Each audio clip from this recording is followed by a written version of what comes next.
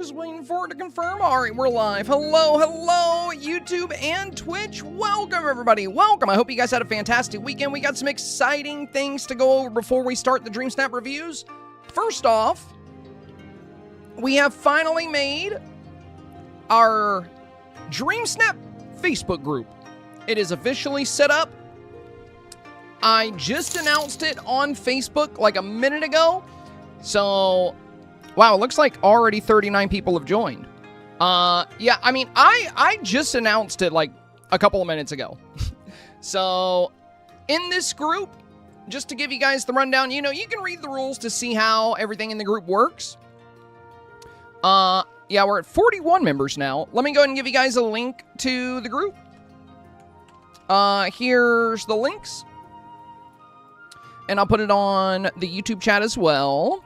So if you have Facebook, feel free to join this little group here. Now, the point of this group, my goal is to make this one of the best Dreamsnap groups available on Facebook.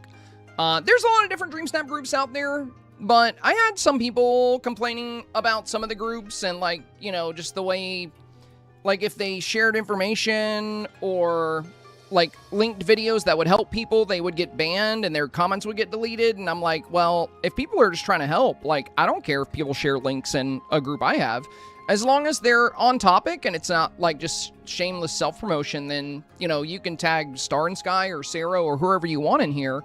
And also, if you read the rules of the group, it states that, you know, you're not supposed to give unsolicited advice. That's another thing that happens in a lot of Dreamsnap groups. People will share their snap because they're proud of it, and then a bunch of people want to tell them how to make their snap. Now, I want advice to be a... Hey, thank you, my friends. Thank you. Bob's with the 1,000 as well. I have to shout out... I have so much to shout out, you guys. Thank you for all the bits and all the subs. We're on a level 3 hype train right now. Thank you so much. I will definitely be shouting you guys out. Thank you so much, Bob's. Very, very kind of you. Already 1901 on the board. Wow, wow. So, in this group, we have, it's pretty straightforward rules because I don't want to make it hard for the mods to, like, run the group. I want it to be very easy, very leisurely. The main point of it is, you know, be kind to everyone. And if you want to give advice to others, look for posts that are seeking advice. So, you know, we want to avoid unsolicited advice. If someone's proud of their snap and they just want to share it, just, you know, like, just comment what's good about it or drop a, you know, a reaction.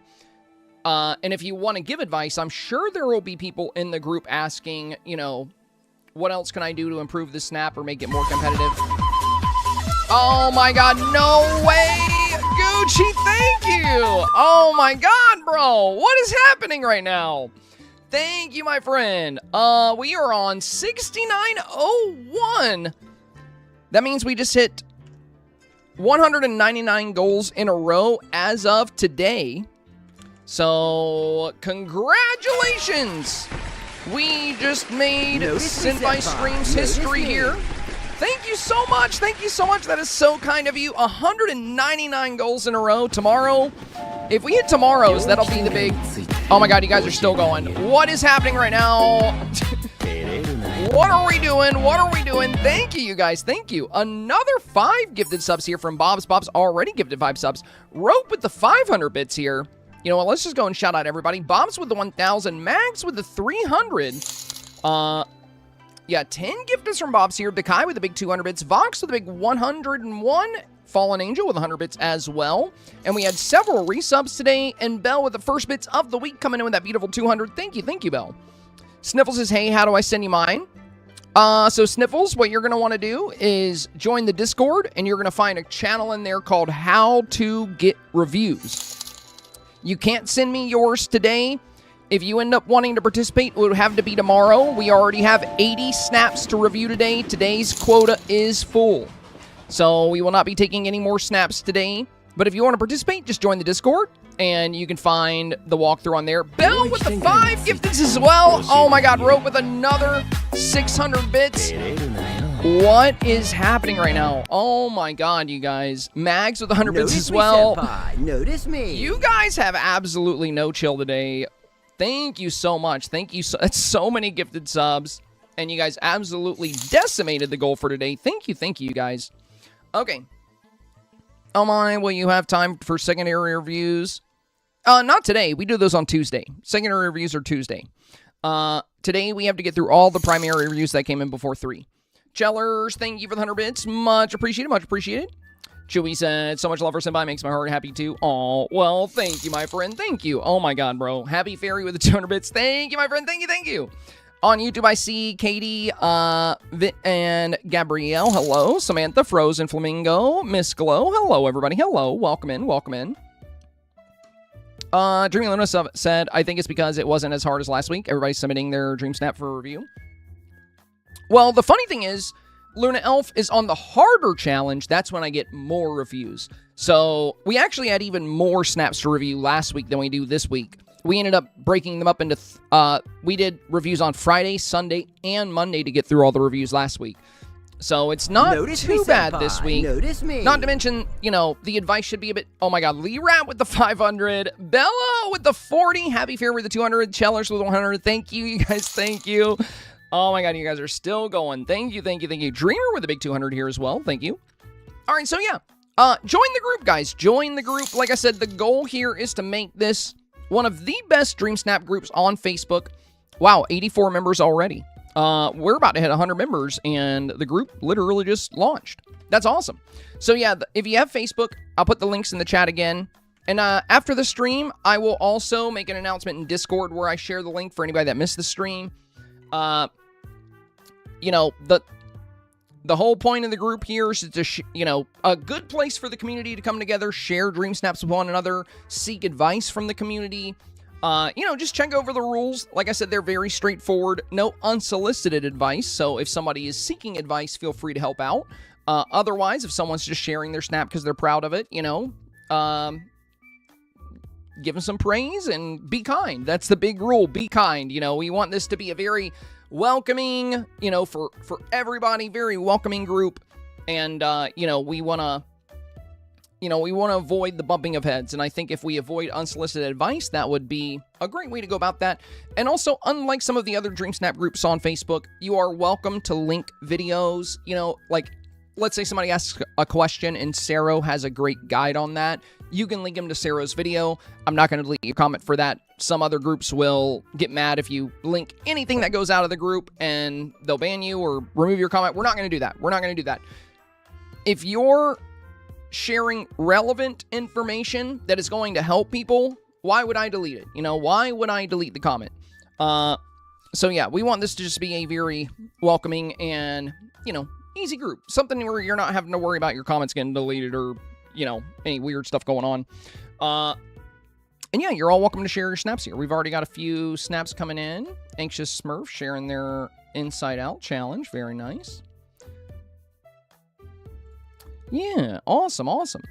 And when we check out, like, Dreamsnap results, you know, we'll probably look at some from here as well. We're still going to make our weekly post, like we always do on Wednesdays, where we share our Dreamsnap, and then everybody shares their snaps.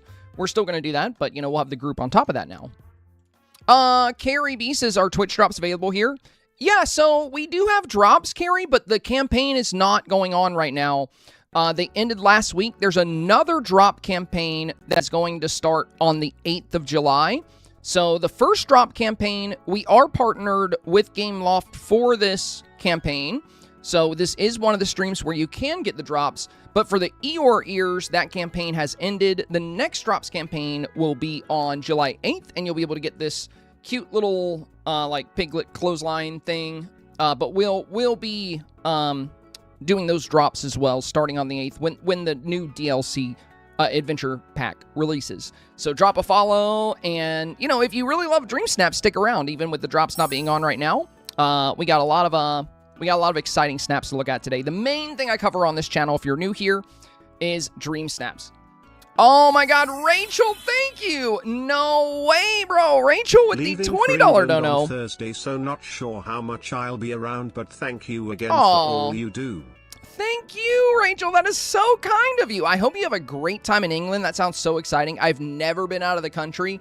It's on my bucket list one day to get out of the U.S. and go somewhere. I would just need to get a passport, but I've never left the country. But that sounds really exciting. I would love to go to Europe, but I hope you have a great time in England and enjoy your time. And that was very generous of you, my friend. Thank you so much for the super generous donation. So kind, so kind. Oh my God, I think we've doubled. Yeah, we about doubled gold today.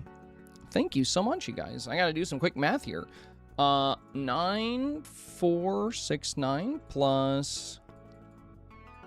Yeah, we're at 11,468. So before we get into the Dreamsnap reviews, we got a couple of things left to talk about. We've discussed the new group, so you guys are all encouraged to join that group, of course. And aside from that, there's two things I wanted to address. Number one would be my little kitty companion here. As you guys know, he's got a little bit of a leg injury, and we took him to urgent care. Some of you guys have been asking about how he's doing. And I'll give you an update now. And we also have a gift. So Gucci Mama sent me a mystery gift, which we'll open after we talk about Horty here. So, a few days ago... Vince says I still didn't get the Eeyore ears. Did you go to your Twitch drops and hit claim? Because if you hit claim and they didn't come in your mail, what you need to do is go back to the drops page, disconnect your Twitch from your Dreamlight Valley account, and then reconnect it. I had to do that. Many other people had to do that. But if you hit claim drops and they don't show up in the game, all you got to do is disconnect and reconnect your Twitch and your Dreamlight Valley. So if you type drops, you should get the link here. But yeah, I had that issue. A bunch of people had that issue. My chatbot's taking its sweet time, giving me the drop link. There we go. Oh my God, Nomi with the 5 gifteds now too. What is going on today? Dude, you guys are feeling super generous today. Thank you so much. Thank you so much for all the love. I cannot believe this. We haven't even done a single snap review yet. You guys have doubled the goal and sent like probably 25 gifted subs now. Thank you, thank you. So yeah, you see that link right there, Vit, where it says dreamlightvalley.com/twitchdrops? Streamlabs just commented it. Click that link and then disconnect and reconnect your... disconnect and reconnect, but make sure you close the game when you do this. If you have the game open, it'll hinder the process. So what you want to do is save your game, return to your main menu in the game, and then quit the game from the main menu.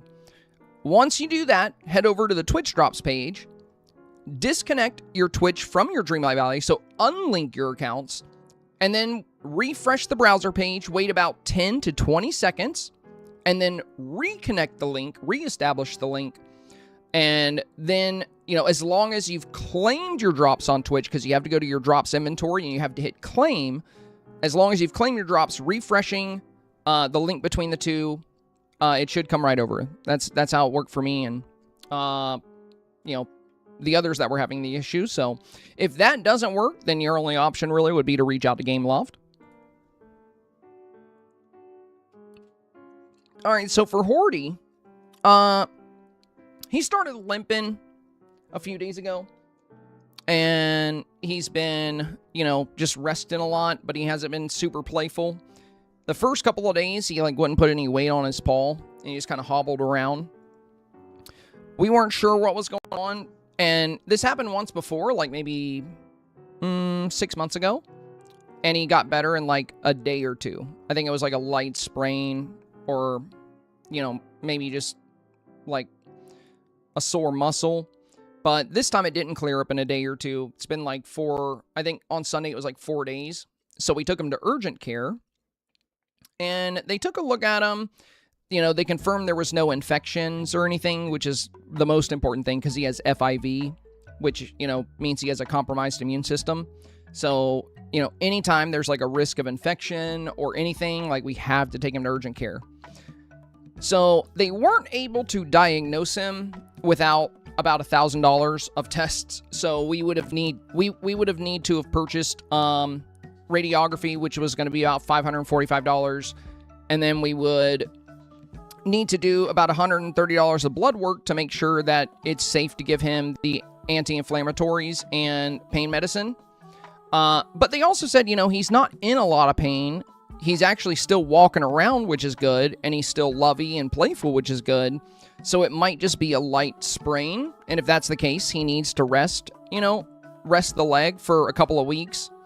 And if it's not better in like 2 to 3 weeks, then we have to go back to the vet and then get the radiography and have them scan his elbow, because, you know, he got really responsive when they bent the elbow.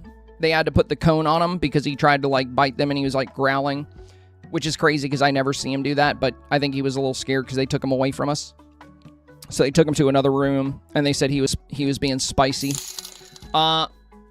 So we're going to let him rest. We've kind of proofed the house. We've taken away a lot of his high spots because, you know, if he jumps down from up high, he's going to agitate the leg more. So we've put little steps in his favorite places so he can get to the places easier. And, you know, we're just making sure he gets a lot of rest. I usually carry him instead of, you know, having him follow me around. But today he actually did a little bit of a sprint for the first time in a few days. Like, when he was asking me to give him butt pats, like, you know, I was walking towards the room and he scampered past me really fast. And I was like, oh, he's moving quick today. So he seems to be doing better today. So I'm hoping that within, like, you know, a week or two, you know, his leg will be fine. But yeah, if not, then we'll have to spend some. We'll have to fork out some cash at the vet to get the radiography and see what's going on.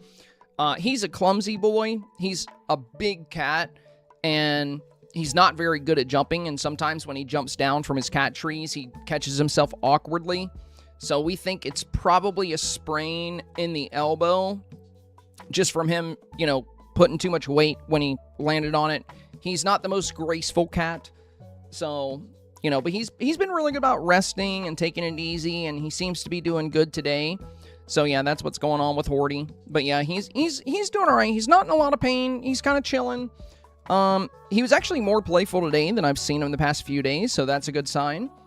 And yeah, you know, I'll keep you guys updated on him, and I'm hoping within, you know, a week, maybe 2 weeks, he'll be back to his normal self. All right, now that we've discussed the Facebook group, my cat, let's see what Gucci Mama sent in the mail. Oh my God, that is so cool. It's a 3D printed Switch 2 holder as a Ditto. Dude, that's sick. What? Oh my God, dude. Hang on.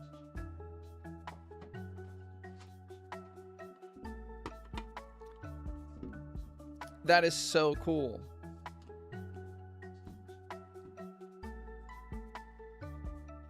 My Switch is hooked up right now.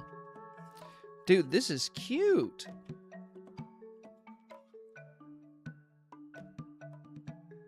Thank you. I love it. I love this. I really want to get a 3D printer one day. Like, 3D printers are so cool. You can make the coolest stuff. This is awesome. Yeah, look at this little guy.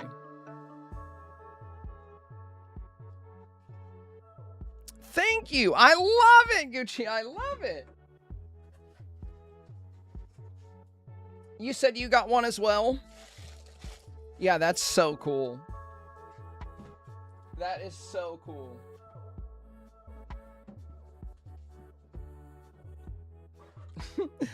This is awesome.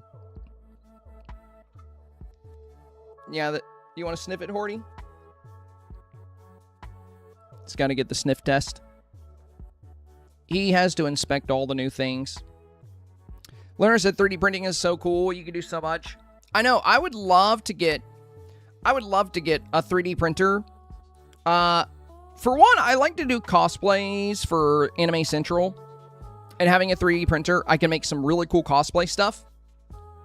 But I've also thought it could be a really cool way to make, like, unique merch and, like, really fun things. Maybe even make, like, a little Etsy shop. I don't know. I feel like it would just be so cool to have a 3D printer. All right. Thank you, Gucci. Y'all drop some love in the chat for Gucci. What an awesome gift. Thank you, my friend. Thank you.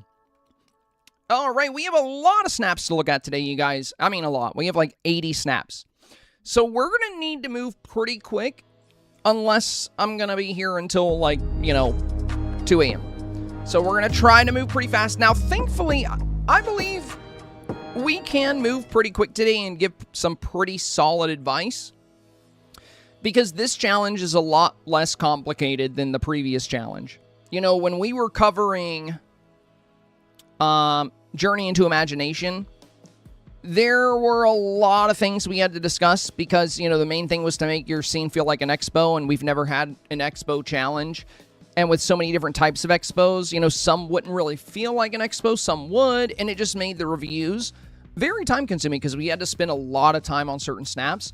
Now, this week's challenge is a lot more straightforward. It's called Cherished Childhood, and the first sentence tells you exactly what we'll be doing. Build and decorate a playful scene inspired by your childhood memories. So the scene is inspired by your childhood memories. It doesn't have to be something directly from your childhood. You can do something imaginative like this Peter Pan scene. You can be building snowmen with Olaf. There's so many different ways to do this, but at the end of the day, it does need to be playful. And if we define playful,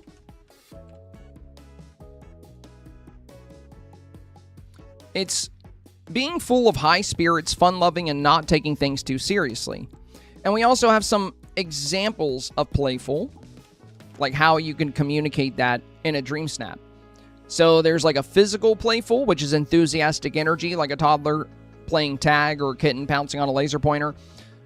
There's verbal and joking playfulness, which would be banter or teasing meant in a silly, friendly way. You can use the villager toggles to set this up. And then there's the artistic and inventive approach to playful, which would be approaching tasks, art, or problems with an experimental or humorous twist. Now, these are just a few examples, but I do think making sure your dream snap comes across as playful will be a good direction this week. Make your dream snap nice and competitive.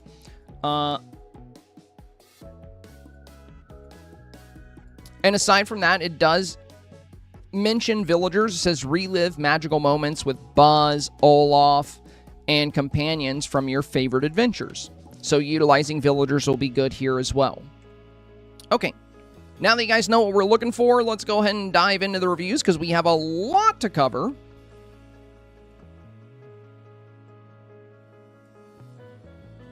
First up here would be Tigress. Hi, Sabai. Here are 2 ideas I had for the week. One my 13-year-old grandson did, and one I did. Hope to get your input on both for the best submission. Okay.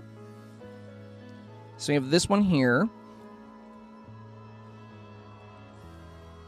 And this one here.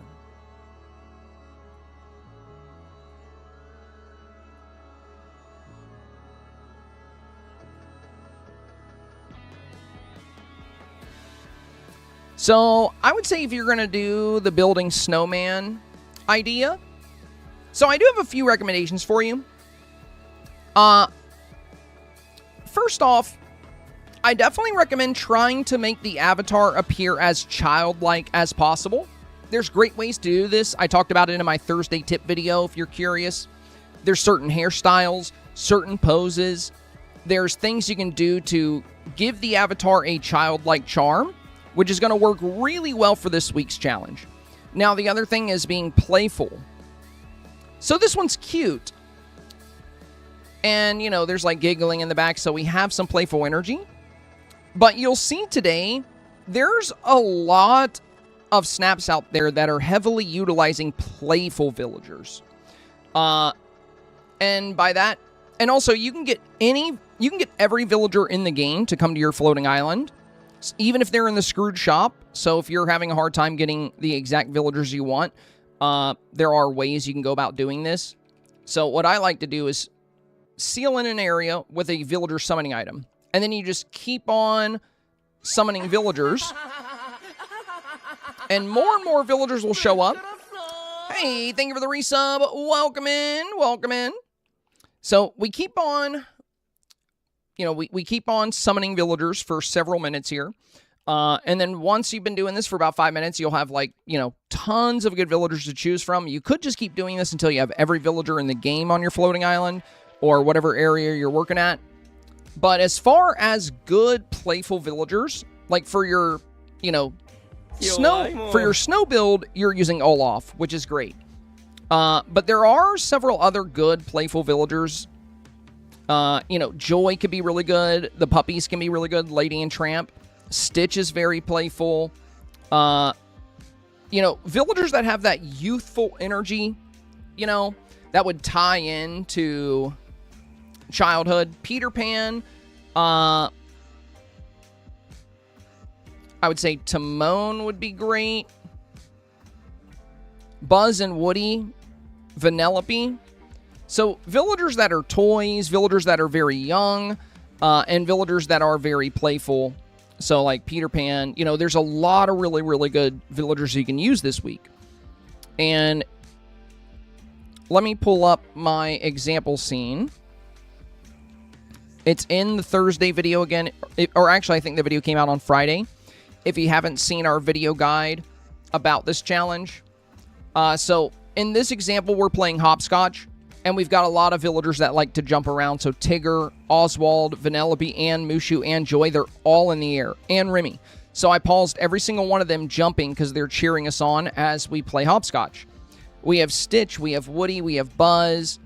So if you want to make your Dreamsnap more competitive, think about clever ways to use villagers and think about having more of a villager presence. It doesn't matter who's in Chez Remy. It doesn't matter who's in the Scrooge shop.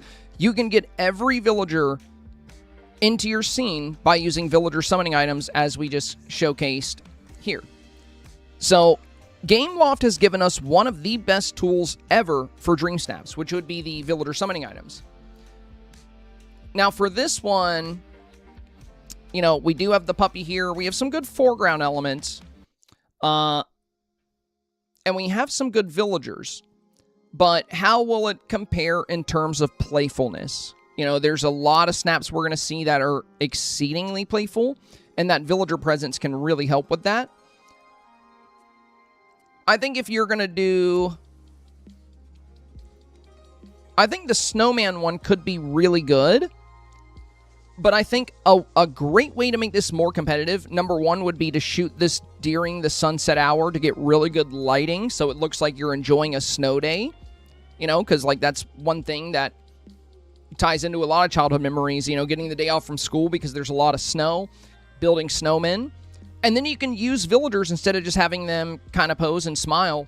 You can actually turn them towards the snowmen and use certain poses to have them building snowmen. And you can include several different villagers like it was a little snow day party, and that could make it very playful. So I think this direction would likely be... I think if we got, you know, some good sunset time of day lighting in here, but for that, the sun does need to be behind the camera, and you would definitely want to utilize more of a villager presence to make it more competitive. And lastly, again, I highly recommend making your avatar feel more childlike. You're going to see that a lot as we review snaps today. Left Shark is next. And again, if you're looking for ways to make your avatar more childlike, check out the Dreamsnap tip guide for this week. It was released on Friday. Hey friend, here's my snap for the week. And yes, I do listen to your feedback, and I added stuff in the corner this time around as I saw it more fitting there. Thank you again for the feedback. Yeah, I like the items here. The slides in the corner look really good. Great build with the toy stuff here. The Star Adventure setup is nice. So, fun scene, Left Shark. Lighting is really good, and the environment is very strong. Well sealed off snap, great color. My advice for this one, my friend, would be to...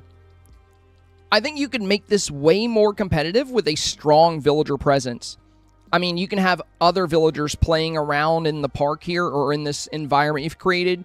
You can have Tigger bouncing. You can have Vanellope jumping up in the air.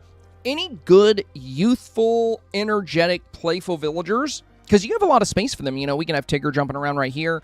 We can have Vanellope eyeing this. You can have Vanellope looking sad that this lollipop is on the ground. Maybe she dropped her lollipop. You know, you could have Stitch over here. There's so many good spots for villagers, and you can populate this area and make it even more playful.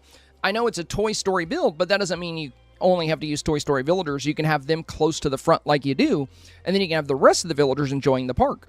But that's the only thing I would really change. I would definitely go heavier with the villagers, because with the new villager toggle, it's just a great way to, you know, be competitive.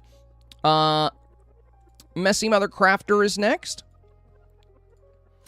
First drive with my Dreamsnap, and I'm pretty happy with it, but I'm not thrilled by the foreground. But I didn't know what else to put there.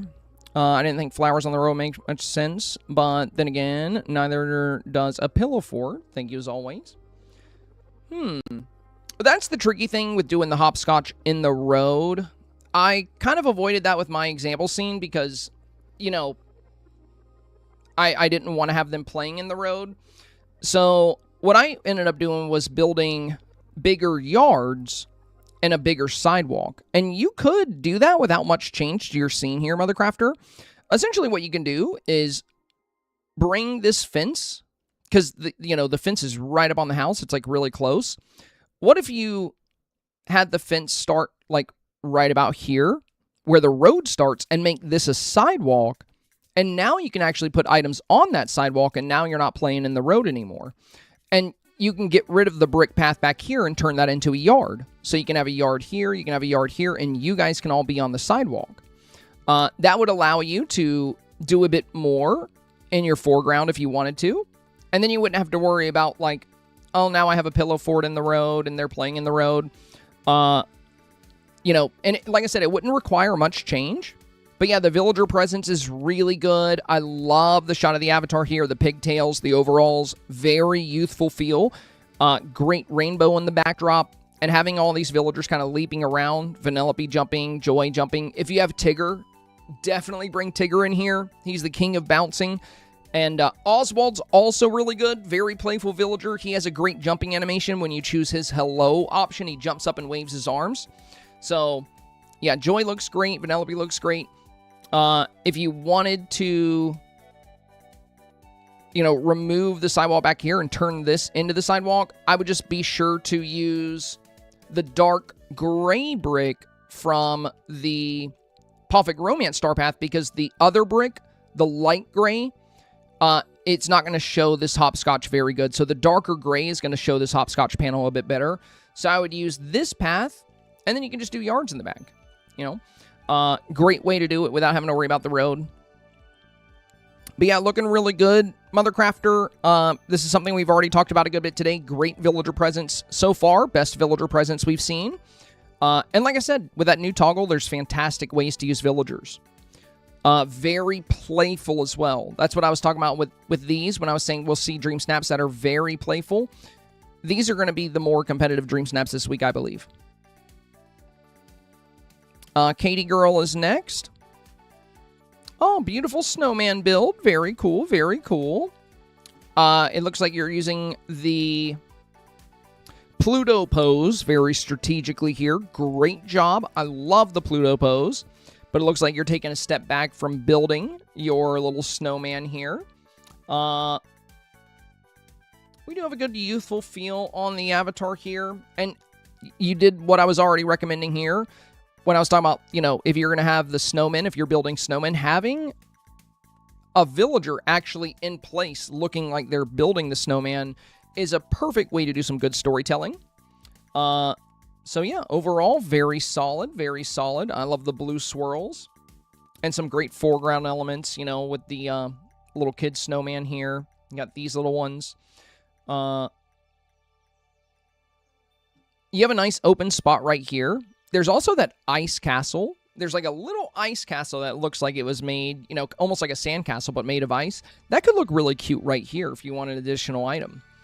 The other thing I would recommend, Katie Girl, if you have the dark blue winter trees, these pale trees, the ones that are like grayish white, They look really good when you mix the dark blue trees in with them. So if you could, I would have like a dark blue tree in front of each of these, just to break up some of the white here, because we have all the white here, we have the white here, and then on the cloud here.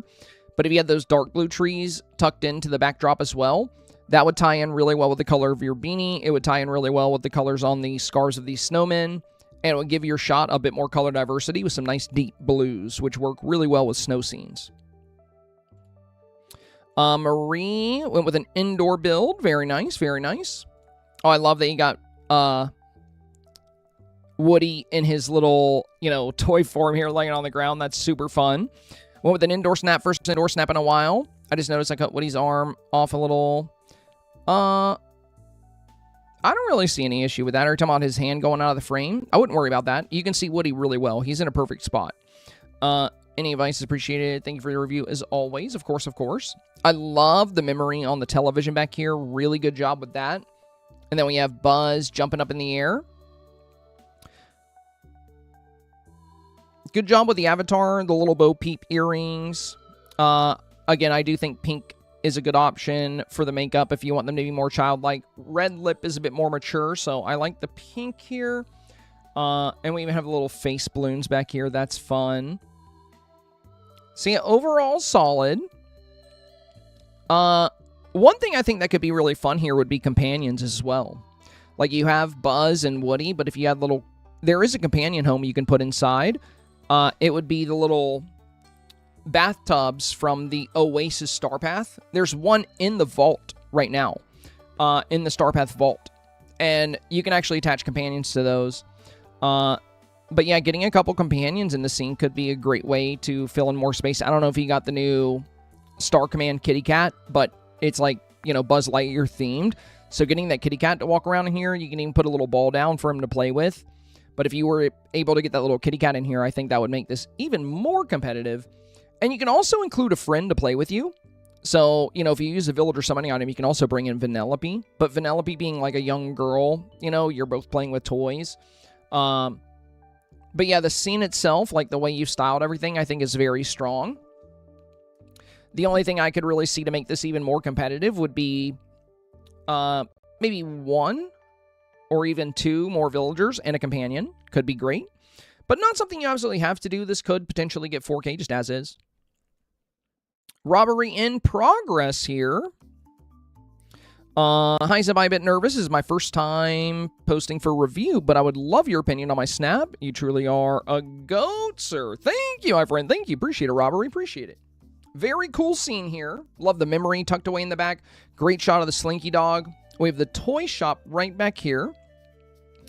And we got a great shot of Woody, great shot of Buzz, and you got the Star Command cat. I would say, too, if you could get that Star Command kitty cat right here towards the front of the scene, I think that would be awesome because he's super cute. There is a great way to do this. These little Pixar balls, the pets will actually play with. He might be attached to you, but if he's on a companion house, you can get him playing with one of the balls here. Now, my other recommendation would be...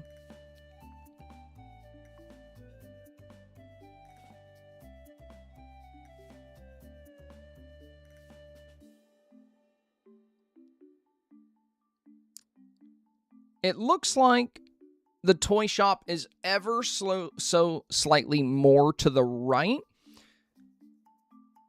And if we had it a little bit more left, it would be perfectly centered in your shot and give really good balance. It doesn't need to be much further. Now, I know if you do pivot, it's going to change how perfect these two foreground pieces are because they're perfectly balanced. But if you did pivot, you could probably move this one further right, and that'll allow you to pan the camera a little bit inward just to get this toy store building perfectly centered. But yeah, I think we got a tiny bit more space on this left-hand side. Now, the other thing is, a very popular play this week that I've seen has been people styling the avatar to be very childlike.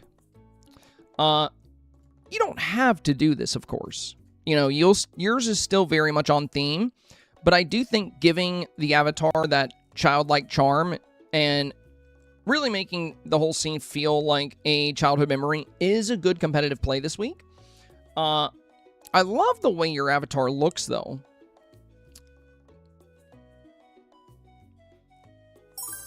But as long as we have the beard and the mustache, they're going to be a little less childlike. Again, it may not matter, but if you pop up against snaps where they do have a very youthful feel to them and it really feels like a memory pulled straight from childhood, then it could be harder to win the vote against those, snaps that took a very direct approach. Again, it won't matter if you don't pop up against those, and I feel like, so a lot of the snaps in the 4K range will likely be doing this. And as snaps win more votes in their 1v1s, they're likely to pop up against each other. So there is a solid chance you'll pop up against snaps like that. As for me, when I make my snaps as a male player myself, because I know we are the minority here, I alternate between different avatar body styles. Like sometimes I use the male avatar, sometimes I use the female avatar.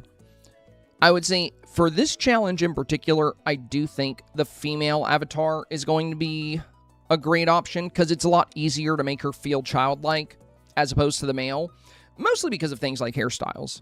Like, if you Google pigtail hairstyle, you're going to see nothing but a bunch of kids with that hairstyle. I checked that myself because I was looking for, which hairstyles, gave the most of a, childhood charm feel to them. And I think pigtails are one of the strongest. But, again, you don't absolutely have to do this. I just think it is a great way to make your snap competitive. Now, you've done a great job filling out the foreground here on the bottom left. Bottom right looks really good. You got the Star Command cat. You got Woody. You got Buzz. And it's a very Toy Story-centric build. So, there are other villagers that work very well for this scene. But if you wanted to just stick with Buzz and Woody, I think that would be fine with, the direction you're going here. Though, with the new villager toggle, I do think snaps that are finding really clever ways to use multiple villagers can sometimes carry a stronger wow factor. But for the style of the scene you have here, I think this is ideal. And you do have the hopscotch behind you too, if you did want to add somebody like Tigger. But again, if you want to stick with Buzz and Woody, that's totally fine. So, final thoughts here. Overall, lighting is very good. You got the sun behind the camera. You got great light going into the scene. We have beautiful color diversity. A very good, playful scene. We got the toy shop. We have the blocks, alien swirling saucers, the Slinky Dog ride, Pizza Planet in the back. So, a really good Toy Story-esque style build. The scene is very well filled out. You do have a nice open spot down here where Buzz is since he's jumping up. So something here could be good, but I know Buzz is actually occupying that spot. He's just leaping. But, if we were able to get the Star Command kitty cat down here in the foreground with everybody else, that could be awesome. But yeah, overall, very solid snap.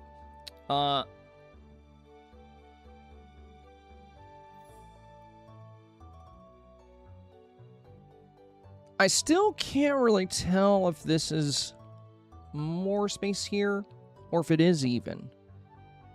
It looks like there's a tiny bit more space on the left. Not a lot, just the tiniest amount.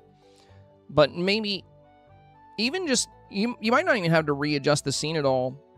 Maybe if you just move the Toy Story or the toy shop 2 squares left, which I know would require you to move some of this left as well. I think it would be about perfectly centered. But yeah, this definitely has 4K potential. I would not be surprised at all if it gets 4K even with no changes at all. Like I said, lighting is really good. There's a lot of great detail. And you have a great villager presence. Only things I could really recommend to potentially make it more competitive would be to consider the childlike presentation of the avatar that we're seeing in a lot of these snaps. And, you know, if there's any other creative ways to utilize villagers you can think of that would work well with this scene, go for it. But if you just want to focus on Star Command Cat, Buzz, and Woody, that's fine for the type of scene you've made here. Hope, and we got 2 options, number 1 and number 2. Alright. I tried to do an indoor with Toy Story. It was a major fail. I went with some Portal Story views. Single Portal inspiration with my kid who loves Toy Story. I mean, with Wonderland. Second is with some of my favorite films throughout life. Okay. Well, the Wonderland one is really cool.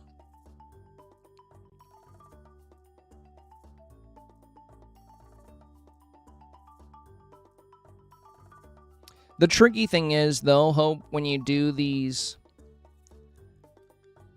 outdoor builds, I don't know if I would face all the walls away like this, because you can't put anything on the walls, which makes them feel very empty. Because if you look at an actual indoor scene, you're going to see a lot of cool stuff, you know, along the walls.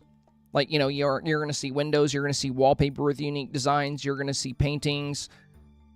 It's going to be harder with an indoor-outdoor, but if you maybe turned around some of these bookshelves or found items to put up that are a little taller, like maybe a lamp, but I would be wary of leaving these walls like very empty, because it doesn't, you know, it makes it harder for this to feel like an indoor-outdoor build.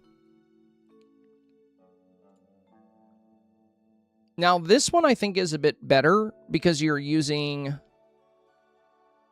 you know, these greenhouse walls, which have a lot more texture. They're not, you know, just like the brown walls we saw before.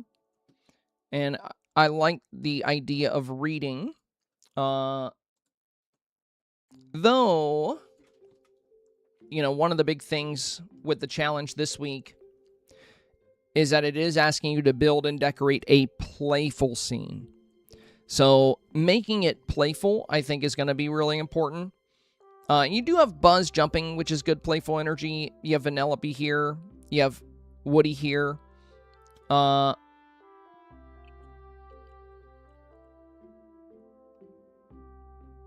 mean, I would have loved to have seen your indoor build, because you said it was a fail. But I honestly think something like this is very safe this week and very easy to do. It's actually a lot easier to do than a portal build, you know? The tricky thing with this is that, you know, the ground just being all of this red carpet here, and then seeing the grass in between each. Indoor-outdoor builds can be a lot more technical.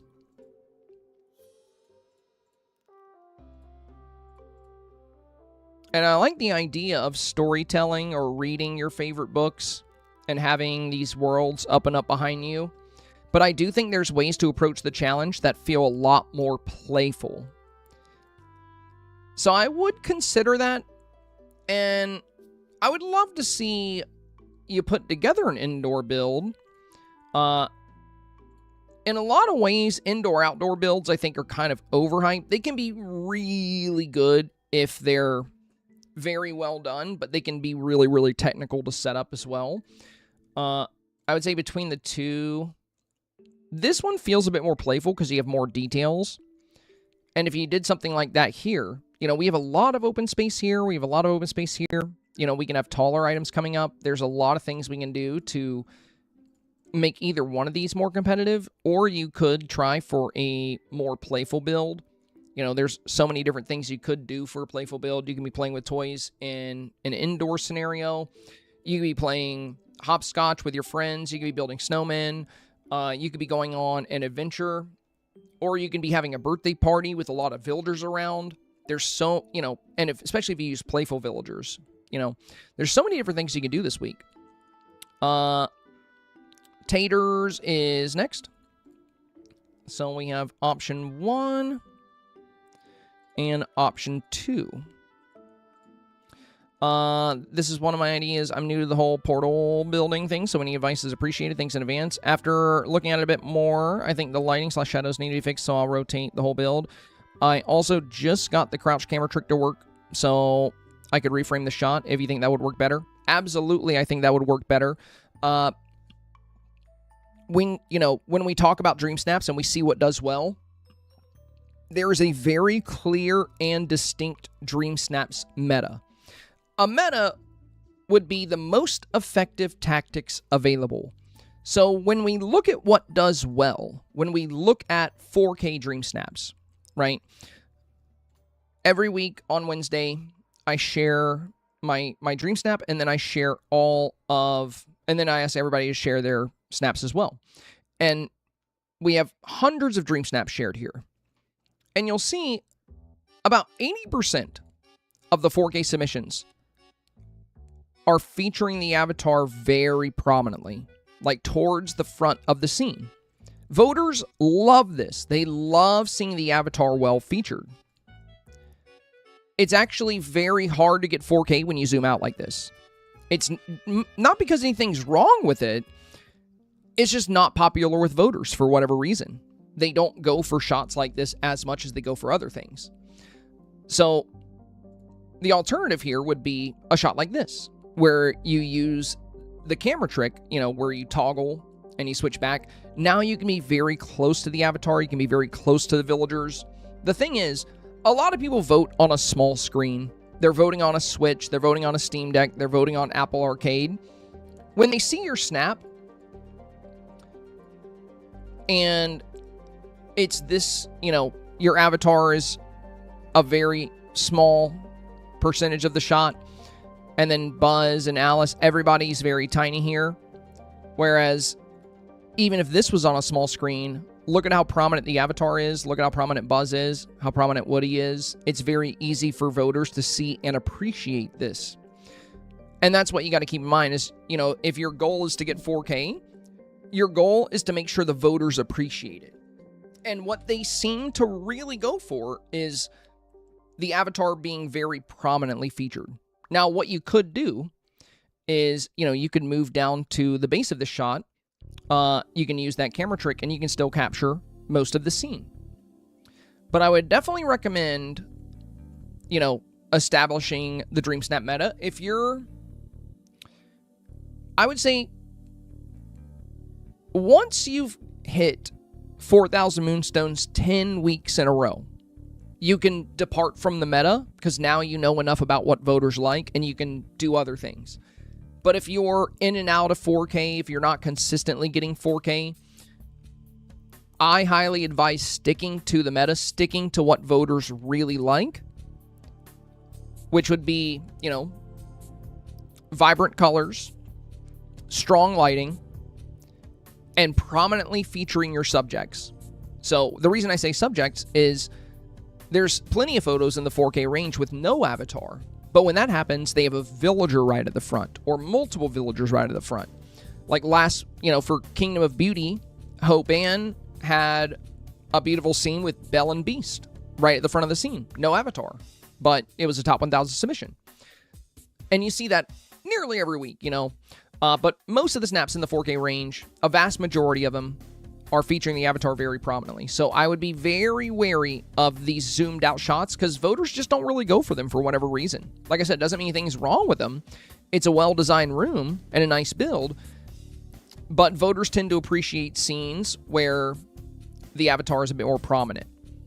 Now for portal builds, again, this angle here where you're very small and on the ground, I do like the idea here. I think these portal builds could do well.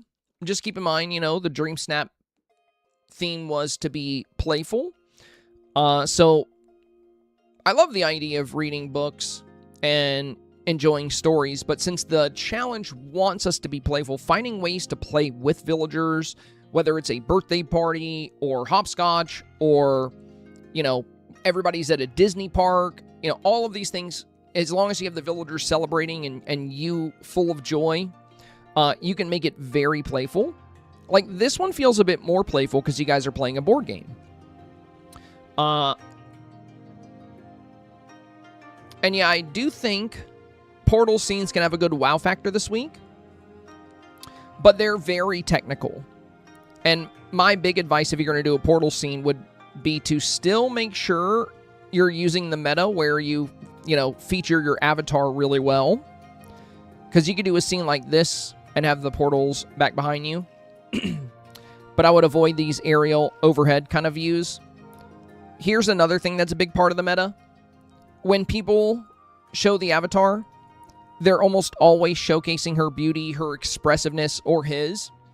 So, you're going to see their eye color, you're going to see their facial expression, and when you see the avatar smiling and joyful, it resonates. It resonates well to see those emotions on their face.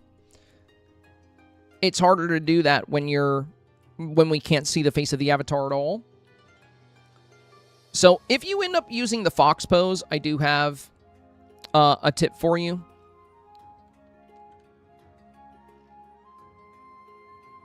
I do think if you're going to do a seated pose, the robot is so much better than the fox. But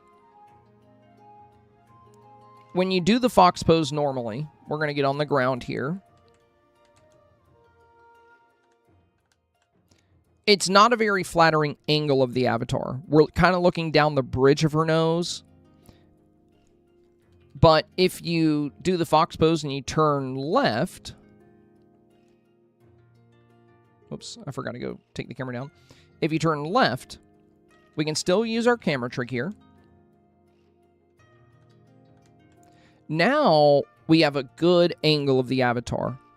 We can see the smile well. We're not looking down the bridge of the nose anymore. We can see the color of her eyes, and we get a really good side profile. So for the fox pose, I usually don't use the fox pose dead on like this. Rather, I pivot left about 45 degrees, and then I use the fox pose, because then you get a nice side profile if you get the camera low as well.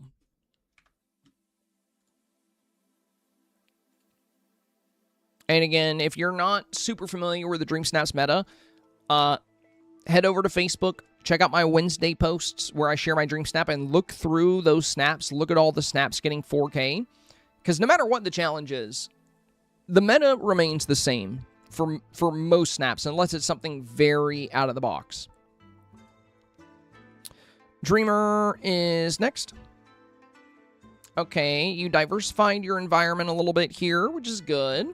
Bottom left corner is empty, Dreamer. So remember, we want to fill out those corners, right?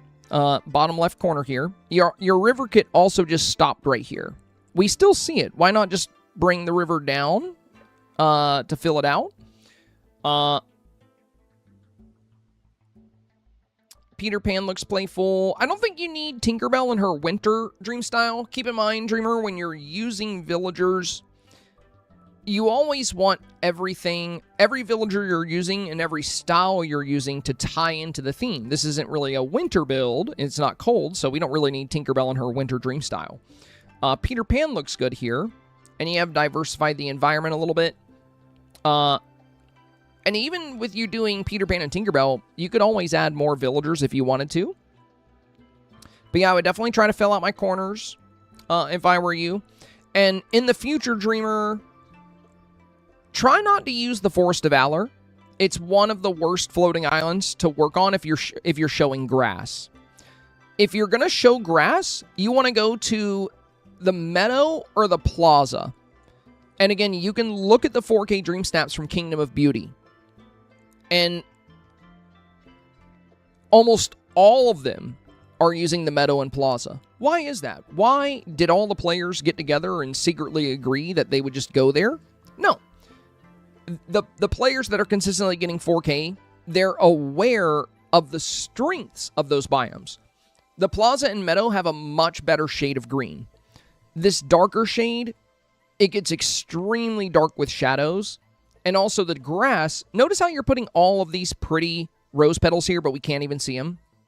All we see is this rough grass shooting up all over them. If you were in the meadow or the plaza, you wouldn't be dealing with this. You would have very short grass. We would see the flowers. we would have a shade of green that matches the green of these plants. But instead, we have this really dark grass.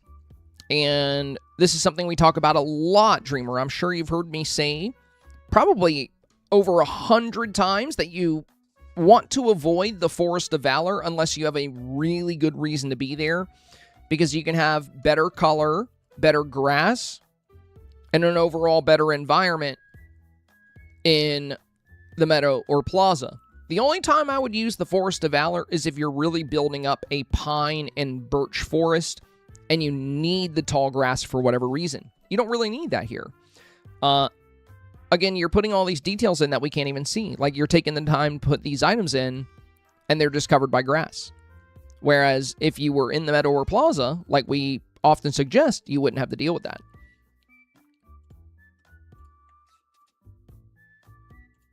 Heathen Dove. Very good, Heathen Dove. Very good. Here's my tip on the challenge. Originally wanted Vanellope to be in the snap, but I didn't feel like pulling her out of Scrooge's. Overall, love the way this came along. Can't wait to hear any advice that you might have. I would add more villagers, and I would add Vanellope. So I know you said you didn't feel like pulling her out of Scrooge's, but you don't have to. You don't have to. You can use every single villager you want to use without pulling a single person out of Scrooge's and without pulling a single person out of Shea Remy. So it's very easy, Heathen Dove. It doesn't take really any extra time aside from 5 minutes maybe. All you do is you surround a villager summoning item with a fence. You can do this inside and outside, and you just keep summoning villagers until you have who you want. Now, it's random who you summon. That's why I said it takes about 5 minutes. Once you've been doing this for about 5 minutes, you'll have literally every villager in the game just about on your floating island in this fence. And since they're all trapped, you don't have to worry about turning them off or anything. You can just use your toggle to summon the exact ones you want. It took me all of, maybe 5 to 10 minutes to get all these villagers. So we have Mushu jumping, we have Vanellope jumping, we have Oswald jumping, we have Tigger jumping, we have Stitch raising his hands and cheering, we have Woody, we have Buzz, we have Joy, we have Remy jumping, we have Tramp, and we have the Forgotten lurking in the background. And if I wanted to, I could add even more. I could put Lady here on the sidewalk. This is just an example scene. But if I wanted to, I could have even more of a villager presence. So, very strong Dreamsnap from you here. I think this is, if you're building snowmen with Olaf, you can go to I forgot. Yeah, that has some words in it. But yeah, you can easily get all the villagers you want. Just use the villager summoning item, and, then you can have Oswald, you can have Vanellope jumping. There's all kinds of fun villagers you can include. But yeah, the youthful energy of the avatar is really good. The pigtails, the outfit, playing on the sidewalk here, hopscotch, and having the villagers jumping around, Peter Pan, looks really, really good. Main thing I would do to make this even more competitive, honestly, would just be to add more villagers. Make it like a really big play day. Really play up the playful villagers. It's going to make that super competitive, and you don't have to worry about Scrooge's shop or anything. Just surround a villager summoning item with a fence, summon villagers till you have everybody you want, go to town, and then you're done. Rachel is next. Don't know if my companion trick works for this. I would like to know what you think. I'm currently on a 3rd week of 4K, thanks to your advice. Oh, nice. So you're using the magic carpet to climb the slide here. I mean, I can tell what you're doing, which is pretty fun. Though, as I always mention, Rachel, unless you are on a 10-week 4K streak, I would stick to the meta. And that would be, playing close to the avatar. And that's going to be hard to do when you're trying to do this slide trick. Whereas, you could do hopscotch. You already have the hopscotch thing down. I think this is going to be a very popular play this week. You could do things like birthday parties. Like, if you look at this snowman snap, right? Imagine this was a table instead of a snowman, and there was a birthday cake. And then you had all your favorite villagers, all the playful villagers like Stitch, Oswald, Olaf, Peter Pan, and they're all jumping around celebrating your birthday. you could do stuff like that. There's a lot of good things you can do that are going to allow you to play up the meta, but I would definitely consider playing up the meta here. It is a good snap. It's playful. It's fun. I would also turn off these street lights, by the way. Since it's sunset, they're sucking a lot of the color out of the scene. They add a yellow haze to the build. The other thing I would consider is, instead of the Neverland rainbows, I would use the Pot of Gold rainbows if you have them. They are way more vibrant. They have sparkles inside of the rainbow, and you could always, you know, hide the Pot of Gold behind something else, but I do think they are the stronger option. This rainbow here is really good as a centerpiece because it connects all the way across, and this rainbow is also the only rainbow that can go in water. So this rainbow is good, but if you have the Pot of Gold rainbow, its colors are a lot more prominent.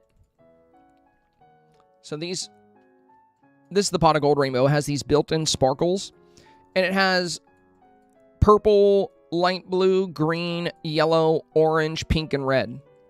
So it's a much more vibrant rainbow. This one has like teal, yellow, and like pink and red. So it doesn't have as much color as the others. So my advice would be to turn off the street lights here. If you want to have the lamppost there, go for it.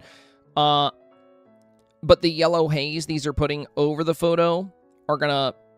You see how much color we have in your rainbow flowers down here at the base? But then when we look at the back, it's all kind of whitewashed. It's because this yellow light. It's this light haze from the street lights. If you turn them off, you'll remove that light haze, and you can make the most of the colors here in the backdrop. And yeah, the slide idea with the magic carpet is pretty cute if you want to go for it.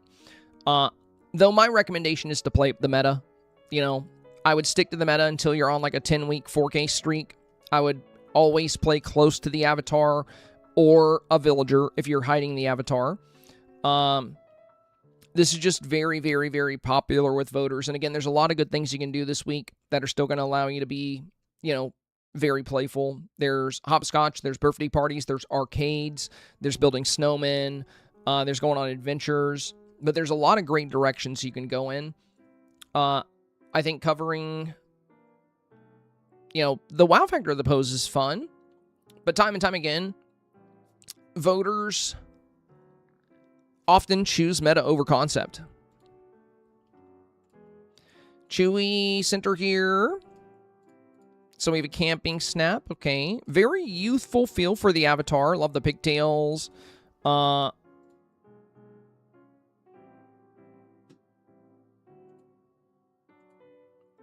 And yeah, when it comes to doing a camping scene, the main thing is to make sure it still feels playful.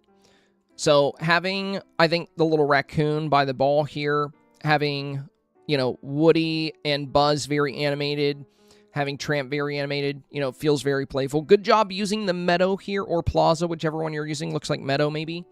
Again, you know, this is always where you want to go if you're going to be showing grass, unless you want that dark purple or very tall Forest of Valor grass. It doesn't obstruct the scene as much. But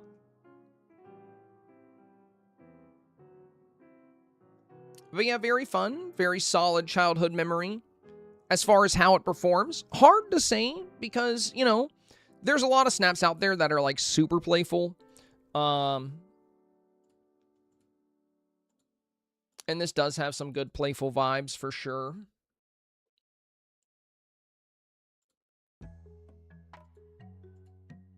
Maybe Peter Pan could be fun here as well, like as a background character. But yeah, the silhouette in the back looks nice. You have some good lighting here. This one looks really cool.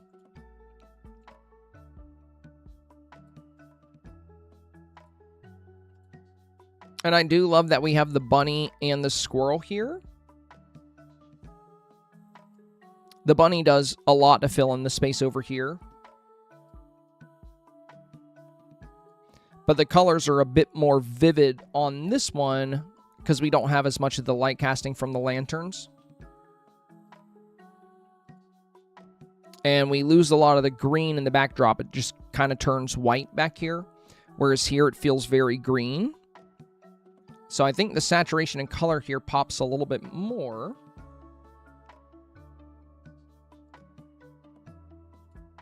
And in this one, Tramp looks the happiest. The little raccoon with the ball looks really cute. I kind of like the first one the most. I like the colors here. I like the fireflies. But you could have even more of a villager presence. And again, you know, you could always use villager summoning items and bring everybody you could possibly need. But maybe a camping trip with friends, like if we also had Peter Pan, maybe Vanellope, could be really fun.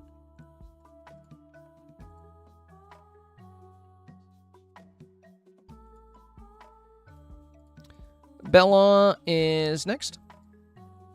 I don't really like my carpet, but couldn't really think of what else to use. Any other feedback is appreciated.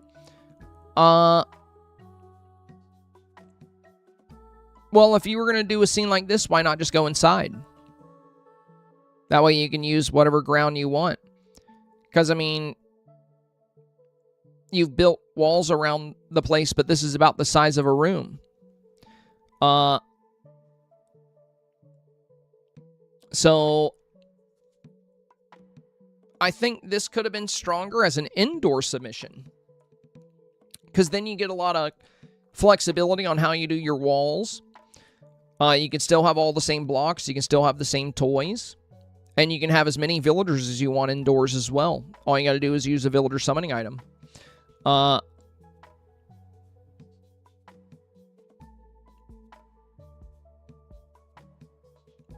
My other recommendation, Bella, would be to, you know, play up the meta.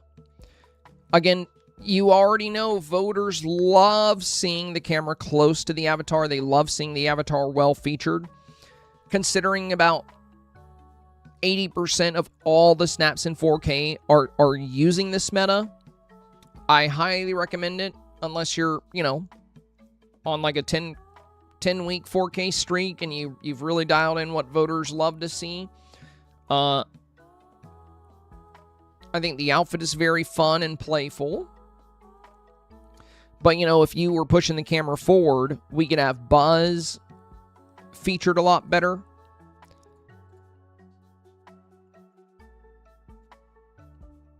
And we can have you featured a lot better.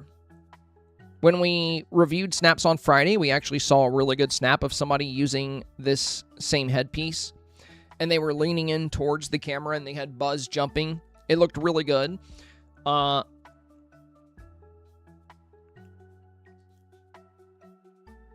Remember during Cozy Holiday Cheer, Bella, how you didn't want to go indoors? And, you know, I told you indoors can be really good, and then you went indoors and you ended up, you know, getting in the top 5. Remember that. I want you to think about that. And I want you to think about the build that you have here and about how good this can be indoors, because then you're not going to have to worry about this speckled pathing. You're going to have a lot of flexibility on how you create the environment. You're going to be able to put windows and walls, and you're not, you know, you're not going to be forced to use the same cupboard 5 times.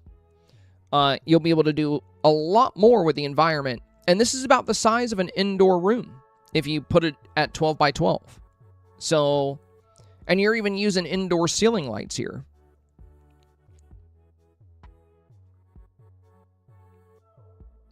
If you want to go outdoors, I say go outdoors. You know, make it an outdoor scene.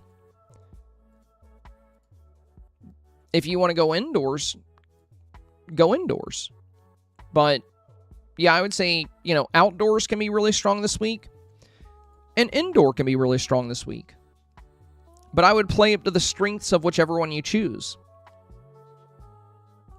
And for this one, I just don't really see a reason why it would need to be outdoors. I think it could be much better in. Kimberly, there's a good indoor. Very nice. A birthday party at an arcade. I love the storytelling here. Very good, Kimberly. Very good. Yeah, we have the air hockey tables. Oh my god, Vanellope playing on the... jumping up to play on the game back here. That is clever.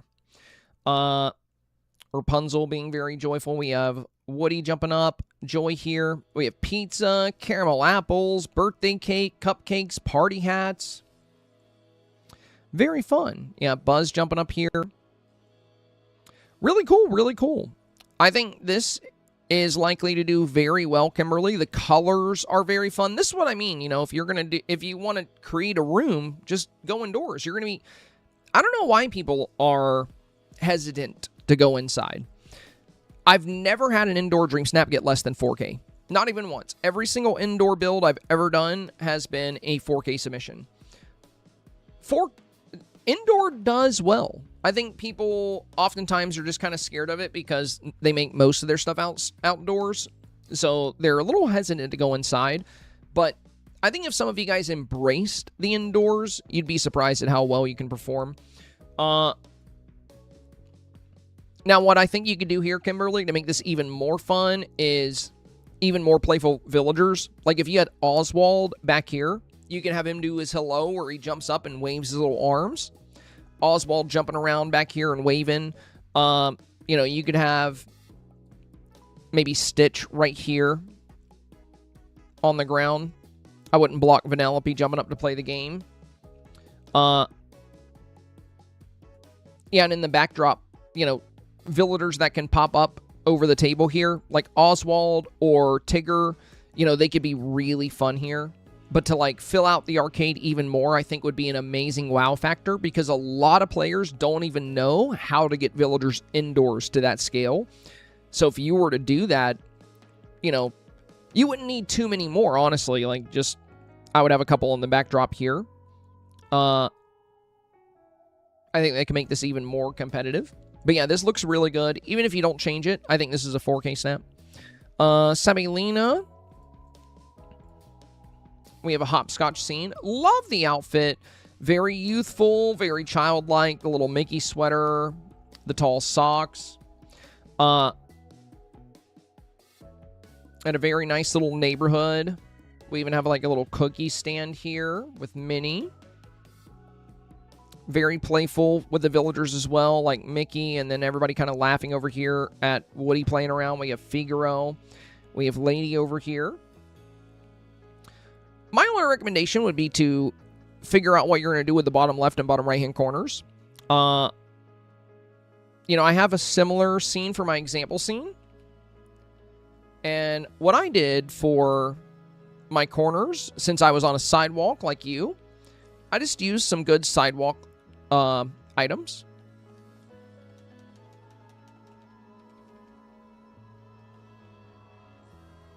So we just have like a little fire hydrant, a little bench, and then you can take things like your popcorn bucket that you have there, and you can put that right in the foreground.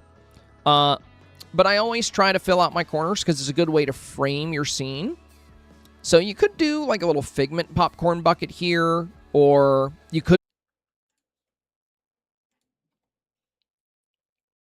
All right, we should be back. They had a brief API issue where it just disconnected for some reason. Okay. Let me reopen everything here.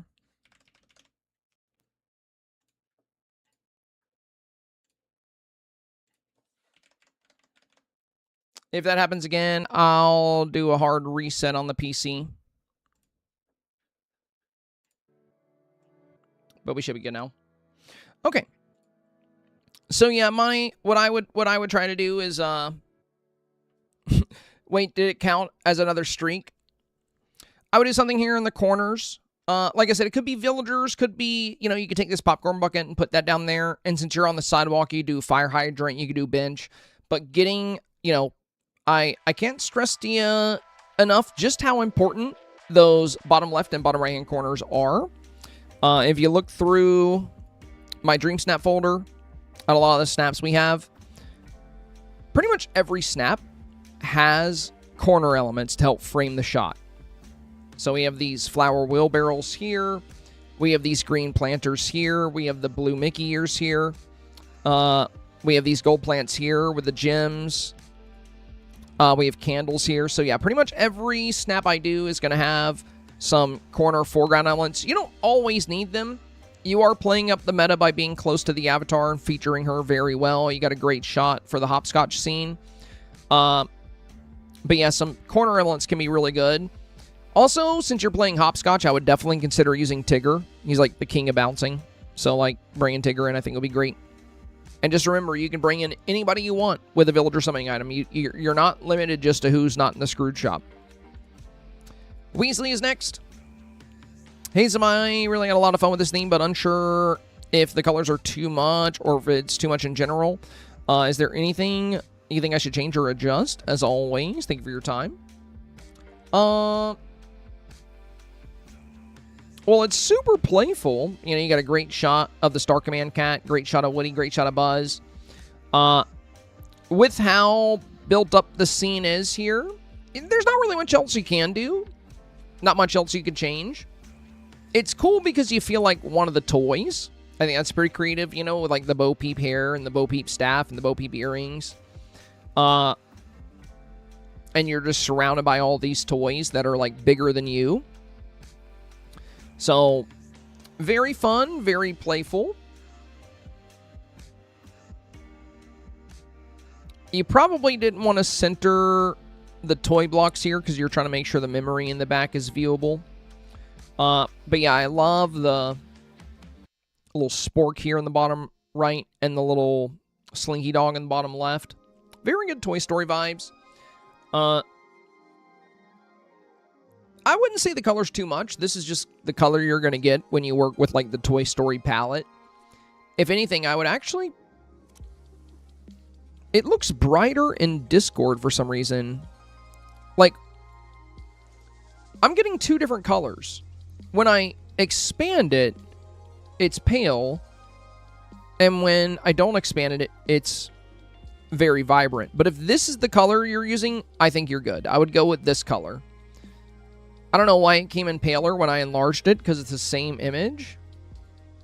But, yeah, the color here I think is very strong.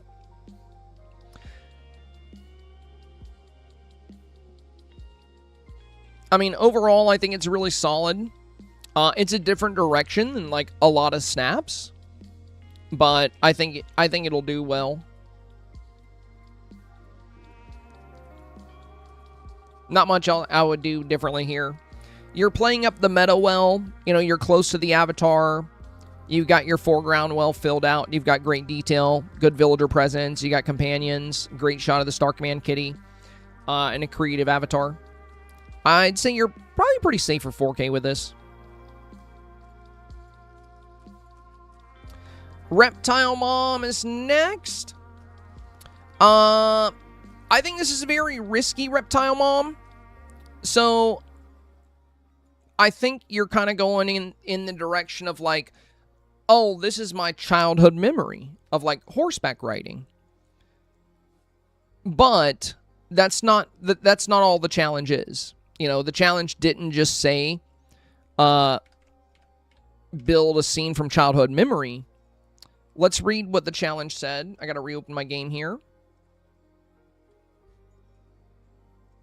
And the challenge also asked you to use villagers, and you have none.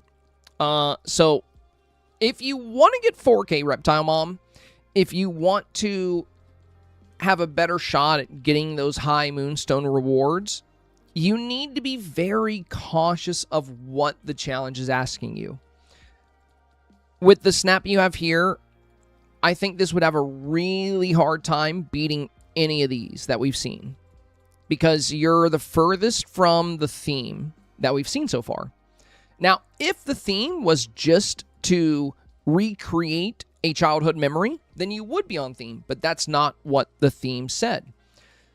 This is why I always recommend revisiting the theme before you work on your Dreamsnap, before you decide what to do. Read what... I should be back. Alright, that shouldn't happen again. I did a full restart this time. That should be the last time that happens. Yeah, something was eating up my... Something was eating up my memory for some reason. My PC memory. I'm not sure what. I'll run some diagnostics after the stream. But that was the second time that happened, which is unfortunate. But yeah, everything should be good. We should be back. Sorry about that, guys. Sorry about that. Hopefully last time But yeah, looking over things now.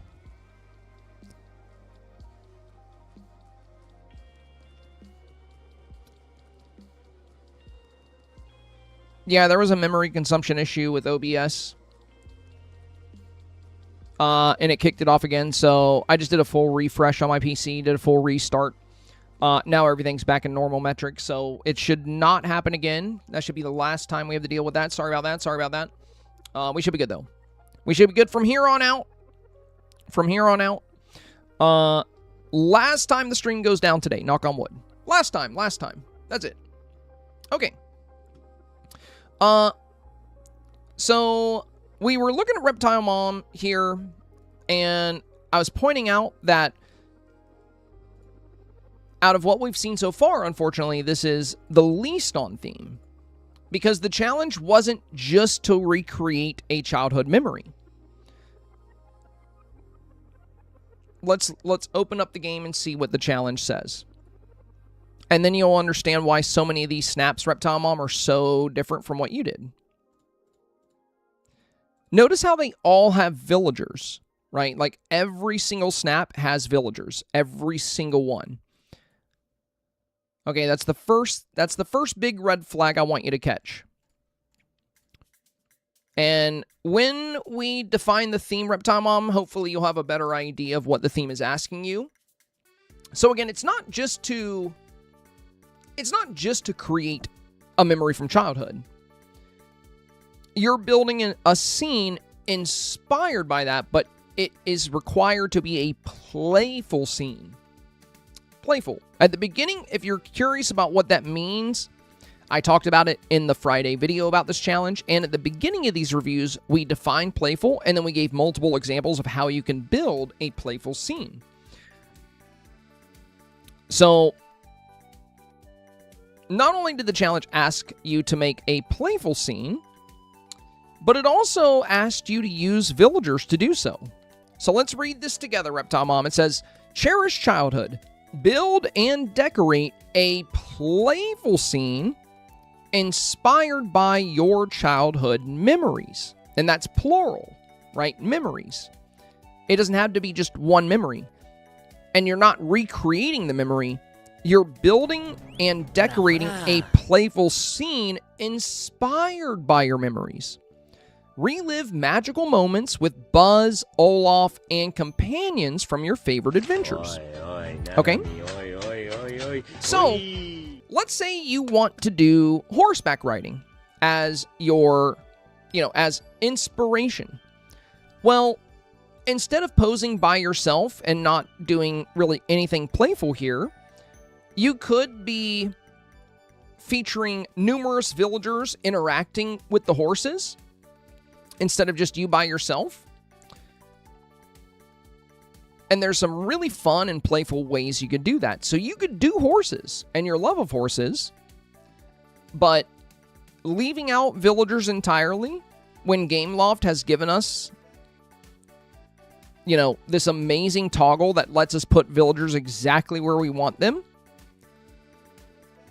And with the challenge specifically asking you to relive magical moments with villagers, I would not leave that out. Your snap is going to be more competitive if you do that. And again, your challenge is to build and decorate a playful scene. So, unfortunately, this is not a playful scene. It feels, like it's pretty. You got good lighting. And, the horses look good. But if you wanted to make the scene playful, you can add villagers being playful. You could interact with the horses. There's a lot of things you can do here. But just keep in mind, our task this week is to build and decorate a playful scene inspired by our memories, not necessarily to recreate a memory. And then, so whatever scene you build, it needs to be playful. And then also, it needs to use villagers. They're asking us to relive magical moments with Buzz, Olaf, and companions. You don't have to use Buzz and Olaf, but, if you look at every other snap, and this is what it takes to get 4K now, these players you're seeing here, like Weasley and Lena and Kim, they're very consistently getting 4K. very consistently. Because they know what the voters like. And they know how to impress the voters. Utilizing villagers in creative ways, telling a story, that's what's going to help you win your 1v1 matchups. If it's just you and the two horses, I fear it's not a playful scene and that it's not going to be... It's not... I don't think it'll perform well matched up against these, because these scenes are all very playful, and the avatar feels very childlike in all of these scenes.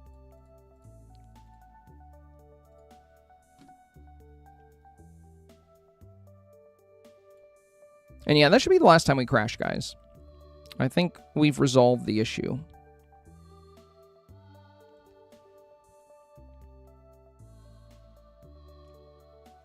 All right, moving on. We got Amanda Rosie here. Very good, Amanda. Very good. We got a little board game here right in the foreground. Fill out the corners with the flowers. And you have Tigger jumping around. Very good playful villager here. You have Olaf. You have Vanellope. And I love the pose. Very childlike. The Huffalump balloon back here peeking through the trees is very fun. And the whole background is playful. I like this. You know, you got the blocks. You got the Mickey balloons. Lighting is very good. I wouldn't really change much here, Amanda. I think it's very solid. I mean, if you wanted to, you do have some extra space here. What if you hid the Forgotten in your Dreamsnap? Not necessarily hid, but what if you had the Forgotten, since they're like our inner child? What if you tucked them away like back here in the corner? You know, that could be a good impressive factor for the voters. But yeah, overall, very solid. Very playful. You're actively playing a game with friends. Next up, we have Yvette. Thank you for all the suggestions you have. So we have a birthday party. We talked about these could be really good. You know, we have the confetti on the side, some gifts here. There's a piñata. And we have some great playful villagers. Lady down here. Woody, Joy, Buzz, Mickey, and Minnie. Yeah, looks really good.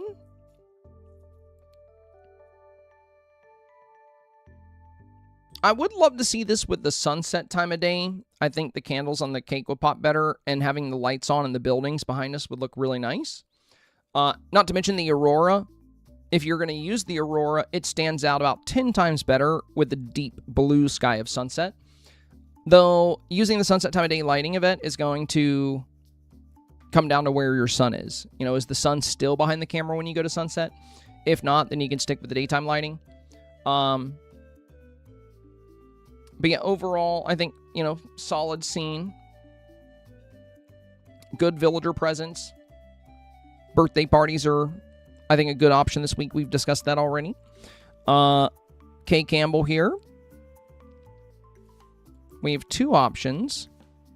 There's one here with the horses. This is exactly what I was recommending for Reptile Mom. You know, if you're going to use horses, you can interact with them in fun ways. And you can still use villagers.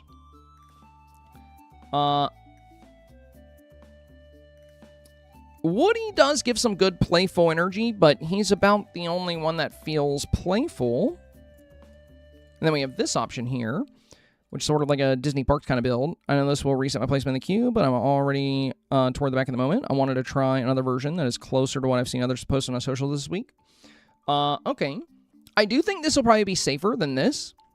I think, you know, I grew up with horses as well. And I think tying horses into your childhood memories can be really fun. But the reason you're not seeing this as much, the reason you're seeing more stuff like this, is because the challenge told us to build a playful scene. And it's going to feel more playful with this kind of environment. Now, what I would do from here, Campbell, is I would add a lot of playful villagers. Like, Tinkerbell is good, but when I say playful villagers, let me give you like some good examples. Let me give you some good examples. When you think of playful villagers, we're going to look for villagers that have a youthful charm, that tie into childhood. Of course, pretty much all the Disney characters do, but Vanellope is a kid. You know, she's jumping up. Oswald, very cartoony. He's very animated. Tigger, also very cartoony, very animated. Stitch, Woody, Buzz, Remy, Lady and Tramp, because they're puppies. Joy. There's so many good playful villagers you can add in. So I would focus, you know, if you take the Slinky Dog ride, move it back a little bit, give yourself a little bit more space, you can include some really fun playful villagers and make the most of this to make it more competitive. Keep in mind, as we mentioned, you know, you can use a villager summoning item to bring all the villagers to a floating island, and then you'll have your pick of who you use. Combine that with the new villager toggle, and you have a recipe for a 4K snap easily. Miss Joe, daytime or sunset? Okay, let's see. See, option 1, option 2. Well, the sunset here, with all the light posts you have in the back, it kind of takes a lot of the color out of it, so with the saturation, I would say daytime here I actually like a little bit more. But with all the lights active here, it gets a little foggy in the back. And I think the colors pop really good on this one. Woody looks really good here. The avatar looks very childlike with the long braids and the pink blush and the pink lip and the little PJ outfit. Lots of toys, very playful scene.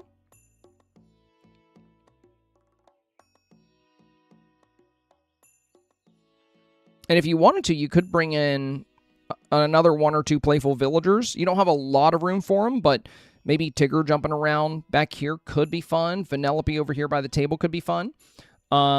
Never hurts, you know. Not everything in the scene is Toy Story themed, so you can always go with some friends that are playing with you guys in the environment. Overall, though, even without changes, Miss Joe, very strong snap. I think very likely for 4K. Very playful, very colorful, and a great feature of the avatar. Very on-meta. Not sure what direction to go in. First build is Mom and Daughter Day at Disneyland. The second is Trick-or-Treating. Just feels like something is missing in both builds. Second one, it wouldn't let me pave under the trees, so it feels empty. Okay, so we got the first one, was the Disney Parks one. Yeah, really good villager utilization here. But I do think we could... I probably wouldn't have the backdrop too far away. I would have the castles come close to the tip of the frame here. Just so we can see the amazing architecture in the background well. And for your trick-or-treat snap, this one's fun. Has a good playful energy to it. I like the candy buckets here. The spider webs. I think trick-or-treating is a really fun direction for this. But not common, so how it does will just depend on the voters you get, you know. There's a lot of scenes out there that are like very, you know, toy-centric. There's some birthday parties. There's a lot of snaps out there kind of like this. So, you know, trick-or-treating will be quite different, but it works with the theme, you know. I do think what would be really good here if you went with the trick-or-treat direction, I don't know if you have Stitch in his little Halloween costume, but he's a very playful villager. So Stitch over here. And yeah, for the web trees, you can't pave under the web trees. It doesn't let you. But you don't really need to. You know, you can put a villager there, like Stitch, again, would be really fun. But you have a lot of adults here, you know, like Eric and Flynn. You know, if we're trying to make this more of a childhood memory, you know, Vanellope is tied very closely to Candy. You can have her, like, you know, looking at the candy. She does this, like, open mouth pose where she's like, you can have her checking out candy somewhere. You can have Stitch. Even if he's not in his Halloween costume, Stitch could be really good. But if you have him in his Halloween costume, I think he'd be great to use. I would keep Jack and Sally because they tie in Halloween well, but I would swap out Flynn and Eric for more youthful, playful villagers. And the Disney Park one, I think, has a great wow factor with how well you're using all of these villagers. But I would try to make the avatar feel a bit more childlike. Again, you know, there's really great ways to do this. We talked about it in the Friday video. Pigtails, braids, different hairstyles, bows in the hair, more childlike outfit options. There's really good ways to give your avatar a great youthful feel. And a lot of these snaps are doing that very well. some better than others. But, you know, look at how youthful the avatar looks here. She blows out the birthday cake. Again, pigtails have been very prominent for this. More muted outfits. But with the heavy eyeshadow and the red lip and the highlighted hair, you know, she feels very adult here. I think if you were to give her more of a youthful childhood charm, and maybe instead of the B pose, you know, you can have her really excited like a little, like a little child if you use something like the dragon pose. So if we go over here and we grab a dragon,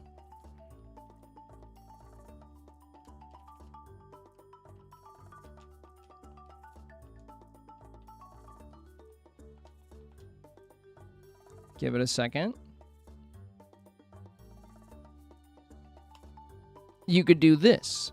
Just like a little kid that's overwhelmed with excitement, fists clenched and like smiling and just so happy to be there. Think about ways you can communicate to the voters that, you know, there's a youthful spirit here, rather than an adult, you know, at the Disney parks. So if you go with this, you know, I would keep the amazing villager presence, but I would make the avatar feel more youthful and more excited. I wouldn't really do red lip, as it's more mature. I would do something probably like pink, and I would do a different hairstyle. You know, just poses, hairstyle, makeup, outfit, all of these things will impact how youthful the avatar feels, and that can really help embody that, you know, childhood memory. If you go with this one, I would add, you know, more youthful villagers, more playful villagers. Both could be good options, Ashy Poo. Anxious Smurf. Oh, we got another camping snap. Okay, thank you so much for the tips. So my cherished memory is obvious. Also took inspiration from Toy Story 5, which I loved. All right. Well, great jumping here. Like the pink lip, pink eyeshadow. Very childlike avatar, especially with this pose. The robot pose is great for like the childhood excitement. Woody looks really good. Great backdrop with the trees and this really pretty forest with the pink. And then we got some nice flowers around. Only thing I would do differently, Anxious, I would consider adding even more villagers. I know you're focused on Buzz and Woody, but since the entire scene isn't just about Toy Story, you can always have extra villagers just for an extra wow factor. So I would keep Buzz and Woody at the front since you're kind of dressed to match Woody here. But you can always have like Oswald or Tigger back by the truck. There's villagers like Stitch, Vanellope. You know, other youthful, playful villagers can make this even more competitive. Alejandra. Okay, very nice.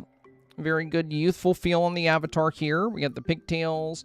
Olaf right at the front for this kind of wintry Christmas toy shop. It's like a Christmas day or, you know, Christmas season shopping for toys. This looks really fun. Great job with the villagers, like the way they're interacting with the environment. And we have some good playful villagers. Vanellope here, Olaf, Buzz, even Sadness looks happy. So yeah, very good playful villagers, and overall, very solid scene. You know, good color, good lighting, nice aurora in the back.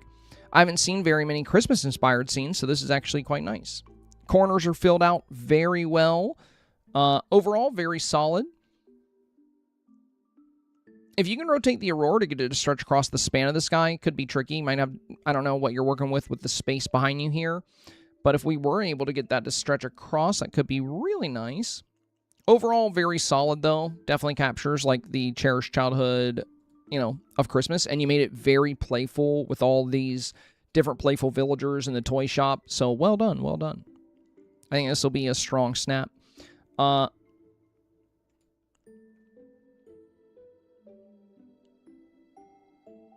We got Cozy here. I'm trying here. Need your expertise. Says coziest of Lalas. Is that it? Coziest of Lalas? Okay. All right. So we have a couple of playful villagers, Buzz and Woody. We have Sadness back here. We have Rapunzel here. You have the toy shop here.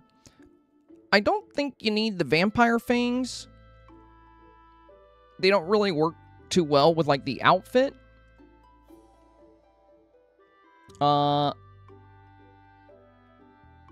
And the outfit feels very youthful and childlike.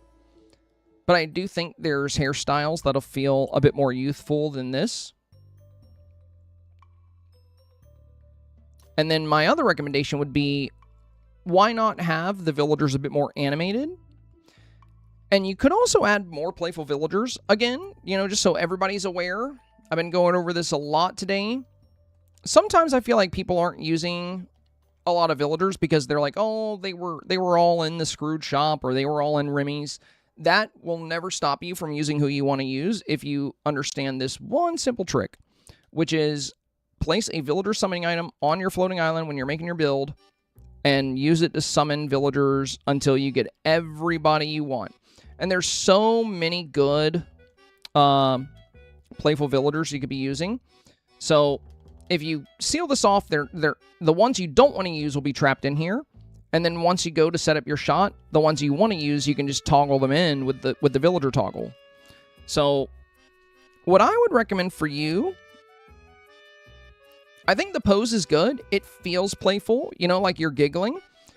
It's just a little strange with the teeth. The makeup feels very youthful. I think there are some hairstyles that could feel a bit more youthful. And then the other thing would be not just placing your villagers. Hey, thank you, Alejandra. Not just placing your villagers in the scene, but choosing their pose, choosing how to present the villagers, I think, is going to be good. So if you look at some of these other scenes, like look at how Vanellope's peeking out from behind the presents, how Joy is, you know, responding to this glowing orb here, like very expressive. Belle is over here waving. Lady and Sadness, even Sadness is smiling and looking off to the side. Everybody is doing some kind of animation, and they've all been paused to make it feel like a very candid photo. And you can do the same thing here. So the way you use your villager toggle that's kind of the new meta now, is how you present your villagers, because we have more control over that than ever before. Gameloft has given us one of the best Dreamsnap customization options we've ever seen, and if you're not using it to its full ability, it's going to be a lot harder to get 4K because you're going to be up against people that are using it. Yo, Jennifer, thank you! Dang, 5 more gifted subs? You guys have gifted so many subs today. Thank you so much, Jennifer. Thank you so much. Y'all drop some love in the chat for Jen here. That is so nice of you, my friend. And if you caught one of those subs, guys, welcome to the supporter family. Welcome, welcome. So yeah, the way the scene is styled, you know, it does feel very playful with, like, the toys. I would finish paving as well, because you have these Ferris wheels back here, and it's just kind of weird that they're in the grass. Like, it's weird that the path just kind of stops here. I would just go ahead and pave all of the grass to make this a full area look developed. And yeah, the main thing I would do is find creative ways to add villagers to this scene.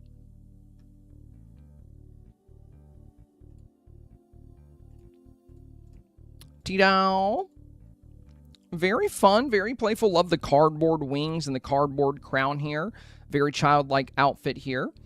And a very playful scene. Look at how well she's using the villagers. We were just talking about this. So we have Donald playing pirate over here with the pirate treasure. We have toys in this little wagon here on the side. The corners are filled out very nicely, so very good job there. Goofy jumping for joy. Joy jumping for joy. Stitch, Buzz, and Woody cracking up together on the ground here is fantastic. This is exactly what I mean when I talk about using your villager toggle to its fullest ability. If you're not doing stuff like this, you're going to have a really hard time beating the photos that are. Gameloft has given us the tool to do this. It's up to you whether you utilize it or not. And this takes hardly any time at all, you know, to set this up. The longest time would be just summoning all the villagers to the island so you can use who you want. Once that's done, you just put them in their spot, you choose the pose, and you pause them. Simple as that. We got super fun little neighborhood here. Great selection of the villagers.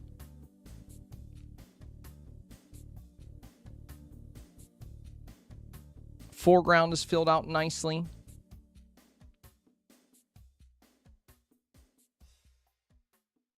I think if you have the pot of gold rainbow, That could add some beautiful color to your backdrop. I wouldn't use the Neverland Rainbow. It's a bit too pale in the daytime like this. But if you use the Pot of Gold Rainbow, you'll get some really nice color there. But yeah, it looks like the saturation's at a good place for a daytime scene.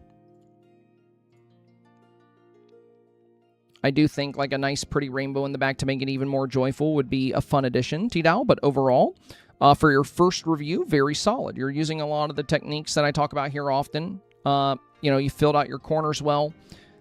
You're really putting the theme on display by making the avatar feel more youthful. You have a great villager selection. Yeah, only recommendation here would be, you know, maybe a little Pot of Gold Rainbow back here if you do have that item. It's from a St. Patrick's Day event, but that rainbow is beautiful. Could be really nice in the backdrop, kind of sending up into the sky here. Belle B. Very cute, very cute. Great villagers here. Love the confetti, the new toy shop. Got really good colors. Playing the avatar close to the frame here. And yeah, lots of good youthful and playful villagers. Buzz, Mushu, Sadness, Timon, Vanellope, Stitch, Woody, and Joy. So great villager selection here. And a very youthful avatar. The soft pink lip. The light colors for the eyeshadow. Looks like just a light tan color. The Bo Peep earrings. The childlike dress. The bow in the hair. Yeah, very good youthful feel here. The confetti is a nice touch. Overall, the scene feels very playful and also very magical. I think this can do quite well.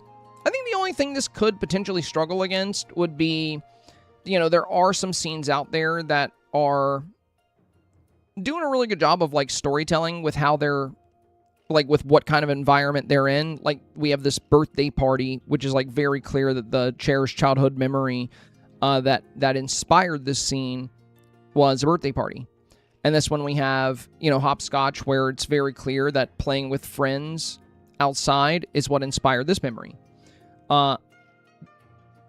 For very technical voters, you know, they may lean towards scenes where the memory that's inspiring the scene is coming in very strong. But most voters tend to gravitate towards beauty and theme together, so I think this will be very strong. I just think the only snaps that could really give it a good run for its money would be snaps where, you know, there's a very clear tie-in to what memories inspired the scene. I mean, the same can be said for, like, you know, scenes like this as well. Maybe playing with toys inspired the scene. But there's a lot of snaps out there like these, you know, and these still work. I think the only, I think, challenge for snaps like that would be, like I said, you know, themes, builds where a very specific memory has been tied into the scene overall. Jingle Bells. I won't explain anything to this, just, and to see what you have to say, anything in advance. Okay. So, very imaginative. You know, it's one of the directions you can take this week, where it's, instead of, you know, one thing that ties into childhood memory is our imagination. Vanellope looks really playful here. And we have Alice, who is also very youthful. We have Figaro over here with the ball. We have Tinkerbell. And it's kind of like, I think, playing fairy, you know? You got the fairy wings. It's a very imagination-centric build.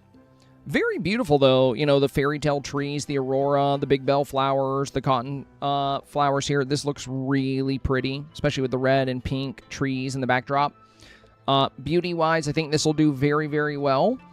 I haven't seen too many very imagination-centric scenes yet. So, hard to say how they'll perform, you know? I mean, there are a lot of scenes out there that are super imaginative, like these, that really play up the toy dynamic. And then there's some scenes out there that are more, you know, literal, like playing up, you know, memories of playing outside with friends or a birthday party in an arcade, you know, stuff like that. But I think these could do very well. Just depends on what kind of voters you get, you know, and depends on what you're up against. I think there will be some voters out there this week that lean more towards memories rooted in like less imaginative memories tied into things that they can easily recognize. And there will be other voters that prefer very imaginative memories. So depending on what you pop up against, depending on what kind of voters you get, will determine how well this does. I mean, to me, I can kind of tell that we have, you know, it's an indoor-outdoor build. You made the portal scene really well. I've seen other people trying this today, and you're the first one to make it look really good. Because a lot of the ways people do the walls for the indoor-outdoor build, they don't feel as convincing. But the way you're using the wood beams combined with the 2 layers of the greenhouse really makes it feel like a window. Like this feels like a window, this feels like a wall, and there's texture to it. And the portal looks really good. You have good light coming into it. So I think this has a great shot at 4K, to be honest. I think if you wanted to make it even more competitive, Tigger, I know you don't want to block the horse, but maybe Tigger jumping like right here next to the hopscotch could be really fun. And then if you can get, you know, 1 or 2 more playful villagers in it, that could be, you know, could be worth considering. Overall, very solid. Janice is next. Interested to hear your thoughts. Since I strayed from the traditional path, thank you for helping me. Of course, of course. So it looks like we have a little bit of a birthday party. Because there's party hats. There's the big wedding cake here. And then we have like a tea party. Yeah, there's the tea set over here. And then we have Buzz and Woody on the hopscotch. Well, the first thing I'm noticing, Janice, and this is a very, very big part of getting 4K, your lighting. I talk about this all the time, and I really, really want you to try your best to always keep this in mind when making any snap. If you go to my page and you look at my Wednesday post and you go through the 4K snaps, you're going to see almost all of them have exceptional lighting because the sun is behind the camera. Your sun is not behind the camera. And that's why your avatar is very shaded here. We can see the shadow. There's a very big shadow on your face, shadow going down your left side. And that's because the sun is not behind the camera. See Woody's shadow going left? Your sun is off to the right. Now, if your sun were behind the camera, we would be getting beautiful gold reflection off these wall pieces. Peter Pan would not be dark. We would have really good green, vibrant color in these trees. We would have more light reflection here. Now, luckily for you, there's the new group select option. If you wanted to, you could group select portions of this build, save them as presets, and then reposition the build to face the sun. But I cannot stress to you just how important this is. The position of your sun is the biggest determining factor when it comes to the overall lighting of your photo. And this is one of the first things you need to master if you want to get 4K consistently. You know, I'm always talking about the Dreamsnap meta. What's popular in 4K? Because that's where my advice comes from. You know, my advice is not about what I like. It's about what voters like. So what do we see in the 4K range week after week after week? Well, it's pretty much always, you know, the same standard type of thing. People playing close to the avatar just like you are, but also the sun behind the camera. And you can always tell the sun's behind the camera because you can follow the shadows. Now, when the sun's behind the camera, notice how there's no shadow on the avatar. There's no shadow on the trees in the back. The sun is blasting all of this with beautiful light. And again, this is something you're going to see, whether it's sunset photos or daytime photos. If you build your scene in the right place, the sun is going to be behind the camera. So the biggest advice I have for you is to really work on mastering that lighting. Unless you're capturing a setting sun in the background of your photo, the sun needs to be behind the camera to optimize your lighting. Let's look at some people that consistently get 4K, right? Here we have Jen. Look at her shadow. See how it's going back and not to the left? Belle B, very consistent with 4K. Look at her shadow. See how it's going back? This is the first time I've reviewed this player's snap, but they've already got it. You know, sun is behind the camera. Look at the shadow.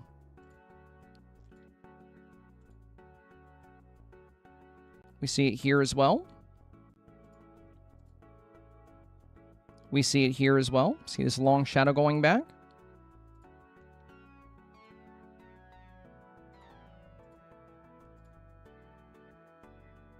And that's why so many of these scenes have such good lighting and such good color. Again, shadows going back. So, Janice or Jaleese, whichever you would like to go by. I think this definitely works. I would try to make the avatar appear more playful. There's different poses you can use. The dragon pose can be super playful. But I would try to showcase myself as a bit more playful. And I would also be very, very mindful of where the sun is. This is one of the most important things when it comes to getting 4K. So when your shadows are going to the left like this, and you have all this shade on the avatar and you're not getting any light in the back of your build, it's because you're not using the sun to light your scene. That's something you got to consider before you place any items. So you're going to want to look at where the sun is, what time of day you want to use. And if you build your scene on the side, facing the side of the island where the sun sets, you'll be good for both daytime and sunset, because the sun is still going to be on this side of the island. That's why I put my wishing well on that side of the island. That way I always know which side the sun sets on. That way you can always have that optimal lighting, but it's very important. So you just look at Becca here with this great lighting for this next snap. Look at that. Very good lighting throughout the scene here. We can see the shadows going straight back. Now, Becca, you have a few options for us. I like Peter on that side.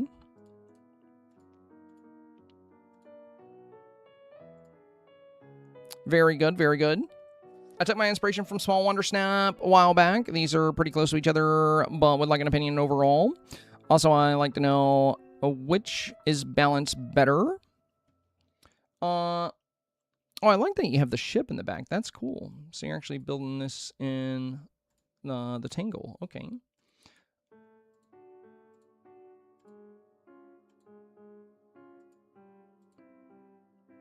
I kind of prefer Peter Pan on the left side for balance, because the ship here on the mountain is a really cool feature, and I think it comes through a bit better when Peter's on the left-hand side. Really good job capturing the villagers here. You know, Joy, Woody, Vanellope, Buzz, very playful villagers, and a very youthful, you know, you almost look like a doll here with the way you have your arms. You know, you look like a toy, which is pretty fun. You have good colors in the back. I would try to isolate the fireworks if you could. If you can isolate the fireworks in this blue open pocket here, and then in this region here, you can always try Mushu fireworks. They can be targeted a bit better.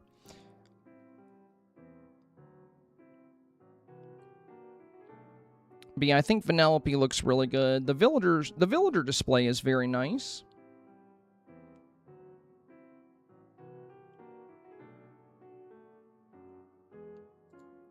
Now, with the current Dreamsnaps meta, it is usually popular to be a bit closer to the avatar than you are.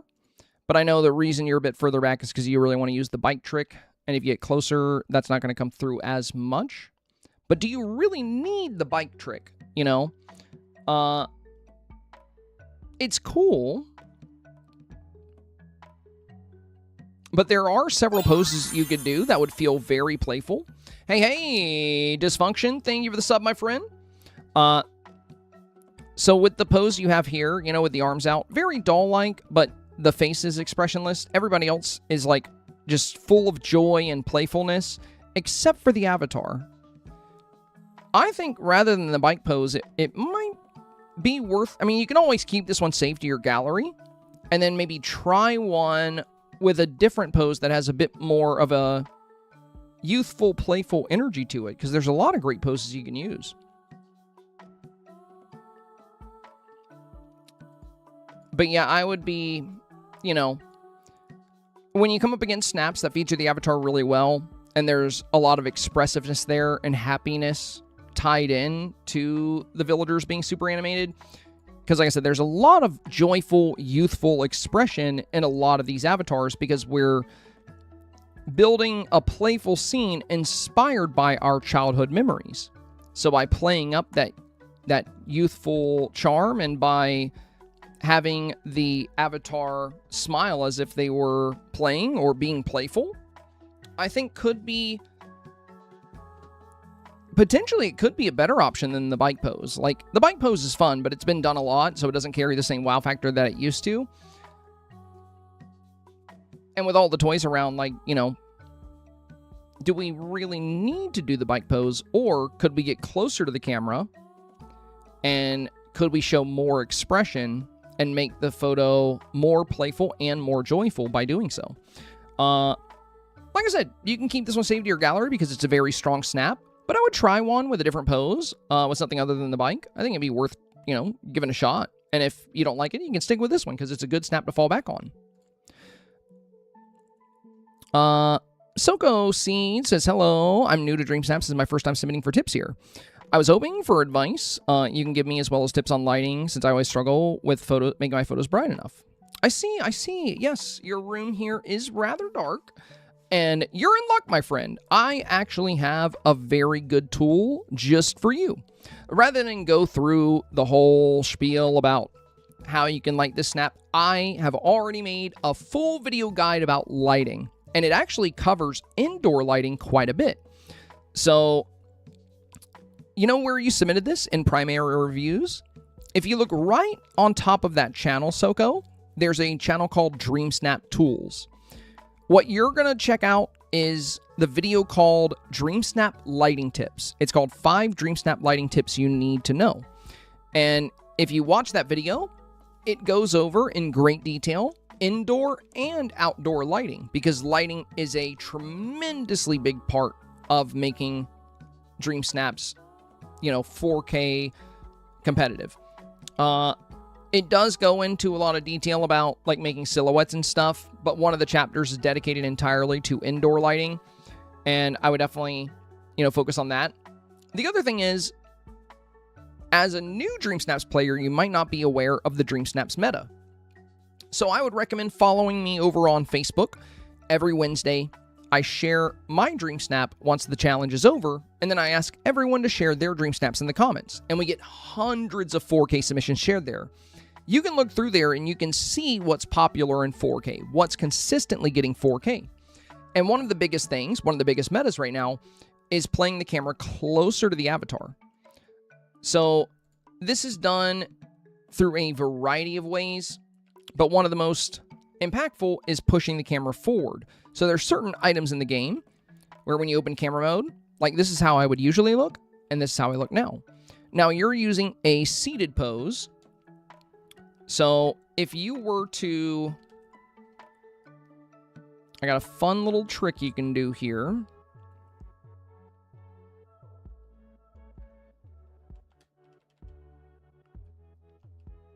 If you're in selfie mode, you can crouch. If you check the left side of your screen, you'll see how to crouch. And then when you stand back up, you can switch camera modes.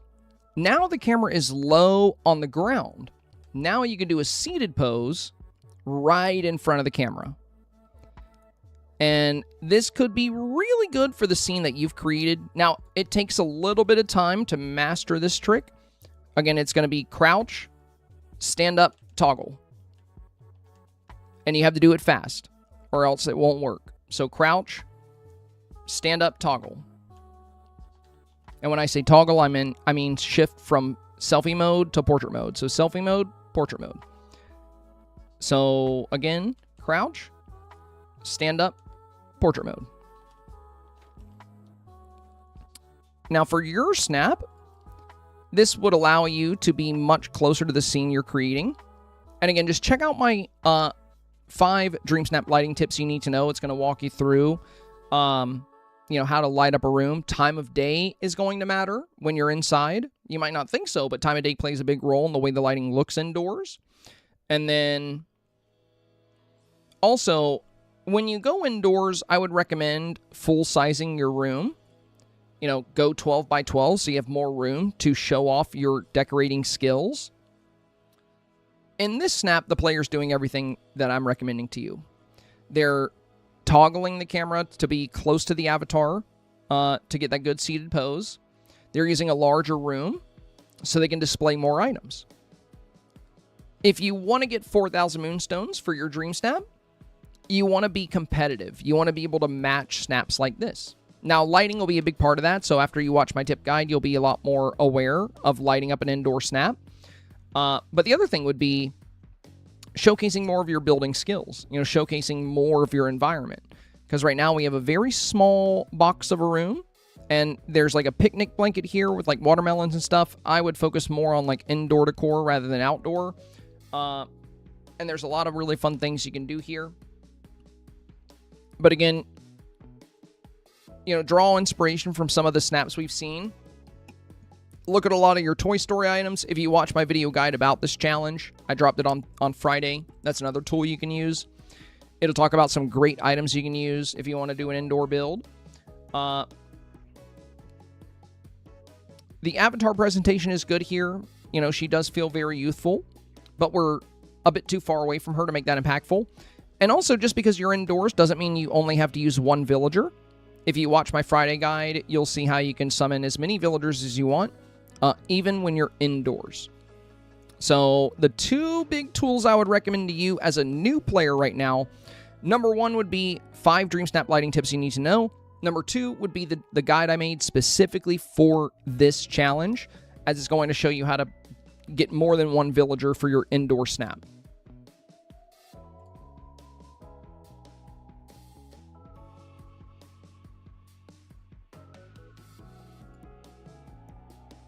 And thank you for the first time submission, my friend. Hopefully we can see a new snap from you for the Tuesday re-reviews. Ginny B. Hello, I have 2 different options. One that is more personal but might not resonate with voters, and one that seems more on theme. I made some changes to my 2 options. Here are my new snaps. Okay, so we'll just look at the new ones. All right, we have 1 and 2. I think this one's really good, actually. I know, like you said, it's different from what a lot of people are doing, but Ariel looks really good here. You got a really good shot of Ariel and a very good youthful feel on the avatar. It feels very playful. Now, the main thing I would do to make this more playful and more on theme would be to include more playful villagers. And again, you can use a villager summoning item, Jenny. Even outdoors, on your valley, on floating islands, you can have any villager you want. So what I like to do, so for example here, when I made my expo last week, I wanted what felt like a real world fair, like with a real crowd. And I have all these villagers. Pretty much the whole gang is here. Now, when it comes to using whoever you want in your Dreamsnap, it's a lot easier than people think.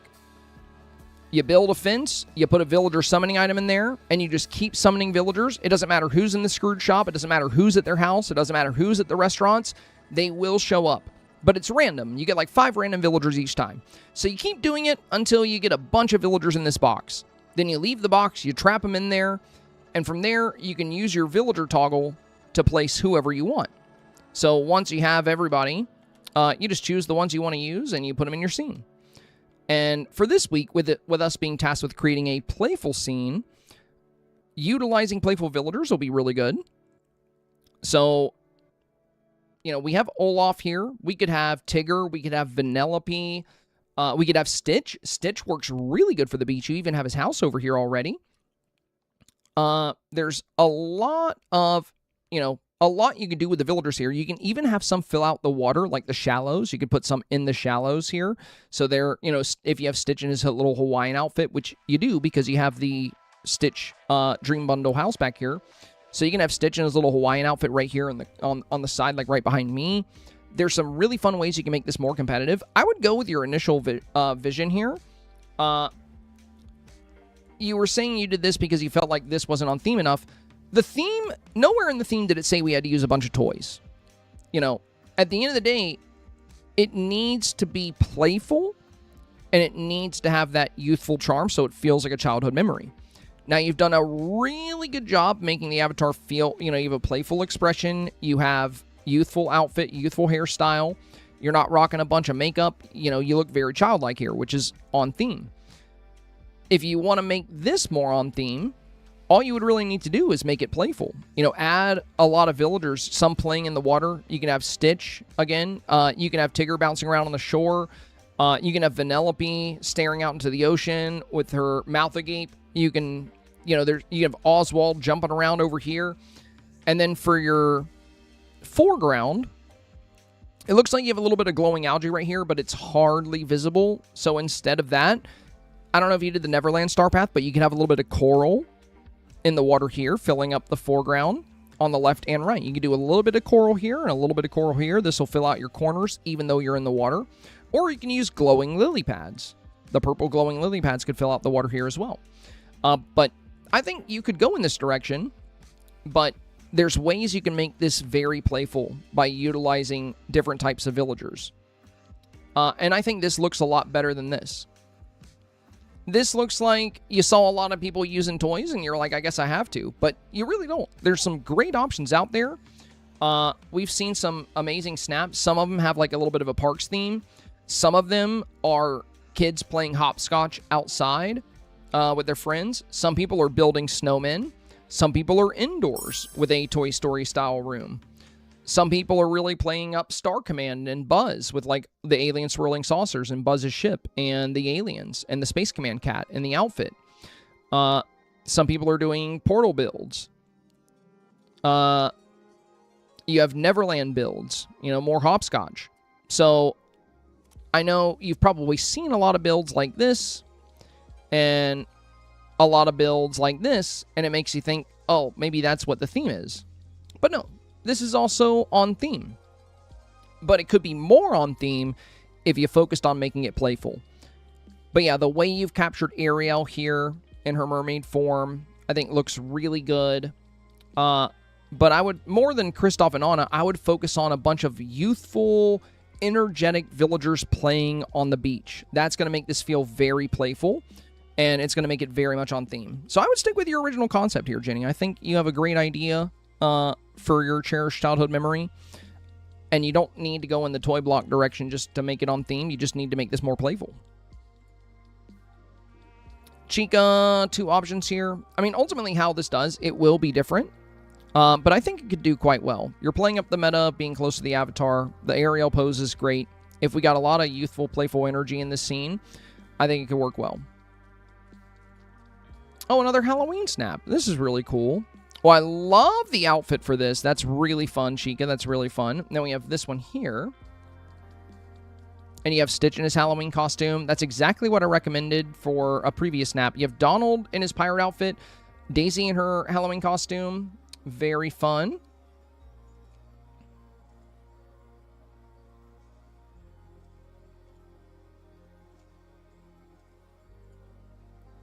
So I really like both of these. I think you can go in either direction.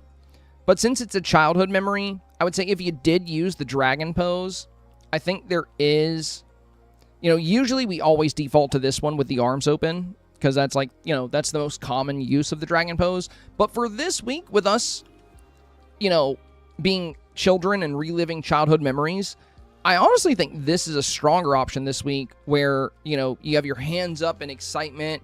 It's very youthful. It's very energetic. I think this could work really well. So, I mean, if, it's up to you, but if you wanted to try that pose here, you would still be scooted to the left. You can move yourself back a tiny bit. I don't think you have to be quite this close. And then you can capture that childhood excitement, which would pair well with like Stitch and the excitement from Mike back here. But yeah, I love the take on the Halloween build. Really, really fun. Mags, would you prefer? Okay, let's see. We have number 1 and number 2. So this one's really cute. It looks like you're dressed more as... You look like the mom here serving cookies. And Vanellope looks like the child. And then we also have the Forgotten back here. So it's very fun. I've seen some cooking and eating snaps. The only caveat there is that, you know, the challenge didn't just tell us to recreate a cherished memory. It told us to create a playful scene inspired by memories. So from my perspective, I think this is a bit more on theme because it's playful. Serving cookies is a great cherished childhood memory, so this ties in well with the title, but this ties in well with the description. I love the Pumpy jumping around down here as well. That's super fun. And we got Vanellope jumping here. We have Buzz. We have a really good villager presence. We have the rainbows. So I think this one would be... I think this one could be a bit safer. But if we were able to angle the avatar slightly towards the camera a little bit more so we could see the joy on her face, I think that could be worth considering as well. But yeah, the villager presence is really nice here. And it's definitely more of a playful scene. So I think this could be the better direction. But a lot of the snaps we're seeing, we get a lot of the joy and expressiveness from the avatar. Even with these other hopscotch scenes where we can see, you know, their face. We see them smiling. The side profile, it's going to be harder to offer that sense of expressiveness. And that does tend to go over very well with voters. So if you were able to show the expressive nature of the avatar by, you know, maybe turning a little towards the camera, even if you had to rotate the hopscotch, could be worth trying.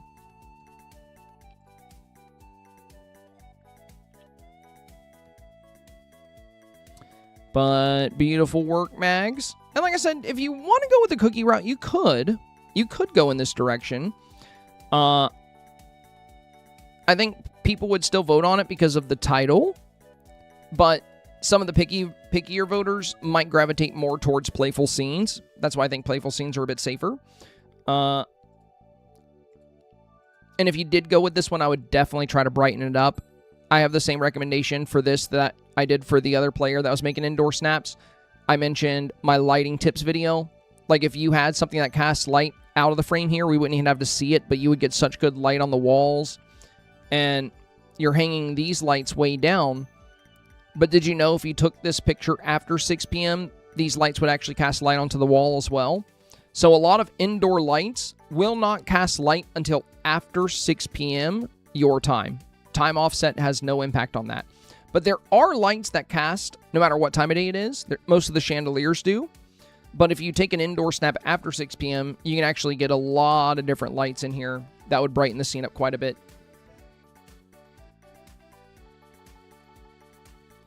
Babbitt. We got 1, 2, and 3.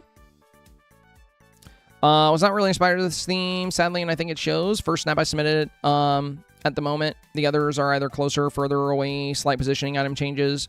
First snap was outdoor build, as I find it easier.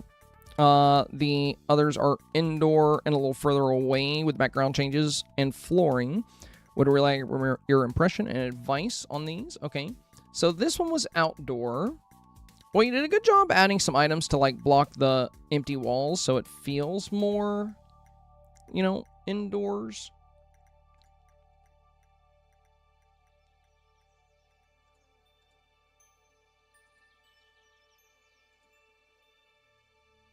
But I think the indoor builds actually look a lot better. I mean, they almost always will. If you're... I would say the only reason I would do an outdoor-indoor build is if you want to see through it like out of a window, or you want to have a portal, but this feels a lot more natural than this, and I think you did a great job with the indoor build. Another thing you can do with indoor builds is position windows in certain places, and you can get great light coming in. Like, it looks like you have some great light coming in on this side.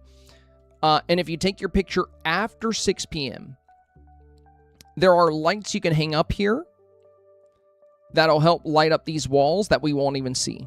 Like, they won't hang down far enough to obstruct your photo. But, like, the Mickey lights, like, there's these little hanging Mickey lights. There's a gold one and a platinum one. Those also cast light, but only after 6 p.m. But hanging a couple of these in the back would put some light on the beds, put some light on the walls, because you have really good light at the front of the scene. But you could have some good light on the back wall as well if you wanted. I think both of these are really good. Like, this one's good. This one gets us a little closer to the avatar. I love the balance of the little aliens right here. But the backdrop comes off a little dark in this one. I would say if you end up going with this one, I would position some chandeliers overhead of the blanket fort to get some good light casting on the cardboard cutouts. But I think this one might have the best framing out of all of the options. It feels very playful. You've got great villagers involved, like, you know, Woody, Vanellope, Lady, Buzz. The outfit feels very youthful. And we even have a little pizza and cupcakes, and you guys are playing a board game, so it's very playful. You could go with this one. The lighting, I think, is really good here, but the framing is best here. Again, voters love getting a good look at the villagers and a good look at the avatar. So with the way the framing is set up here, I think this could be the strongest. I would just try to get some extra warm light in the background, because voters also love vibrant colors and lighting. Jennifer. Hi, I'm a new subscriber and relatively new to the game, around a year, and I've been creating Dream Snaps around 2 months now. My first 2 were a bust, but I'm currently on a 6-week 4K streak. Nice. I play on PS5 and Steam. This is my first time using fireworks, still waiting for fireflies in the premium shop. Would love to know what you think. Thank you in advance. All right, let's take a look. So we got a nice little camping scene here. Okay, very nice. I like the tulips in the foreground. Filled out the corners very well here. Sun is behind the camera. We can see the shadows going back. Not surprised. You're on a 4K streak. You've already mastered one of the most important things, which would be lighting. Now we have Buzz, Woody, and Olaf. And we have these nice rainbows in the back. So my biggest advice here, Jennifer, first off would be always avoid building close to the edge of the floating island, because you know what would look really good here is if we could create a convincing forest. But it doesn't feel too much like a forest because we can see right through it. It's like more of a row of trees. It can still get 4K though. Lighting is really good. Villagers are really good. But there's definitely ways to make it more competitive. So when you seek out a forest, you can make it feel very, very real and very lush, whether they're pine trees or bigger trees like this. But basically having enough space to layer your trees, to have multiple layers for the trees, and then have small trees under them. And then you can seal it off so we can't see through it by using green street lights. This is a technique I've very commonly used when building forest. It's, you know, this was a top 100 submission, and the forest builds I do like this always perform very, very well. Now, in order to do that, you got to be further away from the edge than this. I'll be honest with you, there's never a benefit to building on the edge of a floating island. So whenever I make my Dreamsnap scenes, I always build really far away from the edge. This gives me full control over how I build my background.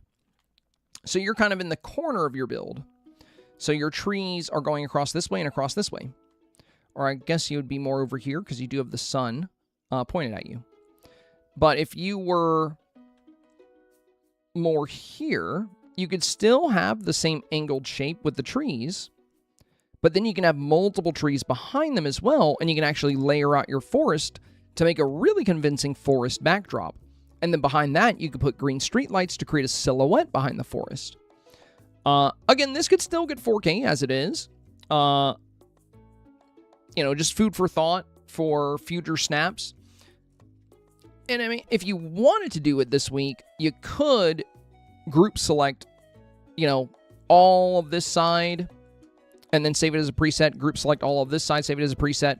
Group select the foreground, save it as a preset, and move it away from the edge. Add more trees, and then add a streetlight backdrop behind that to make it really feel like a convincing forest. Aside from that, my other recommendation here would be to consider adding more villagers. You can make this a really fun, playful camping trip by bringing in Tigger, Vanellope, Oswald, Stitch. There's so many good, playful villagers. And this week, there's going to be a lot of snaps playing up several different villagers. And I do think that is a great way to be as competitive as possible. Like if we look at this Halloween snap, we see Donald, we see Alice, we see Sally, we see Buzz, Woody, Stitch, Daisy, Mike, Aurora, Jasmine, Maleficent, and Jack. So very, very good villager presence here. Now, as far as how to do that, all you gotta do is build in a small fenced area on your floating island. Drop a villager summoning item. Any item that summons villagers with a camera. Delete part of the fence, go in there, seal it back up behind you, and then summon villagers for about 5 minutes till you got just about every villager in here. Now you have the cream of the crop to choose from.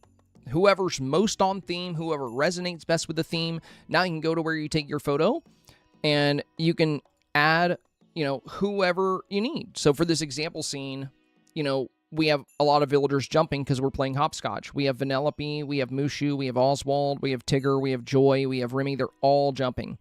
And then as far as cheering us on, we have Stitch down here at the base. We have Tramp over here. If I was actually going to sim it, this is my snap, I would probably also add Lady, maybe a few more villagers. We have the Forgotten tucked away in the back as our inner child. But this is just an example scene. But it's very easy to bring in multiple villagers. And any villager that's playful and youthful is going to be very good this week. I'm not saying you have to bring in that many, but a couple more could be a great way to take advantage of some of the open space you have. Like Vanellope over here, Tigger over here, Oswald jumping around by the RV could make this super playful. And again, my other word of advice would be, always avoid building near the edge of a floating island, because all that does is rob you of flexibility. So you can't put anything back here where the floating island ends, But if you were far away from that edge, you would be the one to have all the control over what we see in the backdrop. And that's kind of the approach I've always taken, and it's always worked well for me, is just giving myself plenty of space. Now, for certain biomes and for certain Dreamsnap builds, you might not want to build far away from the edge if you're using something that's part of the background. So for Small Wonders, we're in an oversized world, we want to use a giant butterfly. So I'm going to build pretty close to the edge so I can use that giant butterfly. But 9 times out of 10, this is really far away from the edge, so I can layer my forest and structure it with lights. This is really far away from the edge, so we can add a lot of glowing crystals to the back. This one, you can't even tell how far away from the edge it is because we're just using a lot of buildings right in the backdrop.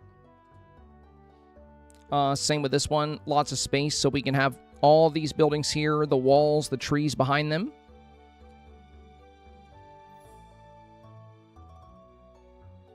And yeah, this is a technique I always use when making my forest is, that way, instead of it being, the forest being a row of trees, you can make a very convincing forest with a lot of biodiversity and different shrubs at the base of the forest, some short trees, some medium trees, some tall trees, different types of trees. And if you want to do a pine forest, you can still do that. You have several different, heights in the pine trees here. But we can always layer in more. You can maybe add a couple of the purple ones if you wanted to. And then you can do lights behind those to create a beautiful silhouette behind the forest.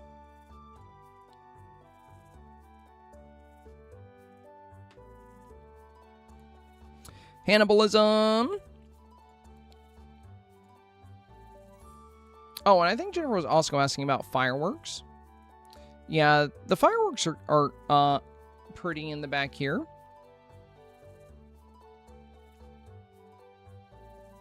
They're a nice centerpiece. You're also using the good rainbows too. But I don't think you really need more fireworks since it's a camping snap. I think the light amount of fireworks is pretty tasteful because it looks like y'all set those off yourself, you know. All right, for Hannibalism here. Looks like you made sort of a Disney Parks build. So a few things I would do here. Number one, we can kind of see right through your park here. And right off the edge of the floating island. And as we see back here, it's just kind of foggy.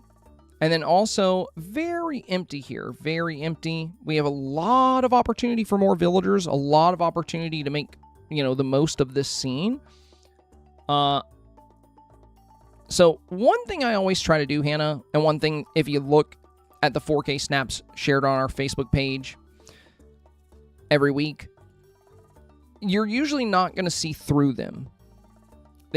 Everybody finds ways to seal off their snap to make a full build. That way it feels more like a movie scene and less like a movie set. So notice as we look through these stream snaps, you don't see off the edge of the floating island. You don't see into the fog. You don't see emptiness. There's detail everywhere. And, you know, even here, we use blue light to prevent you from seeing through the backdrop. So going back to your snap here, you know, behind here, it's empty. But what we could do is, if you had a bit more space, you could always put a castle back here, or you could just use lights to brighten it up. I would likely move alien swirling saucers a bit closer and then have, you know, maybe castles or buildings behind that. You're going to see that a lot at Disney parks. The other thing is you have a lot of open space, and you could be using villagers in so many good ways here. Every time you see open space, you need to be thinking opportunity, opportunity, opportunity.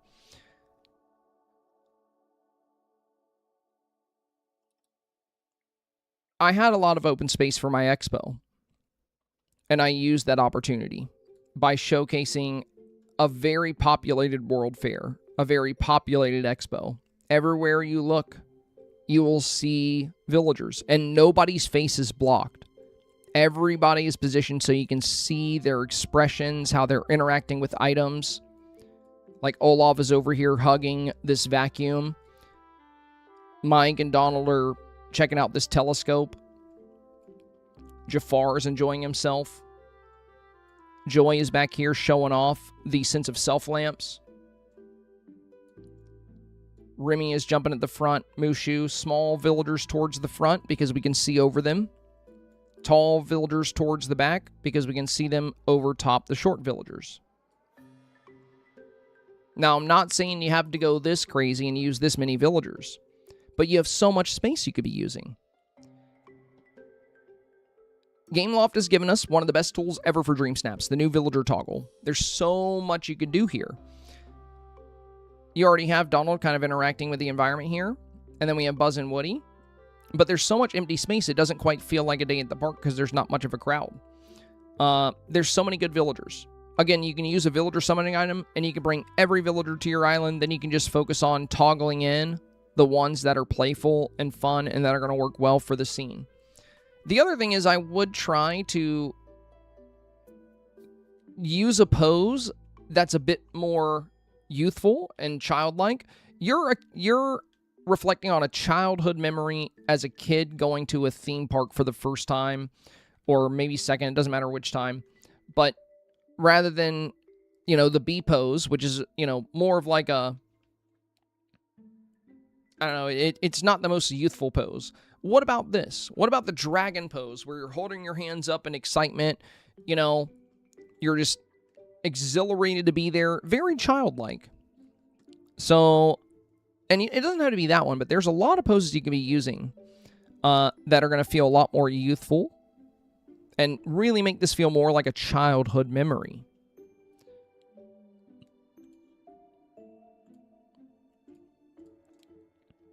Nightfall. Very good job here, my friend. Not so sure about this one, you see? I think it's looking good. Though with the wings, I think if you captured this pose at a different point, it would look more like you were playing hopscotch and less like you were hovering. But the villagers and the display is really good. It's a super playful scene. You got lots of fun colors. We got the toy shop. We have a Ferris wheel.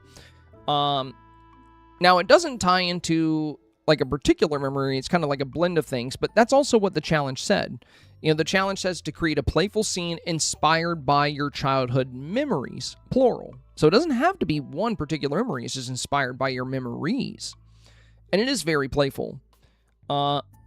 With you playing hopscotch, I would definitely consider including Tigger. I think he's great for a hopscotch scene. Oswald as well, because he jumps up in the air and flails his arms. Joy actually has an animation where she jumps up, but if you're playing hopscotch and you're jumping, you can have all the villagers jumping in support and cheering you on. This could be a really fun way to play up your scene. As far as the background and the style of the scene, I think it's great. I would keep it as it is. I like that you're using the dark brick instead of this pale brick. I always avoid this pale brick ever since we got the Perfect Romance Star Path. This pale brick sucks a lot of color out of your snap, whereas this dark brick amplifies the color of the rest of the items. So, overall, very solid. Great foreground elements with the rainbow flowers, great villager presence. My only recommendation here, Nightfall, would be to consider what point you pause the avatar when they're going into the floating animation, because you can, you know, if their hands are up a little bit, it's going to look a lot more like they're just playing hopscotch, but with the hands by your side and the feet dangling, it feels like you're just flying over the hopscotch. But if you pause it at a different time, you can make this work really well. And then also, if you have your villagers jumping in support, Mushu has an animation where he jumps, Joy does, Oswald does, Tigger does. You know, you can have all of them jumping and cheering you on, and I think that would be a great wow factor for this photo. Mama Dukes. Oh, very cool. I love the pose here. Skee Ball, very nice. So we're playing in the arcade here. We have Vanellope, very cool. Great arcade build. The techie walls, the glowing orbs. Then we have like the Sugar Rush things. Very good childlike avatar here. We have the pigtails, the knee-high socks. I love the idea of the pose for Skee Ball. That's so fun. Very clever, very clever. Yeah, really cool. Not much I would change here, Mama Dukes. Only thing I would consider would be adding a couple more villagers. I mean, you can have a villager playing on, or looking up at these arcade machines. You can have a villager over here checking out the jukebox. There's some really fun things you can do, and you wouldn't even need, like, a lot more, but I think a couple more would make this even more competitive.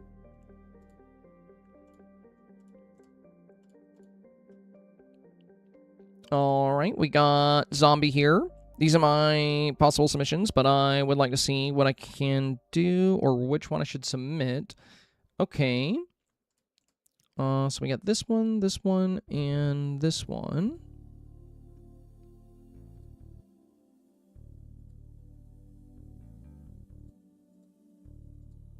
Well, the lighting feels best on the first one. I love the little Mothras down here in the corner, or whatever they're called. These little guys, they're cute. Mothras, I don't know. And then we got Woody here. And Buzz jumping up.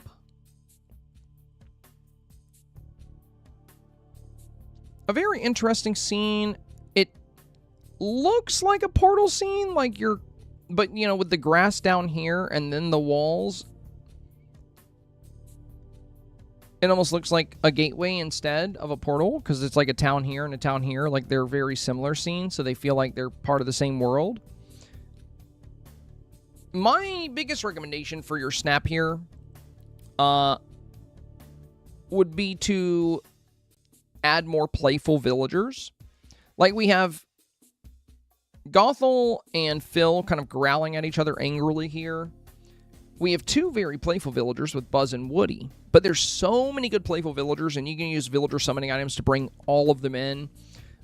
Again, you know, Vanellope, Tigger, Oswald, Joy, Stitch. there's so many good villagers and Olaf that you could have in this space. So I think having more playful villagers would be worth considering here.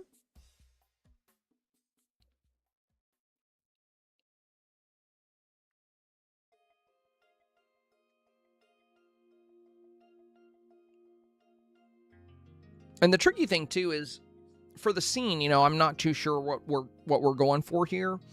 Like, if these are portals, where are we? Are we camping in the backyard? And are these memories?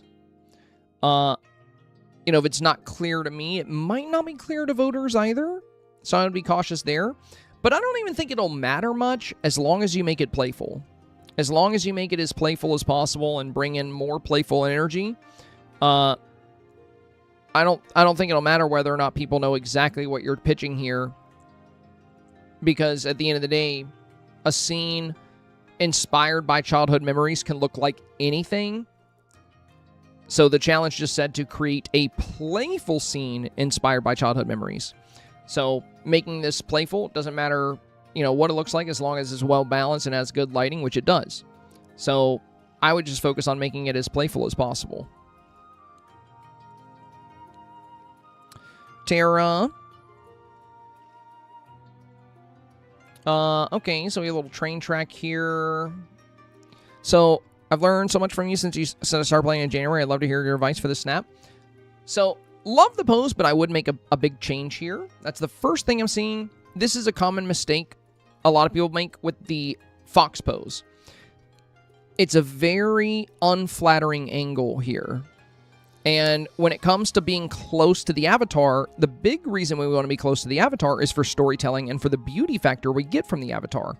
When we look down the bridge of the nose, like if somebody took a picture of me at this angle, I would not publish it. I would not post it on Facebook or Instagram because I'm going to look kind of weird.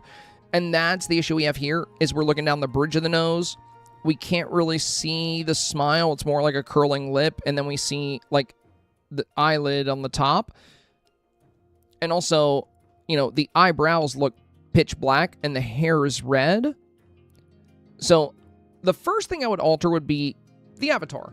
And when you use the fox pose, there is a great way to make the fox pose a lot more flattering. All you got to do is turn about 45 degrees to the left, and you'll get a side profile instead of looking down the bridge of the nose. So if we're here, we're going to go 45 degrees this way. There we go. Now, we have this really nice side profile where we can see the smile, we see the color of the avatar's eyes. We're not looking down the bridge of the nose anymore.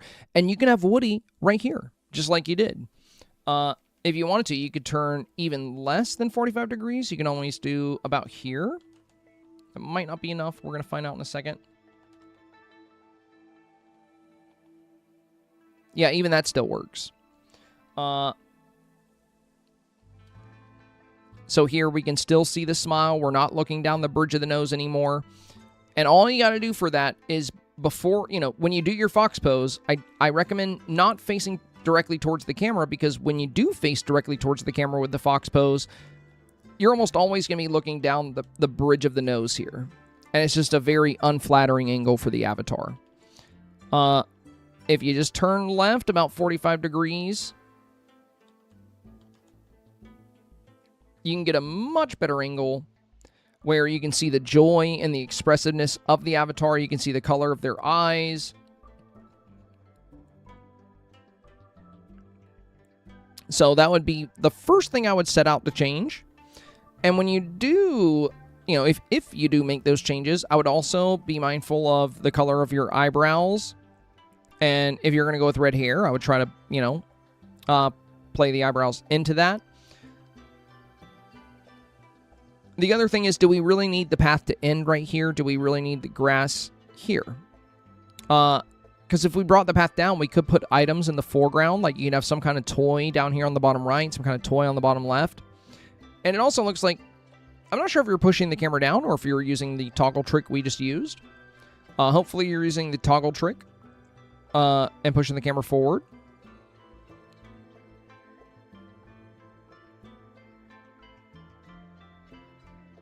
But yeah, the main thing I would focus on here would be avatar presentation. And then if you can get some small items in the corners, I think that would be worth considering here. Danielle, my attempts at this week's challenge, I had to grind to get the robot you mentioned, as I didn't have anywhere near enough mist, but I got him. I tried to include several characters in my snap, more than normal. Oh, good.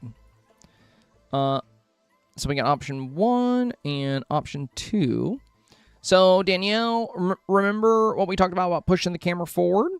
You've been doing pretty good about that, but you might not know the trick with the ground shot. So, if you're pushing the camera forward and you're posing with the robot, you're going to find out you're going to be down here.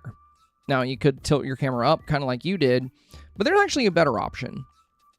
So, what you're going to want to do, Danielle, is you go into camera mode with the item that pushes your camera, you crouch, and then you stand back up, but you immediately switch to portrait mode. So stand and switch.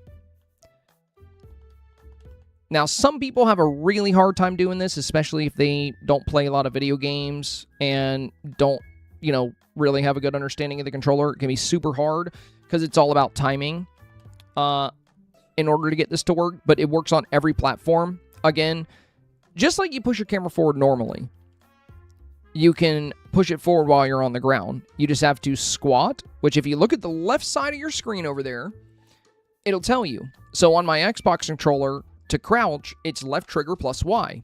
And to stand up, it's left trigger plus Y. And to switch modes, it's just Y. So what I have to do is hold left trigger, press Y, and then stand up, release the trigger, and press Y again to go into portrait mode. So as soon as you stand back up, you need to immediately switch to portrait mode.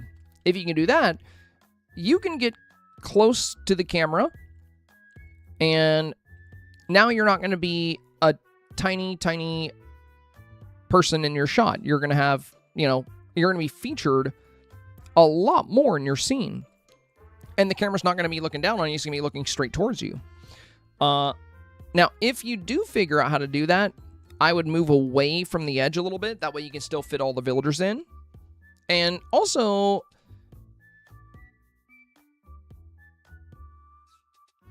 I would try to get your framing. You see how on the top of your roof, you see how this white line is getting bigger and bigger? If you turn your camera angle just a little bit more left, this line can go straight across and it won't be getting bigger. It'll be lined up flush with the camera. But yeah, great job using a lot of villagers and also great choices. Mickey, Minnie, Woody, Buzz, the Forgotten, Joy. So, as is, this could do well depending on what you pop up against. But if you were able to work on the framing and get that camera trick that we talked about, and if you're able to get away from the wall a little bit, you'd still have a lot of space for decor and all of these villagers. But I would try to get that angle. Wings of a Daydream is next. Wow, this is very colorful wings, very colorful, great villagers, very playful. And then we have this indoor one, which is also very cute. But I gotta say, I think this one is likely to do better. It does have a lot going on, but I love the Peter Pan backflip here, Tinkerbell up in the sky here, the way you have Figaro playing, the childlike outfit, it's very colorful, very imaginative. And then we have a lot of playful scenes, like, Lumiere kind of cutting up and laughing at Cogsworth. That's very playful. We have Oswald next to the little snowman doll. We have some good popcorn buckets in the foreground.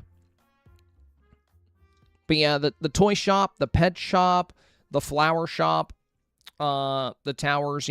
I also really like the dioramas back here. They make it really colorful. It's super fun, it's super vibrant, and it's super playful. The fact that you're actively playing with Lady, I think, makes this really good. The indoor one is super cute as well. I think this one can be really good, but it's a good bit more pale. They're both super playful. I think both of these would be likely candidates for 4K, but I do think this one would likely rank even higher. But yeah, super fun.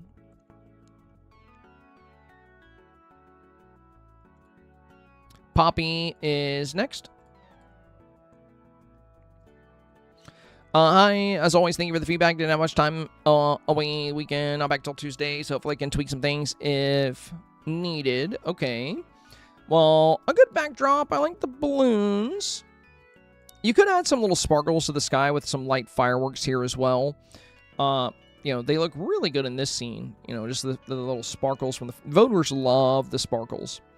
And you have some great villager presence here. Stitch, Mushu. I would try to position your villagers to where they're not blocked. So we have Buzz kind of blocking Oswald. So, I mean, you could always put Oswald more to the left and then use his hello where he jumps up and waves. But I would try to arrange the villagers in a way to where, you know, we can see their expressiveness, we can see their faces. And also, you could definitely have more villagers here. The balance could be a bit better as well. See how you have 1, 2, 3, 4, 5 villagers right here and a pet? And then we come over here and there's nobody here. I think there's a baby tiger here, but he's kind of hidden. So what if you divided these villagers up, or you just added more villagers for the right-hand side? Again, other good playful villagers would be Vanellope, Joy. You can even include the Forgotten, like way back here behind the bench, like just kind of hiding. And, you know, if you did add those villagers, you can space some of these apart. So we have, you know, a villager presence on the left and on the right. But I would definitely try to have villager presence on both sides rather than have it dominantly here on the left-hand side. Like, you do have Woody and Peter Pan on the right-hand side, but we do have a lot of room here and here. You also have the hopscotch set up. Like, if you wanted to, you could play hopscotch, and you could really have all the villagers around cheering you on. There's some fun things you can do with this scene. Ems, I have great memories of playing in the river with friends. I grew up in Scotland, so definitely didn't look like it, but here it is. Okay. Well, that's fun. I like the jumping pose, like jumping into the water. Oh, this one's really good. This one's really good. I would definitely go with this one, where you're jumping and you have Vanellope jumping as well. The only tricky thing with this one is we don't have a lot of space for more playful villagers, but hopefully this right here is playful enough. I think you did a really great job with your concept. You know, like playing in the water, playing in the river, like you're jumping in. It looks like you're jumping from the treehouse. And the way you have Vanellope here at the front, I think is fantastic. I did really like the motif splash you had here, but you don't necessarily need it. Now, I don't know if... I wish we could put, like, Ariel in the water with the toggle, you know, with the villager toggle. That would be pretty cool, because that would be a great way to fill out this space here. I mean, what you could do is you could cut the river off right here, and this could all be a grassy nook, and we can have decor here, and we can have villagers here cheering you guys on. You can have a bunch of playful villagers like Tigger and Oswald and Mushu and Stitch, and they could all be cheering for you two jumping in the water. That could tie in really well to your concept. The water doesn't need to keep going this way. We already have plenty of water for the riverway here. So if we just kept the river going straight and we got rid of this section, it would give you a whole spot for villagers cheering, and that could definitely make this more competitive. But yeah, really cool concept. I really like what you did. I would definitely go with this one with Vanellope. So if you do end up making those changes, I would focus on very fun, very playful villagers. And keep in mind, you can use villager summoning items to get every single villager onto your island. That way you can have, you know, the cream of the crop to choose from. Lil Jim is next. I can't decide between the two or if they're on theme enough and if the ride selfie will be okay. Okay, so we have this one, which is a surfing snap. And then we have the ride selfie. Actually, I think the ride selfie could be really good. I've actually seen... So, Mama Dukes has done several selfies that have gotten 4K. She's always done a really good job making sure her selfie submissions are very, very on theme. And that's what's interesting, is you don't usually see that with selfie submissions. 9 times out of 10, when you come across a selfie submission while you're voting, it's a throwaway. But when you actually take the time to position villagers and your selfie submission is on theme. Like, you look very youthful here. You have the pigtails, you have face paint, you have the Bo Peep earrings, you have a childlike outfit, you have the little sequin headband here, and then we have the villagers like waving in the background. So I would actually go for the selfie one compared to this one. This one is fun.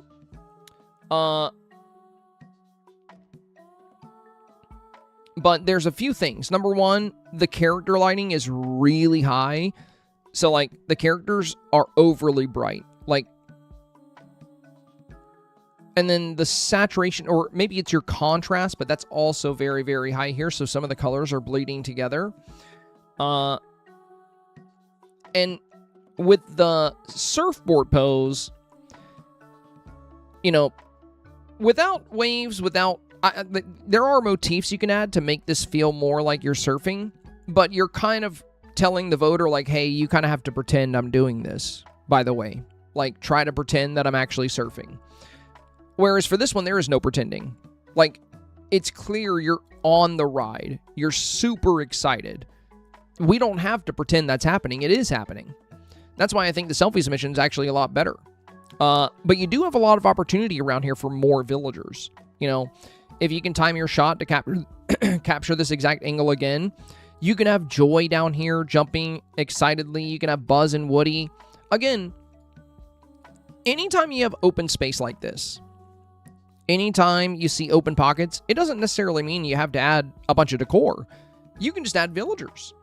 And if you use a villager summoning item, you can have every single villager in the game on that floating island. You can just choose the exact ones you want to use. I'm not saying you gotta, you know, do what I did for my expo scene where I just have pretty much every villager in there, but there's some great playful villagers you can include here in the background. That could be really good. You have a nice spot down here on the bottom left. You have a nice spot over here on the edge of the ride. We have this nice central zone right here. So, Lil Jim, I would go with the selfie option. I think you could definitely get 4K with this, but I would take it even further with the villagers to make it even more competitive. Fem, hola. Welcome, Fem Fatale. Welcome. Hola, so I appreciate you. I appreciate you as well, my friend. Thank you.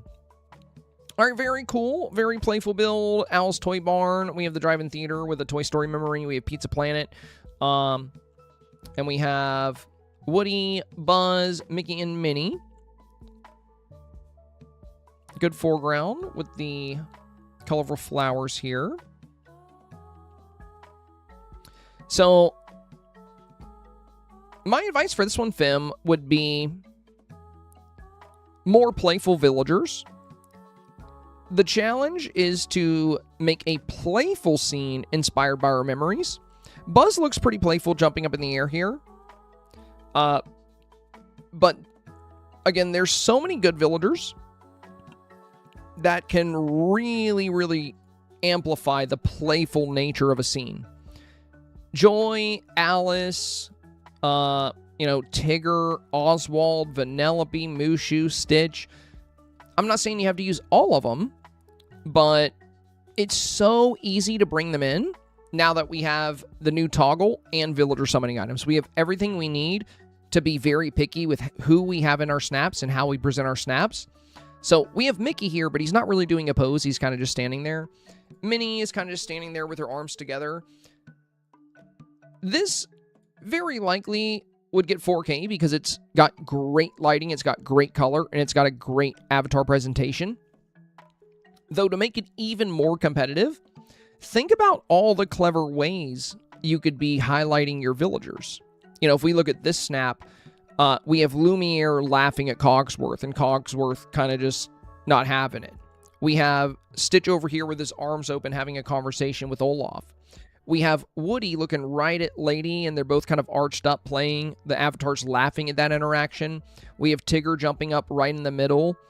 Buzz jumping up over here. So, like, every villager is animated. They're doing things. They're interacting with the environment. They're interacting with each other. That's the power of the new villager toggle.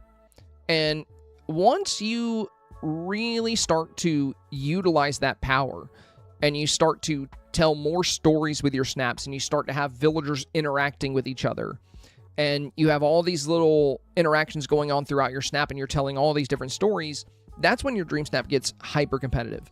So I'm not saying you got to fill this up with a bunch of villagers, but I would be sure to utilize the ones you do have in some kind of way to have them interacting with each other or with the environment.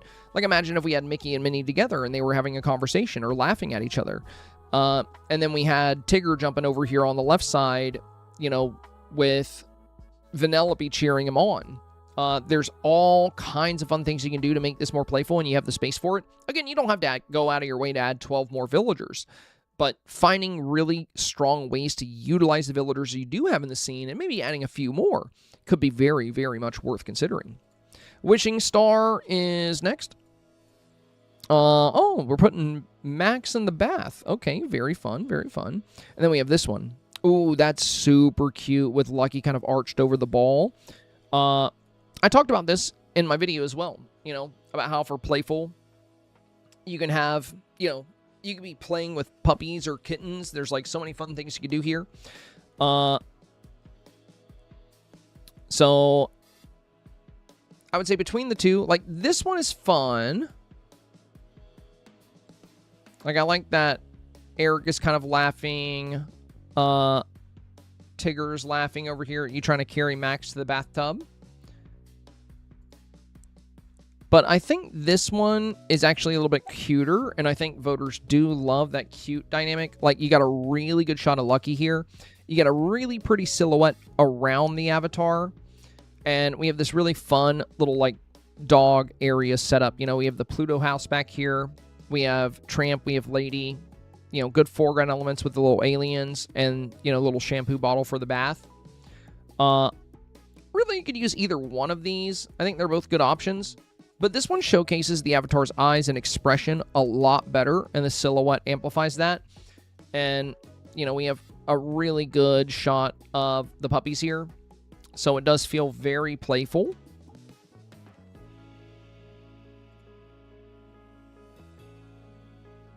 And yeah, we talked about these. We talked about snaps like this in my example scene. I'm surprised I haven't seen more of them, because I think playing with pets is a really easy way to go for this one. I actually haven't seen that many hopscotch scenes. Only like probably 3. Most of what I'm seeing are these scenes. Like these big Toy Story scenes. Well, whenever it loads. We'll give it a second here. Maybe we'll close it. Try again. Alright, what if I just try to open it normally? Oh, there it goes. Okay. So we have option 1 here. Lee Rat, I posted in a while or done Dream Snaps as I've been ill and in the hospital. Oh no, sorry to hear that, Lee Rat. I hope you're feeling better. These are my submissions for this week. Your feedback is and advice is always appreciated. Well, thank you, my friend. Thank you. So we have this one. And then we have a nighttime scene.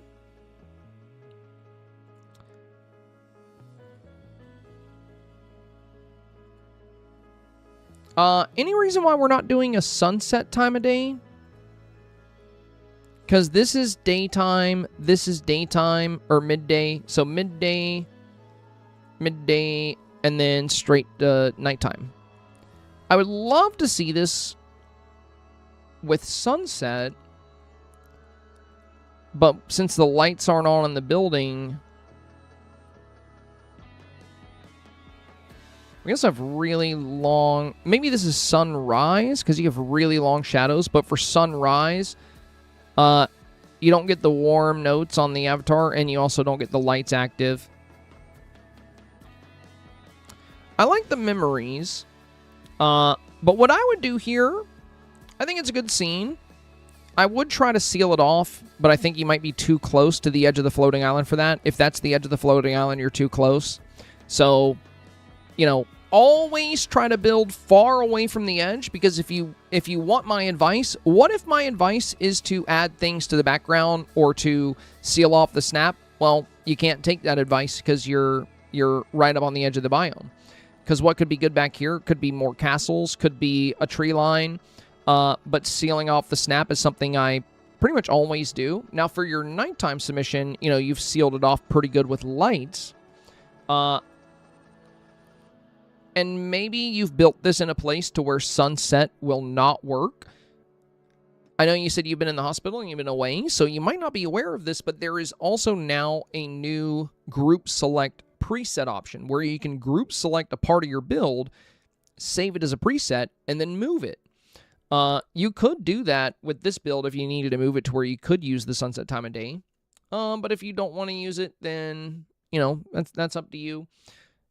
The nighttime scene does seal off the snap well, but if you want to do nighttime, it's going to be a lot more technical on your settings. I would boost highlight quite a lot. I would boost saturation quite a lot. And then if you boost highlight a lot, these lights are going to get way too bright, so you're going to need to set light bloom to 1%. If you watch my Dreamsnap reviews from last week, you know, I showed examples about setting up a nighttime scene to make it compete with daytime lighting. But there's definitely some settings you'll want to alter to get that to work. Now, the other thing would be, you know, how are we showing that the avatar is being playful? You know, right now, it's the sunbird pose, the hands are out, but there's some really good poses you can use that could really play up the playfulness. And then we have some great villagers, but they're all kind of tucked away in the background. I would have some of these, you know, especially the smaller ones towards the front. Just like with the avatar, right? Voters love seeing the avatar up front, but that same thing applies to villagers and pets. Snaps typically do much better when we're featuring, you know, different villager interactions right at the front of the scene. See, I'd love to see this with the sunset time of day. That way we can get the lights active and we can seal off the snap.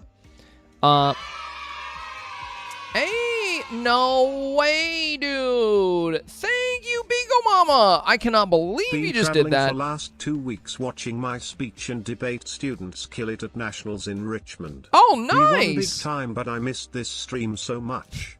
I'm 2 weeks away from my 1 full year of 4K streak. So I need your help Dang. now more than ever. Smiley got face your emoji, back. red heart emoji. I got your back. I have zero doubt that you'll hit that beautiful, beautiful 1 year streak. That is awesome. And congrats. Congrats on your students doing so well on the debates. That is fantastic to hear. And thank you so much for the dono. We have already absolutely demolished today's goal. You guys have been full of love today. Absolutely incredible. Thank you so much, my friend. 14,668 on the board now. Oh my goodness, dude. That is beautiful. Let me adjust that. Thank you so much, Beagle Mama. Thank you so much. And yeah, excited to have you back, my friend. But it sounds like, well, there's a fruit fly buzzing around my face.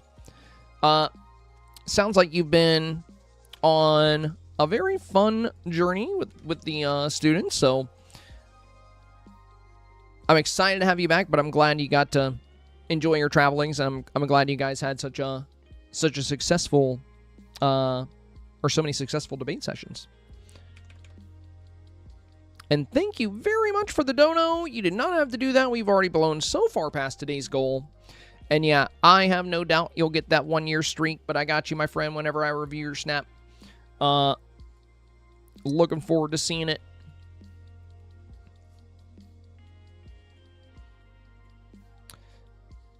So, Lee Rat, you know, if you were able to use the sunset time of day to get these lights active to seal off the snap, I think that would be great.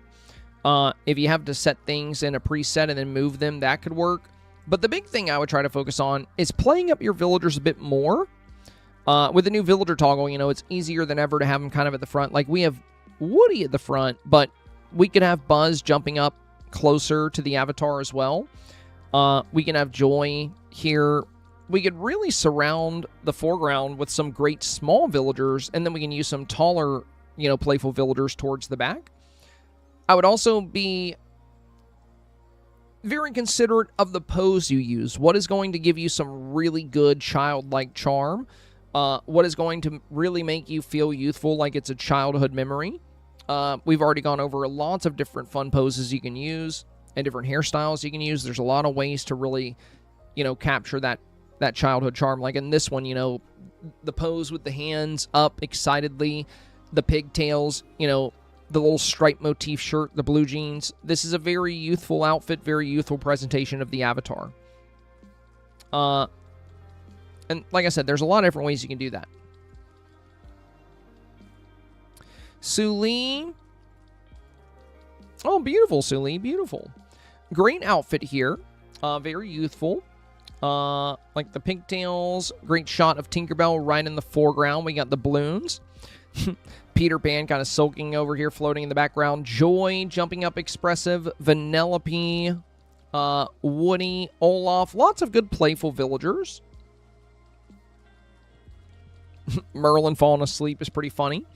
Good foreground element with the candy buckets as well. Overall, very solid snap. You're using the villagers and companions really well. You know, we have a little baby tiger. We have a little monkey here as well. And yeah, seems like a great parks kind of memory with the Ferris wheels and the snack stall and the merry-go-round. Great foreground items. And a very good, build on the avatar. Again, the bee pose is very beautiful, but I do think there are a few poses out there that carry a bit more childlike energy if you wanted to give those a try. But this still works, you know.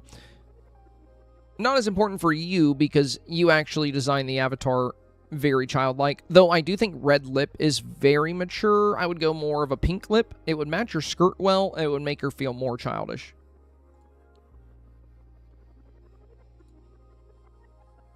Claudia. Hope you had a great weekend. First of all, I got 4K in rank number 43 on last snap, which is the highest rank so far. Thank you so much for all the advice. Of course, of course. You're welcome. All right, we got this one here, and then we got this one here. Let's see.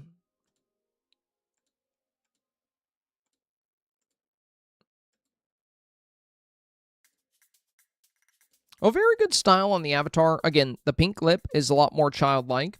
The pink eyeshadow, the big pink bow, the pigtails. This is a very youthful, avatar here, which makes the scene feel more like a cherished childhood memory. Really great displays on the characters here. In this one, you got the avatar a bit closer, with some good interactions here. Figaro looking at his paw, the baby tiger looking at him. We have a lot of playful, energetic villagers here. Like Sadness is actually smiling. Olaf is smiling. Woody is dancing. Buzz is jumping. Vanellope is squatting in excitement. Mike looks really excited. Stitch is great. Happy to be here. Joy seems very pleased. So there's a lot of good playful energy here. And we got, pillow forts and birthday cakes and arcade stuff. I like this because you took the challenge very literally, because a lot of people have targeted one memory. But the challenge itself says build and decorate a playful scene inspired by your childhood memories. So you can choose just one memory if you'd like.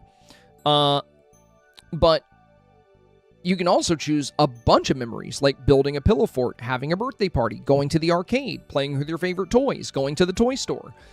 All of these things can come together to build a playful scene inspired by your childhood memories.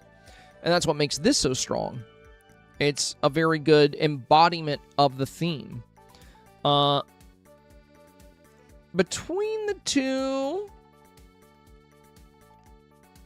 I'd probably go with the one where the avatar is a little bit closer, because he did a great job on the avatar design here. But I do like the purple dress, I think, a little bit more.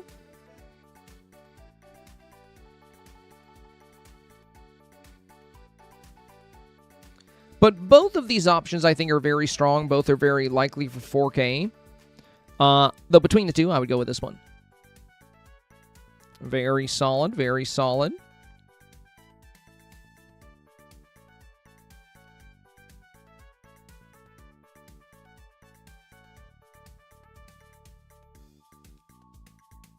And yeah, I saw you included quite a bit more with your post, but I have 80 snaps to review today, so I will not be able to read the rest of what you had there. I do apologize. I wish I had time, but with 80 snaps, we are having a move. We're having a move and groove today. Catterday said, hey, Semi, I played around with different lighting with this one, fixed some background gaps. On the last one, I feel like it's missing some pizzazz because it's feeling kind of plain. Appreciate your feedback. Okay.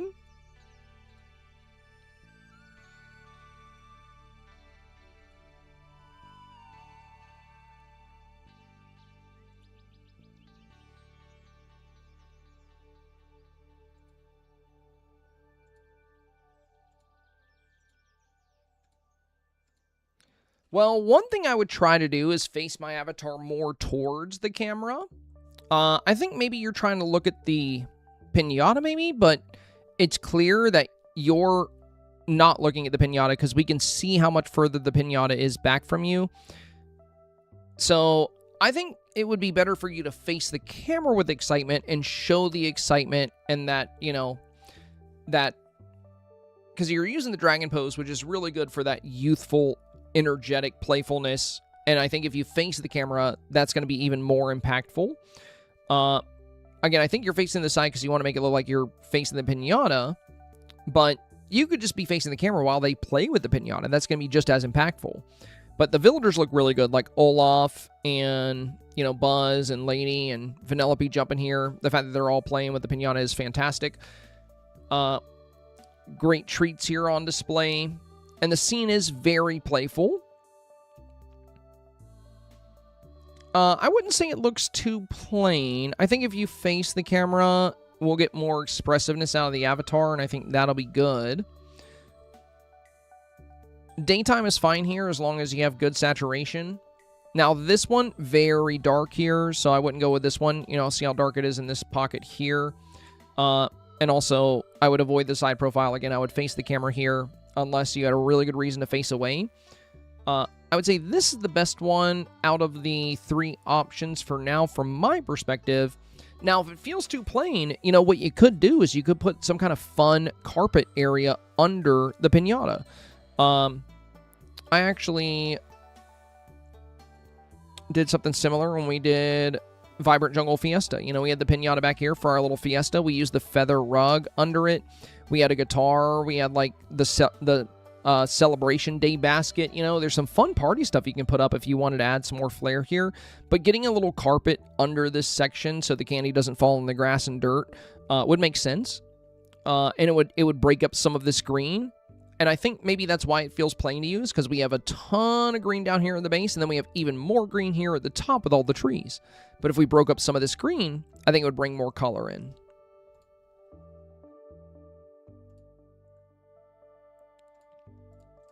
Alfira, we got number 1 here, and then number 2. I like the daytime lighting on this one, but I also tried sunset. What do you think? Also, thank you for the advice on the previous snap. Now I know how to do night shots. Of course. Yeah, don't be scared of them. They're good, Alfira. They're good. Once you know how to set the camera up, they can be just as good as daytime shots. That's one of the big things people struggle with is, you know, they don't know quite how to set up how to adjust the settings to make them just as good. But, you know, you're very talented in snaps. I feel like if you played with it, you can figure it out. You could have figured it out on your own, but now you know what I use for mine, and, you know, they tend to go over very well. Now, between day and night for these, I think day is really good here. I would go day, because your saturation is high enough. I mean, you know, this looks like you're probably at like a 0.6 on saturation, which if you're doing a midday shot, I think that's fine. You still have the sun behind the camera. And I actually like daytime a bit more for a lot of these builds this week. Not for all of them. For some, I think sunset would be better for like the lights in the background. But in your case, you know, you already have like the fireworks glimmering. We have the aurora. And with how you've adjusted the saturation, you know, we got plenty of vibrancy and color. Really good shot of the avatar. I like the little balloon here by the aliens. Then we have Buzz and Woody. Very playful pose. Very youthful look on the avatar. I like the headphones as well. The face paint. The backpack. This all looks really good. My only recommendation here would be, I would add a few more villagers to the backdrop because you have room for it. You know, just more playful energy. You can have Oswald jumping around in the back. You can have Tigger bouncing over here. you know, you'd want to strategically position them not to block anything important. Like, you probably don't want to block the Slinky Dog's face or the Pizza Planet rocket or the Buzz and Woody statue. But small villagers like Stitch could be really good in this pocket, like right here. You can have Vanellope checking out the ship. Other youthful, energetic villagers, I think, would make this even more competitive.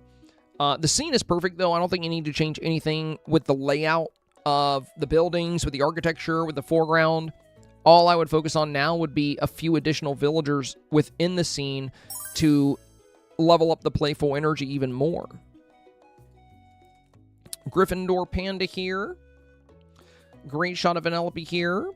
Looks like we have kind of an arcade or park situation here. I love the shot with the cat. Very good playful shot of Vanellope. Good shot of Buzz and Woody here. Great shot of Lady and Mirabelle. You do have some extra space right here. Like, oh, there goes Horty. Are you gonna hop down, buddy? Because if you are, I gotta put you down myself because I don't want you hurting your leg. Oh. There you go, buddy. He's a heavy boy. Okay.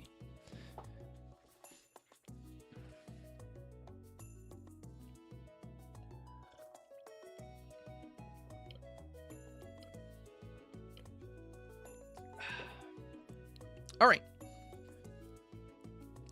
So yeah, a villager like Stitch could be really good right here. Or we have a little bit of an opening. Good youthful feel on the avatar as well. And again, very playful scene like the arcade stuff. You don't have a lot of areas where you can have villagers, but, you know, maybe Tigger in front of the photo booth jumping around could be really fun. Again, Stitch could be fun here. You can even have Oswald back here in this pocket where we can see through. Like in between Sugar Rush and the stall here, you can have Oswald doing his little jump where he waves his arm. But yeah, there's definitely some more fun villagers you can use. Just don't forget, guys, you can use any villager you want. Doesn't matter who's in the Scrooge shop. Doesn't matter who's in Shea Remy. Doesn't matter who's in their house. You can use a villager summoning item, and you can summon every single villager to your floating island. I would recommend doing that after you finish your build. That way you can bring in everybody, and you can get some really great photo ops. You won't be limited to, well, I just have to use this person and that person. But yeah, really good job here, Gryffindor Panda. You've been really stepping up your snaps. You've been doing a great job. You sealed it off well here with the lights in the back. And if you wanted to add some color to the skyline, you know, you can always add a couple of trees back here. Or you could do maybe a big castle back here, like a Disney castle, if you have one of the palaces. But a castle in the background could be fun. Scuttle says, hope you had a wonderful weekend. It was busy. And a little stressful, with a little hoardy. Last is currently submitted. I'm not sure how Slink says open. I was in camera mode for over an hour, and it was closed in prior shots. I couldn't figure out how to pull off a zoo shot, so I went for Cherished Childhood Characters, a zoo shot. This is my first time using the seated zoom trick. Thank you for your help as always. Gotcha, gotcha. Well, very good job using the trick. I love the big theater screen behind you guys. Very playful scene, very youthful energy on the avatar here. And he said the last one submitted, which would be this one. And for the Slinky head, you do know the popcorn buckets open when you activate visual effects, right? Because it looks like you're activating fireworks. So when you activate fireworks, it's going to open and close the Slinky head or any of the popcorn buckets. So just keep that in mind. That's probably why the bucket was open, is you activated your fireworks and that opened the bucket. And then on this one, when you reactivated your fireworks, it closed the bucket. But yeah, for whatever reason, opening the popcorn buckets counts as a visual effect. I don't know why. Horty wants out.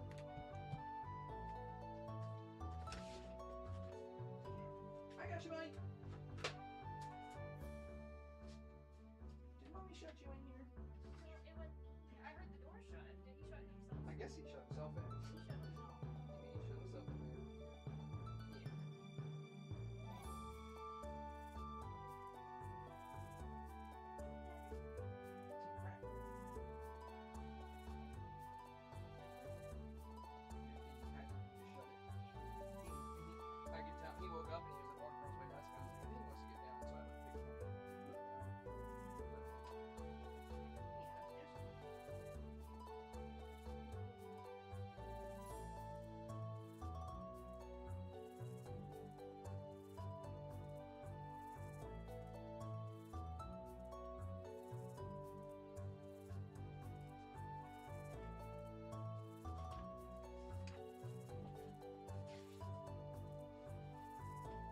Okay, I'm back.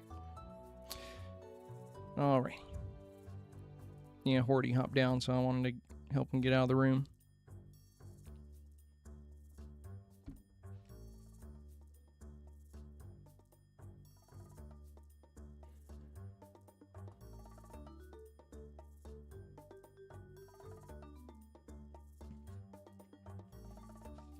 Okay. Yeah, but for whatever reason, they counted the popcorn buckets as visual effects. But yeah, I think the one you have submitted here is very good. It's very playful. Not anything I would really change here. Tasteful fireworks, lots of vibrant colors, very good lighting, sun behind the camera, great. And, you know, this is what I mean when I talk about utilizing the villager toggle to its full potential. This is what a lot of people, you know, are still trying to learn, and if you're actually using this technique, your Dreamsnap is going to have a lot of pull in the voting phase. Like, notice how every villager is very animated. Like, Tiana and Ariel are talking. Lady is arching up here. Tramp is facing towards the avatar, looking happy. Mickey is jumping in the sky. Minnie is jumping in the sky. Daisy is laughing. Everyone is super animated. It feels like a really, you know, authentic, like, candid photo, you know? Really good job here, Scuttle. No recommended changes. Pretty safe for 4K here. Lisa is next. Thanks for taking a look. I wish I had noticed the Stitch popcorn bucket was open before I worked on the picture. Let me know what you think. Okay, so we have this one. We have this one. You could close the popcorn bucket at any moment by pressing the Activate Visual Effects button. So you don't have to leave the camera mode to close the bucket. You just hit Visual Effects. Now, my big recommendation for this, Lisa, look at the previous picture. You see how close they are to the avatar? They're using the camera method that we talked about. So, you see how tiny you are here? Very small avatar. You could feature the avatar much better here. You just have to use the camera trick we've discussed. I've already shown it like a million times today, but I'll show it again. Crouch, uncrouch, toggle is all it takes. And then you're right there at the front of the camera. You can have your villagers right there with you. You can hide the robot. And you can, you know, again, this way you can play up the meta. So what is the Dreamsnap meta? Well, all you gotta do is visit my page to know what the meta is. If you head over to our Facebook page and you look at our weekly posts, every Wednesday I share my Dreamsnap. Once voting is closed, then I ask everybody to share their snaps as well. And you'll see that hundreds of snaps are shared there. And I would say over 80% of those snaps are following the same playbook. They have the camera close to the avatar. They're featuring the avatar very well. And not only with the avatar, but also with villagers. They typically have very good lighting. And usually are very balanced photos, but the big things would be, of course, you know, your avatar. So if you are going to do a scene like this where you're in a bedroom and you are kind of playing with toys and you have the villagers around, my recommendation would be to use the Vizier's Alchemy table or another item to push the camera forward and use the camera trick with the robot pose.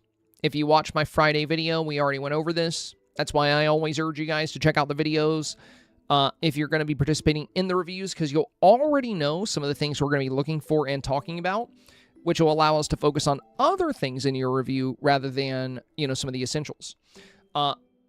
Also, whenever you do an indoor build, Lisa, I highly recommend not using the basic white ceiling. Gameloft gave us the option to swap out the ceiling for any kind of texture, and there's all kinds of fun things you can do for the ceiling here. Good villager displays, you know, you got some great villagers in here. If you were to get closer to the avatar, and also if you were to have some lights in here that actually cast light instead of just glow. So there's different chandeliers and things you can add that would actually bring light down. And if you go to Dreamsnap Tools and you watch my 5 lighting tips video, you'll see what I mean about different things that can bring light into your scene. For indoor builds in particular, that's very, very important. Now, one of the good strengths here is you do have great balance. You know, you have this line going straight across. So you balance the shot really well. But not playing up the meta this week, especially with such a good avatar style here. You know, you have the pigtails. You know, she feels very childlike, but we don't really get a good look at her like we do with your competitors. You know, it's gonna be hard for your snap to beat snaps that are following the meta. So again, that's why I always try to, you know, remind you guys to be very mindful of that meta. Tanya. Okay, we got a little birthday party here. Very fun. So we got a birthday cake. We got Joy. We got Olaf looking at the cake here. We have Vanellope jumping around. We have Stitch. So some good playful energy here, Tanya. Some good playful energy. Though the avatar looks more calm and peaceful with the pose you're choosing. So it looks like you chose to use the Pegasus pose.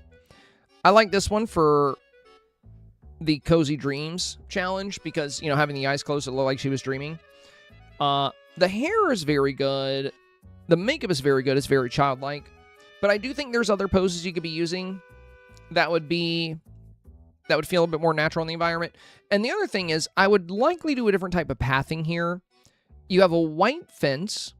We have the white pole from the pinata here. And then we have pastel colors on the house in the back and these pastel colors on the balloons. There's a lot of things kind of absorbing the color from the scene. So all of this like white marble ground, also this like white marble palace ground, doesn't pair very well with like a Victorian style house. If anything, it would make more sense to have like a paved sidewalk or maybe a yard area. But I want you to look at the color levels in some of these other snaps, right? Now, you have a very different snap than this. I'm not saying you have to take your colors here, but like even in this snap, look at how vibrant the colors are. This is why I am usually trying to caution you guys on having an abundance of white. Because we know if we look at snaps in 4K every week, vibrant colors typically perform better. A vast majority of the snaps in the 4K range are going to be very vibrant and very colorful. So when you have a lot of white like this and a lot of pastels, sometimes they can underperform. Now, you did play up the meta by getting close to the avatar, and you do have some good villagers here. But since this is a birthday party, why not use more villagers? You know, why not use Oswald? Why not use Tigger? Why not use Alice? Why not use Mushu? Why not use, you know, Buzz or Woody? There's so many good villagers you can bring in. You can add here. You have a lot of room for it. So I would try to make it more of a birthday party scene since you have a birthday cake. I would try to do a pose that's a bit more playful. And I would try to bring more color into the snap by really minimizing how much white we're using here, just to make your snap more competitive against some of these high-end snaps. Because if you pop up against these very colorful, well-lit snaps with all of that white, I think it can be, in this great villager presence, it's going to be hard to beat them in a 1v1 scenario. Now, of course, that won't matter if you don't pop up against them, but you can't rely on that. Crafty Joe. Okay, so we have a very adventurous scene here from Crafty Joe. So we have Aurora. You're in medieval outfit, battling a dragon. So it's very fun, but I don't know. I think it's risky.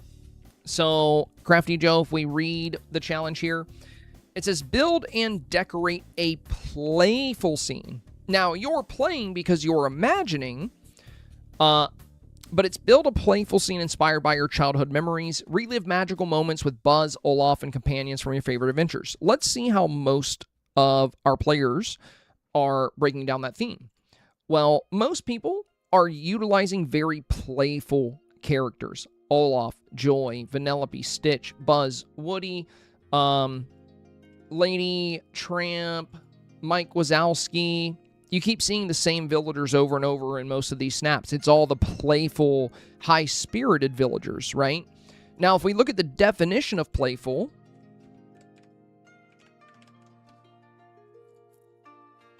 it says being full of high spirits, fun-loving, and not taking things too seriously.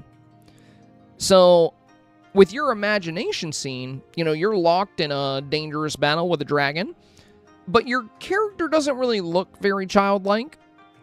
You know, they look medieval. And the cardboard cutouts definitely kind of hint at what you're going for here. But we don't really have any playful villagers. And from an imaginative standpoint, the Dreamsnap could be considered playful.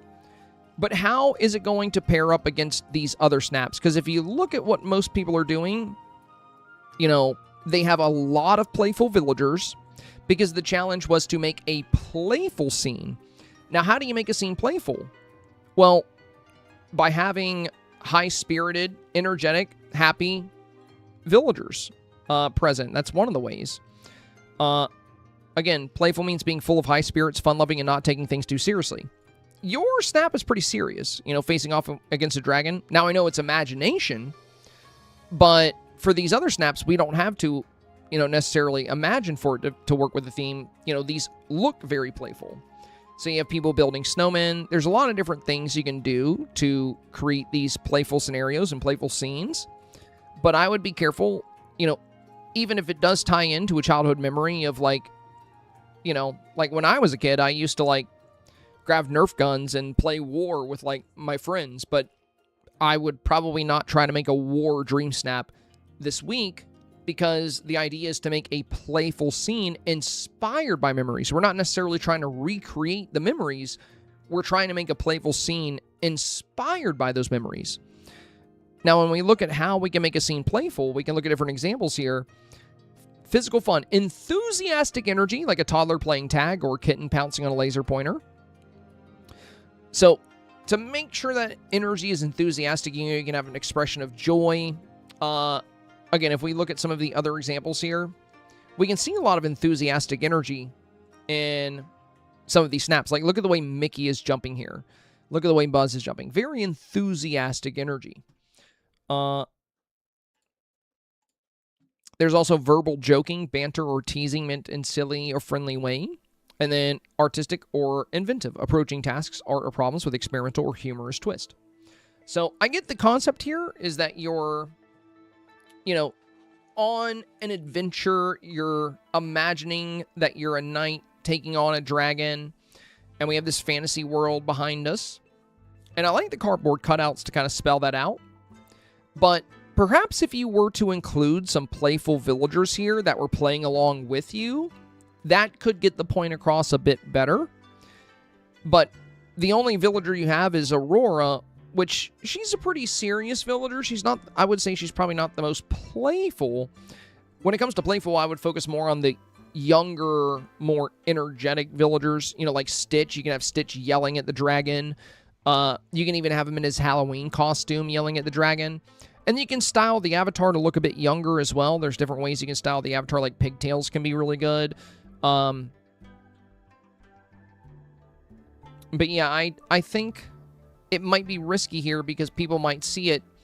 And with so many high-energy, playful scenes this week, if you match up against some of these, I think it's going to be harder to get 4K because, you know, the one thing we see very consistently is a lot of scenes with energetic and playful villagers, you know, being a big part of the environment and the storytelling. Whereas here, it's just you, and then Aurora kind of crying in the back, which seems really serious. It doesn't seem as carefree and playful as a lot of the other snaps. Miss Spock says, I took your hopscotch idea because I was really lost. Too many options, so I don't mind. Some of mine didn't know where to go. Hopefully, made it different enough to not be too risky. Okay, let's see. Yeah, very good, very good. Really great angle for the jumping here. You caught her arms up. That looks really good. You have her eyes looking right down at the hopscotch. We can see the hopscotch under the feet. Vanellope jumping beside you. Tigger bouncing. You have both the dogs kind of coming up here. Joy jumping on the side. Buzz here. Yeah, this looks really good. The foreground is really nice. Love the flowers as well.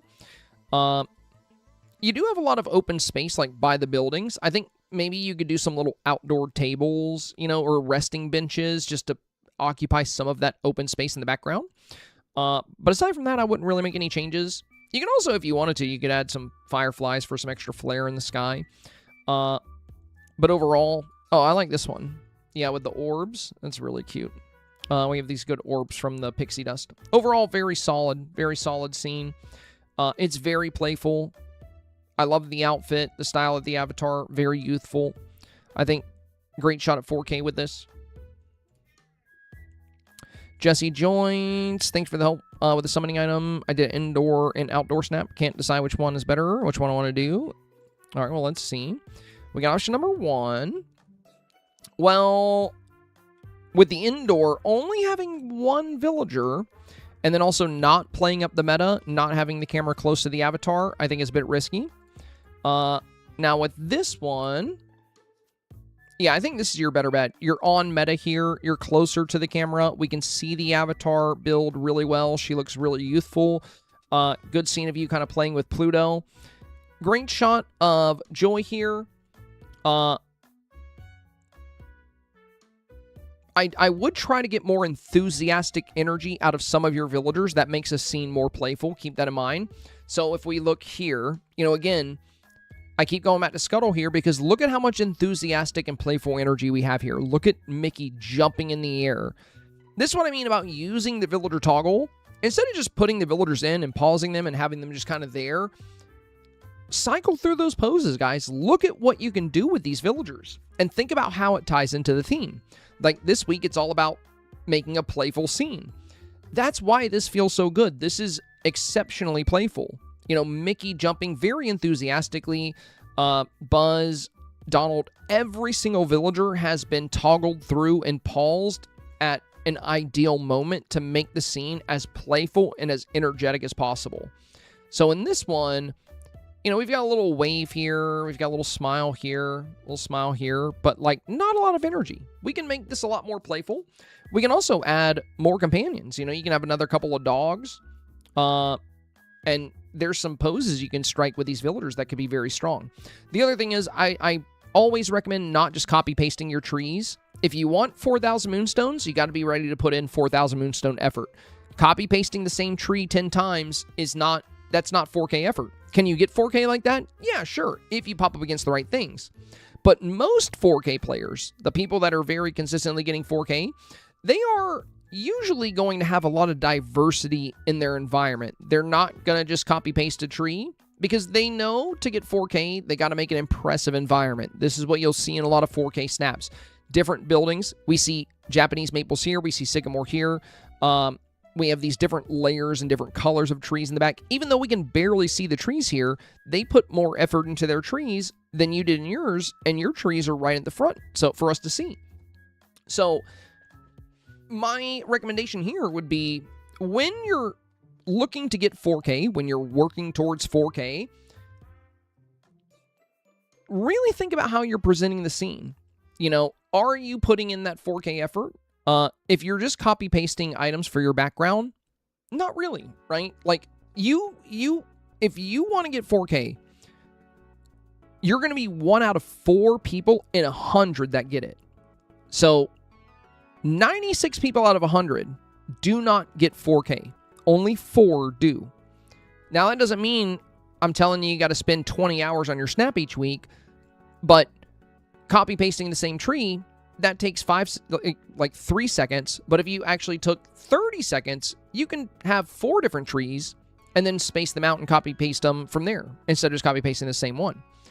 So always think about that. Think about diversifying your background. Think about making the build feel more organic, more like a movie scene, less like a movie set. It feels a bit like a movie set when every tree arches the exact same at the top. You know, it's the same shape over and over, you know, very clearly, just a copy-paste job. Again, I'm not saying you got to spend 20 hours, but a few extra minutes to really add those details and diversify your scene is going to be well worth it, especially if you're aiming to get 4K. Emmy Sophie is next. I made this for childhood because I used to live somewhere where it snowed often and remember building snowmen. I don't have any memories, but this was a good one. I, of course, collaborated with my madre on this. We may switch to a different theme of another very fun memory we have, but would love feedback on this one. Okay, let's see. So we have you here. I love the colors here, even for like a winter build. I love that you've got some great reds and blues. Good job with Joy here. Now, again, I want to remind you, Nomi, of the Dreamsnaps meta. So, you got your first 4K very recently when you got close to the avatar. Remember, you know, you were telling me that you guys had a really hard time getting past 1500. And then the first time I reviewed you, you know, I pointed out that getting close to the avatar is very popular with the voters. And you did that, and then you got 4K for the first time. But now, we're right back to you being far away from the camera, even though you've seen that it works. So, I'm not sure why we're turning away from what worked and got you 4K, right? I want you to get 4K. So, when you're doing the robot pose, it's a great pose for youthful energy. But you see, you're doing it like this. Regular, right? Like you're small in your scene. This is not the meta. And when I talk about the meta, I'm just talking about what voters like, what they go for. Same pose as you, right? This is the same pose that you have. But look at how much closer they are. Look at how much, like, how much better we can see the avatar. This is what voters gravitate towards week after week after week. And again, you can go to my Facebook, you can look at my post, and you'll see all of these snaps in 4K with the camera close to the avatar. And in fact, the first time you put the camera close to the avatar, you got 4K. And now you're like, well, maybe not. No. You need to stick to the meta until you are very consistent with 4K, and then I would shift away. But I would stick with the meta for now. It's already been proven to work for you, so I'm not sure why we're departing from what worked. The whole point of these reviews is for you to learn what works and then continue to use it. That's because, you know, everybody can make a beautiful photo. But what holds a lot of people back is they don't really know what the voters like. And that's what the advice I give is about. It's not about what's better or what's best, because that's subjective. It's about what the voters choose en masse, what they constantly vote on. So for the robot pose, Nomi, we've talked about this so much, but all you gotta do is have the robot equipped. You crouch, then you uncrouch, and you shift to portrait mode. Now you're on the ground with the robot, and you got a very good close-up shot of the avatar. And you can still have, you know, your flowers in the foreground. You can have a flower bush on the left, flower bush on the right. And that's going to allow you to really showcase the avatar. And again, you're going to want to use an item that pushes the camera forward. But, you know, I want to point out again what these reviews are for. It's for you to understand what the voters like and what the voters love to vote for. It's for you to learn that, understand that, and then apply it to your snaps. So I'm just surprised because you were so excited to get 4K for the first time when you followed my advice, and then you immediately departed from the advice I gave. So I'm just kind of surprised here. Again, I would try to do the same thing that worked for you last time. You just got 4K for the first time, so let's build on that. Let's keep doing what's working. Let's not depart from it. So again, you know, with the robot pose, if you push the camera forward and you just hit the pose, you're going to be way down here. Doesn't really work. But what you can do is you go into selfie mode. If you look at the left side of your screen, it's left trigger plus Y to stand, left trigger plus Y to stand up, to crouch, and to stand. Now, depending on what platform you're playing on, the buttons could be different, but just read the left side of your screen, that'll tell you. And then there's your option to switch camera modes. So all we got to do is go into selfie mode, crouch, stand, and toggle modes at the same, like immediately one after the other. So you stand and then you switch modes immediately, and your camera will stay low, and you can get a really good shot of the avatar at the base of your scene. So if you did that here, you know, you could be seated right here at the front of the scene. We can have the camera lower. We could see the scene really well. And my other recommendation would be to think about how you're using your villager toggle. We actually had a really good scene of somebody making snowmen earlier. I want you to look at the way this player is approaching this challenge. She's standing here with the Pluto pose to the side because she just finished her snowman. So she's playing with snowmen, and that's what she has right at the front of her scene. Over here, she's using Christoph, but he's in a conversation pose, and she paused him there. That way his hands are up as if he's working on the snowman. So the way you pose your villagers is going to be very important if you want to remain competitive in Dreamsnaps. So, again, my big advice here would be to continue doing what worked. You know, give the voters what they love, which is a good view of the avatar. And you can still make the most of everything else you have going on here. You'll still have these beautiful colors. And I would also use some villager poses that show the villagers working on things. You know, Olaf has a pose where he puts both hands out like he's going to give someone a hug. You can have him hugging one of the snowmen or picking up a snowball. There's all kinds of amazing ways you can build up and play up this scene. And also, another thing we commonly discuss, Nomi, is that open space is opportunity in Dreamsnaps. The reason why is because a lot of voters, they like to vote for theme, beauty, and effort, right? You might feel like open space is really good in a snap. I might feel that way, but that doesn't matter. What matters is the voter. What matters is what's popular with the voters. And by far, snaps that are very detailed, that fill in their open space with villagers and different items, they outperform other snaps. So if you look at our Facebook and you look at what's getting 4K, you're not going to see a lot of snaps with big, open, empty areas. Not because there's anything wrong with them, it's just because voters, they like to vote for the extra effort. They like to vote for snaps that are very filled in, very detailed. So if you want to get 4K, it's not just about doing the theme. It's not just about making a pretty picture. It's about doing both of those things while giving the voters what they love. If you can give the voters what they love, accomplish the theme, and make a beautiful photo, you're guaranteed 4K. You're practically guaranteed 4K. But if you ignore one of those things or two of those things, it becomes very difficult to consistently get 4K. And again, you know, I want these reviews, I want the things we learn in these reviews to translate into future reviews as well.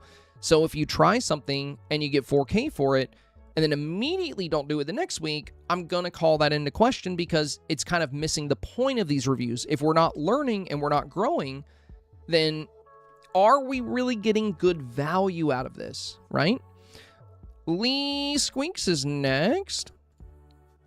Okay, I did my best to critique from the week before and brought it into this snap. Oh, good job, Lee. I brought everything closer and gave myself a foreground, a midground, and background. I pushed the profile pose in. I have the characters interacting with what is around them. Am I getting closer? You definitely are. You definitely are getting closer. But there are some things I would do a little bit differently here, Lee. First of all, the pose is very serious. You see how you're narrowing your eyes? You got a little bit of a smirk. You know, it's not very youthful or playful. So the way you present the avatar is going to be very, very important. We're being tasked this week with making a playful scene. inspired by our childhood memories. Playful means being full of high spirits, fun-loving, and not taking things too seriously. The slanted eyes, the smirk, she looks like she's taking things pretty seriously. What if we chose a pose that felt a little bit more playful? You know, what if we did, I see you have Merida, so I know you have the dragons. What if we did the dragon pose, where you come off, you know, very childlike? We've talked about this a lot today. This pose works very well. But if we go down here and we grab a little dragon, there we go.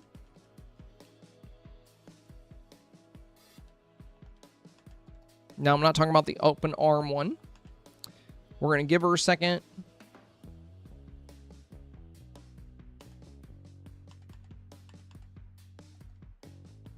You know, look at how playful that is. And look at how excited she is. You know, it's very youthful energy here. Her eyes aren't slanted. She's not smirking. She doesn't look serious. She looks like an excited kid. You know, now you don't have to use this pose. There's plenty of other poses you can use. But I would definitely encourage you to not have the avatar appear super serious this week. Now, you also want to bring your background in, but you also want to make sure you have enough space for villagers. You have a little bit of villager action here, and I do love that you have some villagers here interacting with the environment. But what you need to try to find, Lee, is a happy medium where, you know, in your previous snap, you had your buildings and everything, like, way far away. So I was like, bring things closer. Now you brought things so close that you don't have much space to work with. You kind of want to find a happy mid-ground here, where you have a little bit more space. But this is definitely, you know, the fact that you're applying what you learned in the last snap is very good to see. So you've got the camera close to the avatar, you've got villagers interacting with the environment, and you've brought your background in closer. Keep in mind, it doesn't have to be quite this close. Like I said, if you give yourself a tiny bit more room, like maybe 6 to 8 more squares, you'd be able to have more villagers. You can bring in any villager that fits the theme. So the theme this week is playful, you know, cherished childhood. So youthful energy, playful villagers. Keep in mind, Lee, what you can do as well is it doesn't matter which villagers are in Scrooge's shop or in the restaurants, you can use whoever you want. So if we fence in an area here, and then we just summon villagers with this villager summoning item. There's a bunch of items that do this. Yeah, some of them are just going to walk right out. I would always close this behind me, by the way, because if you don't, you're going to have to toggle them all off, and we don't want to waste time, so we're going to keep it sealed. But yeah, you can summon every villager into a fenced-in area. This, if you do this for about 5 minutes, you'll have pretty much every villager in the game, you know, spare a few. It's random who you summon, but you can really get a lot of villagers very quickly this way, and then you can use exactly who you want for your Dream Snap, exactly who works best. And that's what we see with, like, Scuttle's Dream Snap, right? If we look at Scuttle's Snap, they have so many energetic, playful villagers. You know, we have Buzz, we have Woody, and look at, you know, you see how they gave themselves enough space to put the villagers around? Their background is close, right? But not quite as close as you put yours. So you see how their background, their movie theater is maybe 30 squares away. It's not on the other side of the floating island, but it's close enough to where it comes close to the top of the frame. So what you can do here is you can give yourself a little bit more space, and then you can bring in more villagers. And I would focus on the playful villagers, the energetic, youthful villagers. So, you know, Joy, Tigger, Oswald, Vanellope, Stitch, Woody, Lady, Tramp, Alice. You already have Alice in there, I believe. So there's so many good, playful, youthful villagers you can bring in. And the more you bring in and the more storytelling you do, the more competitive your Dream Snap becomes. Which is, you know, kind of like what we see here. We see so many great villagers and we see lots of detail. You don't have to make a snap this detailed, but if you gave yourself a little bit more space, gave yourself more of a playful, youthful pose, and, you know, when having your villagers interact with the environment, you know, this is a great way to do it, like having them gather around as Vanellope celebrates her skee ball victory. But we can have other villagers, you know, off to the sides, but try to give them things to interact with, because all we have here is a bench, and then we have the car, and then we have, like, the food stand. But if you brought in other items, like another arcade machine on the right, you can have more villagers playing with that. Or you can have a birthday cake for them, and they're all dancing around the birthday cake, excited to have cake. There's all kinds of things you can do. So yeah, definitely a step in the right direction, Lee. But, you know, try not to overcompensate. We want to bring the background in, but we don't want to put it, you know, you've only given yourself a little bit of space to work here. So we want to give ourselves a little bit more space. And you can have items in this space, like a small table with a cake on it, but we want space for the villagers too. Shannon, hey, somebody, what are your thoughts on this? Let's see. Which is better? Any suggestions? Okay.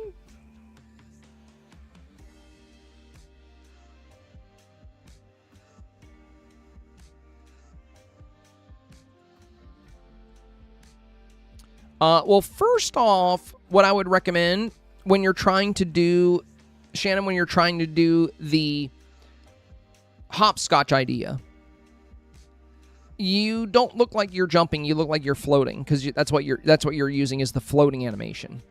So let me first thing we're going to do, Shannon, is try to make it look like you're actually jumping. That's going to be important if you want to go with a hopscotch route. So if I just activate the glider animation and then stop, yeah, I'm just going to be floating here. But that's not what we want to do. If we're going to do the hopscotch route, we actually want to pause it while we're jumping. We want it to look like we're jumping, not like we're floating. Nobody really jumps like this. Like with one leg down and both hands floating. You know, this is a flying animation. And to really drive that home, let's look at some really good hopscotch scenes that we've collected today. Look at the arms. Look at the legs. She really looks like she's jumping. That's because they paused the pose shortly after executing it. Keep in mind, when you use poses, you can pause them at any time. That's what makes this, you know, game so good when it comes to Dreamsnaps. Like if I want to use the dragon pose, I don't just have to use this. I can let it play, and then I can use this. And the same thing can be said for the gliding pose. If we want it to look like we're jumping, why would we let it play until we're floating? So, because we jump right away. So now we're jumping. So all you would have to do is pause while you're jumping. You can have your arms up, or you can give it a little bit more time like this, where you have your arms out and your legs are really high up. Your knees are buckled. You know, this is great. So my advice for you, Shannon, is to, you know, really consider how to make it look like you're jumping instead of floating. Because in both of these, you're floating. Also, your facial expression. She's not looking down at her feet. She's not looking at the ground, but she's also not looking at the camera. The facial expression looks really strange here. Now, this isn't your fault. A lot of these facial expressions in the game are broken. When you attach the facial expression, they no longer look at the camera. Their eyes just sink down. But you can probably look at this and realize yourself that she looks a bit odd. That's not what you want. You don't want your villager to look odd or feel strange, because that will impact voting. So, the trick here, because you want her to look happy. So now notice when I go full on into the pose animation, now she's doing the same thing yours did, right? But if we pause it, now it makes sense that she's looking down, because she's actually looking at the ground where she's jumping.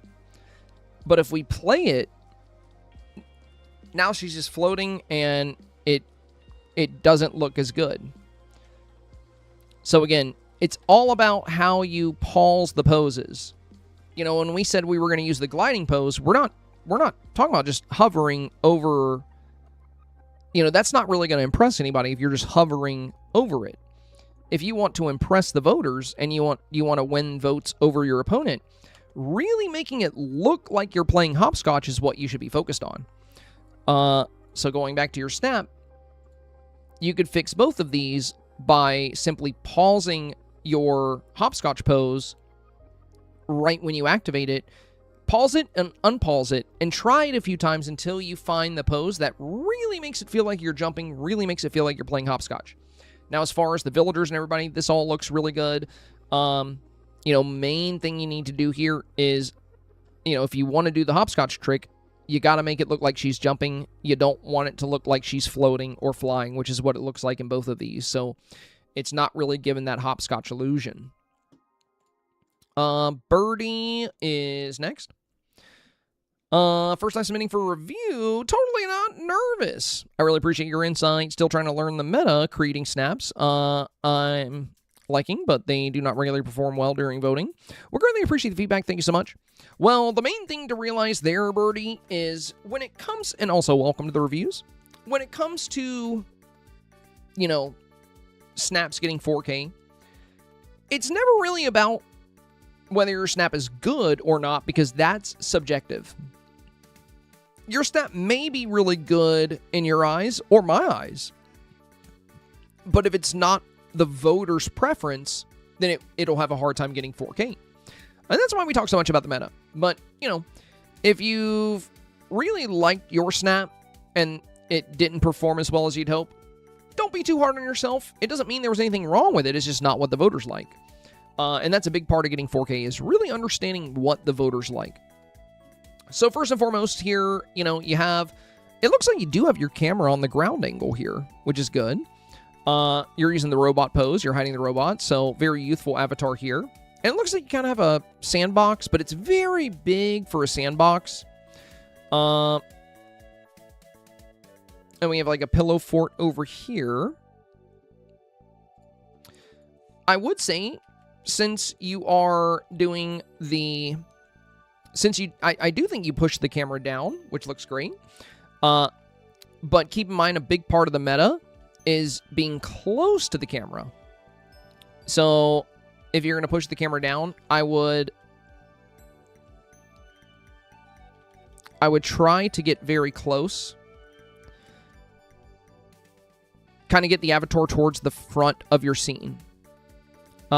This is something voters absolutely love to see. It's one of the biggest metas in Dreamsnaps. It's extremely popular, whether you're sitting, standing, no matter what you're doing in your snap. If you can feature the avatar prominently, or if you're hiding the avatar, feature a villager prominently, it tends to go over very well with voters.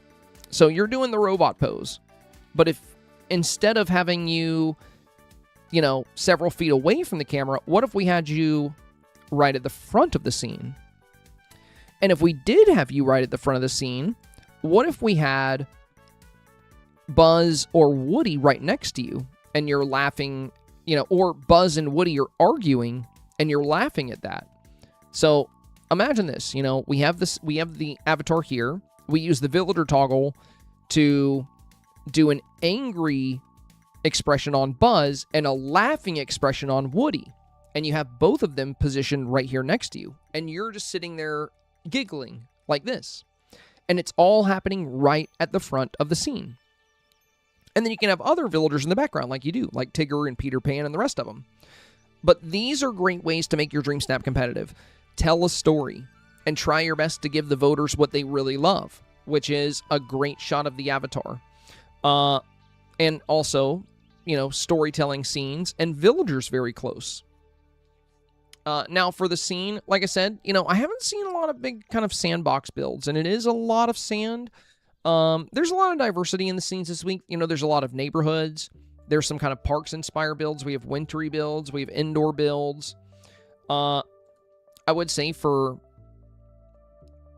I think the risky thing here is it's a lot of sand, which adds like a very pale tan to the scene. And then we have, you know, the large trees here, but it's a lot of sycamore leaves. Like the whole top of the scene is pretty much sycamore leaves with a little bit of willows hanging down. You have the toy blocks here. I don't know if you got the new toy shop, but that could be a really good centerpiece here.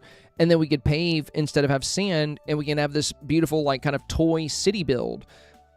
But I think if you went into that direction, this could be a lot stronger. You don't have to go in that direction, but the downside to this one is that most of the top half of the scene here is leaves. And it's all kind of the same color leaves. It's a lot of the sycamores. And we have like the tire swing, which I think is really fun. But the park area with the sand here is really big, and it's also quite pale.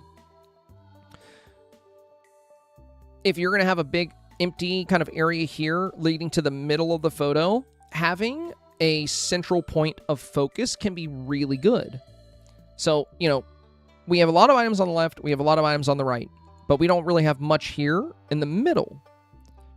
So, what if instead of sand and grass, we had grass on each side and then like a nice little sidewalk and a nice building here in the middle? Might require you to restructure the background a little bit. And again, you don't have to take that direction, but I do think it can make your snap more competitive. And then also, if you want to be more competitive and find yourself getting 4K more consistently, really push yourself to use more villagers. It's easier than ever. It's easier than it's ever been. You can use a villager summoning item. You can trap every single villager in the game on a floating island. And then you have your choice who to use. You can open the villager toggle and you can summon the exact villagers you want. You can have them animating and emoting. You can see it here. And this is also what I mean about a central focus. You see how in this one, we have the movie theater screen right in the middle with a great memory on display. And this isn't the only example of that. You know, we can look at a lot of snaps. Like if we look at Alfira here, very consistent 4K earner. You know, she has an open center just like you. So she kept it open. She did some mosaics there to add details. She put a statue here. And then she made this beautiful palace, the center focus, with a toy shop and these Ferris wheels and some park rides on the sides. But again, you know, we see the seated pose very close to the camera. And then we see Buzz and Woody also right at the front interacting with the camera as well. And that's what I was, you know, encouraging you to do, is to get much closer to the camera and have a couple of small villagers up front with you so we can see over them and we can have a unique interaction with them. And then a central point of focus in the back. A lot of different ways you can go about that, but I think these things could make your Dreamsnap a lot more competitive. That said, you know, lighting-wise, we do have some good lighting. The sun's not quite behind the camera. I can see it, you know, we can see the shadows here. It's a little back to the left. So another thing to be very conscious of is lighting. Look at Alfira's shadow and Buzz's shadow. You see how Buzz's shadow is going straight back? The reason the color and the lighting here is so good is because the sun is right behind the camera, beaming light into the entire scene. That's a big part of getting 4K very consistently. You do have good lighting here for the most part, but it could be better. Sapphire is next. Okay, very fun. Oh, I like that you use the new, I'm surprised I haven't seen this new bento box more. Very fun. This week was such an emotional roller coaster, from watching the new Toy Story movie to seeing my childhood legend, Mimo, do his dance at the World Cup. It was a week full of nostalgia and emotions. This week's snap came at a perfect time. I really hope I was able to capture the theme well. Well, very childlike avatar here, so great job there. You know, nice Woody style for the outfit. I love the bento box here. I think voters will like that a lot too. Really good shot of Lucky. We have Vanellope playing in the background. Really great paws here, getting her little dash through the sky. Buzz jumping in the air under the rainbow. Minnie waving from the bench. Stitch laughing over here on the ground. We even have a horse back here We have the new kitty cat here. Olaf back here by the flowers. A great rainbow. And the shadows going back, so the sun is behind the camera. Really good saturation here, too. If I had to guess, you probably have it set to like 0.6. So great saturation, great color, great villager presence, good foreground elements with the flowers. Overall, very solid scene. I also like how you position the fence here so we can't see the edge of the floating island. That is also nice. You know, kind of seals it off, even though we see the trees. You've sealed off the snap well with this fence and, like, this truck. So, yeah, not much I would, you know, recommend doing differently here. I think you'll have a great shot at 4K with this. You know, good villager utilization, nice build, simple, effective, and certainly capable of 4K. Dizzy Chic is next. Good youthful expression and pose here. And Dizzy, I'm not sure if you've heard me talk about this, but when it comes to seeing the edge of the snaps, Dizzy, I often specify that in an ocean scene, if you're trying to show the ocean, you can see, you know, it's okay to see through it. There are exceptions to nearly every main rule in Dreamsnaps. Now we can't see through the other side, right? Like we can't see through here. But if we're going to look off into the ocean, yeah, we should be able to see through. There's things you can put in the ocean to make it more lively. So, yeah, this is fine. And we can't see through this or this. So you don't really have to worry about that. That's part of the scene. The ocean is a continuation of the scene. So it's not really seeing through it. We're seeing more of it. Does that make sense? What you want to avoid with snaps is having it feel more like a movie scene or movie set than it feels like a movie scene. So, like, if I had this snap, and instead of this, you know, cluster of trees, I just had one tree, a row of trees, and we could see right through it, and it was just empty sand behind the build, that's a problem. But, as I often point out, you know, there's plenty of snaps where you're going to see off into the ocean. I've got tons of them. That is not an issue. So seeing off into the ocean, that's seeing into the scene because the ocean is part of the scene. It's a continuation of the scene. Whereas, you know, if you have a whole bunch of stuff around, if it's all just empty sand back here, that's not a continuation of the scene. That's where the scene falls off. So very important distinction there. Now, aside from that, since you're doing the midday lighting, I would definitely recommend you to up the saturation a little bit for more bold color. Check out this snap here. This is a 0.6 saturation. I don't even have to, like, see their game to know that. This is a very good saturation level for daytime lighting. It's too much for sunset, but it's perfect for daytime. It goes over very, very well in the 4K range. You'll see a lot of daytime snaps that are pushing 0.6 saturation. So look at the color difference between the two. So you can get some more really good color here. But I will say for beach scenes, I almost always prefer sunset lighting because the beach sand is very pale. But if you use sunset time of day, the beach sand actually becomes a very nice, like, golden shade. It looks a lot better. Like, look at the difference of this sand, right, versus this sand. Huge difference there. This is sunset time of day paired with, like, a 0.3 saturation boost. But you get some really good golden color on the sands. And it doesn't look quite as pale. You have some good playful villagers here. You know, Stitch, Vanellope, Oswald, Woody. That looks good. Really good pose on the avatar. Very childlike, very excited. Excited for their day at the beach. You know, if you wanted to, you could include more villagers out here. But the main thing I would be, you know, focused on if I were you is getting a better beauty factor into the photo. Because if you do match up against photos like this is what voters gravitate towards. Vibrant, bold, vivid colors. I can practically guarantee this will be in 4K.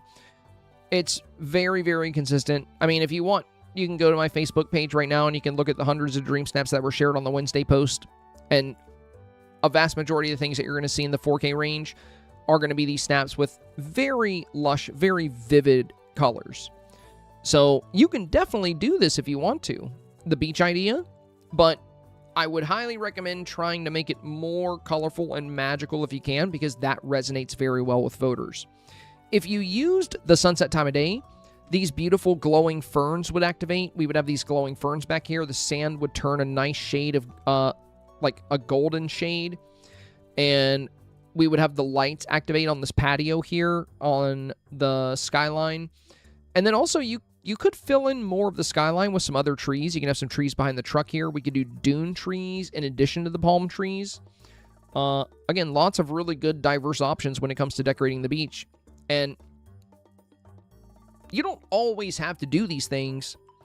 Some weeks, you'll pop up against snaps that are not very high effort, and you'll find yourself in 4K. Because you popped up against snaps you could easily beat. But other weeks, you will pop up against really good snaps. And those are the weeks where you can find yourself out of 4K. That's why the advice I give is focused on how to build your snaps to compete with those really good snaps. So that way you don't fall out of 4K. You can match them. You can tie them at least to where, you know, you're in the mid or even low range of 4K, but you stay in the 4K range. Everybody tends to fall out of 4K eventually. But I mean, you know, in the past 2 years, I've had one snap not get 4K. I've got Beagle Mama's about to hit a year of 4K. Beyblade's about to hit a year of 4K. You know, it's very, very possible to stay in that range if you know what voters like and you work to deliver the theme, make a beautiful photo, and give the voters what they're hungry for. So yeah, main recommendations here would be to diversify your backdrop a little bit. You can have some additional trees. I would up the saturation. Actually, rather than up the saturation, I would try sunset. Now, if the sun is not behind the camera, sunset won't work. The sun has to be behind the camera in order for the good sunset lighting to take effect. If, for whatever reason, the sun sets off to the right or the left of your scene or the back, then it's not going to work. So what you can do is you can use the group select to rotate your build or move your build so that it is facing towards the sun. Breezy is next. Very good. I love a good Vanellope build. Very fun. Great hair here. I like the Candyland. So yeah, the hair's very good. I like the outfit. Very youthful. We have the Imagination Land. There's Sugar Rush. Vanellope kind of jumping by here is really fun. We have Buzz here as well. Woody right here.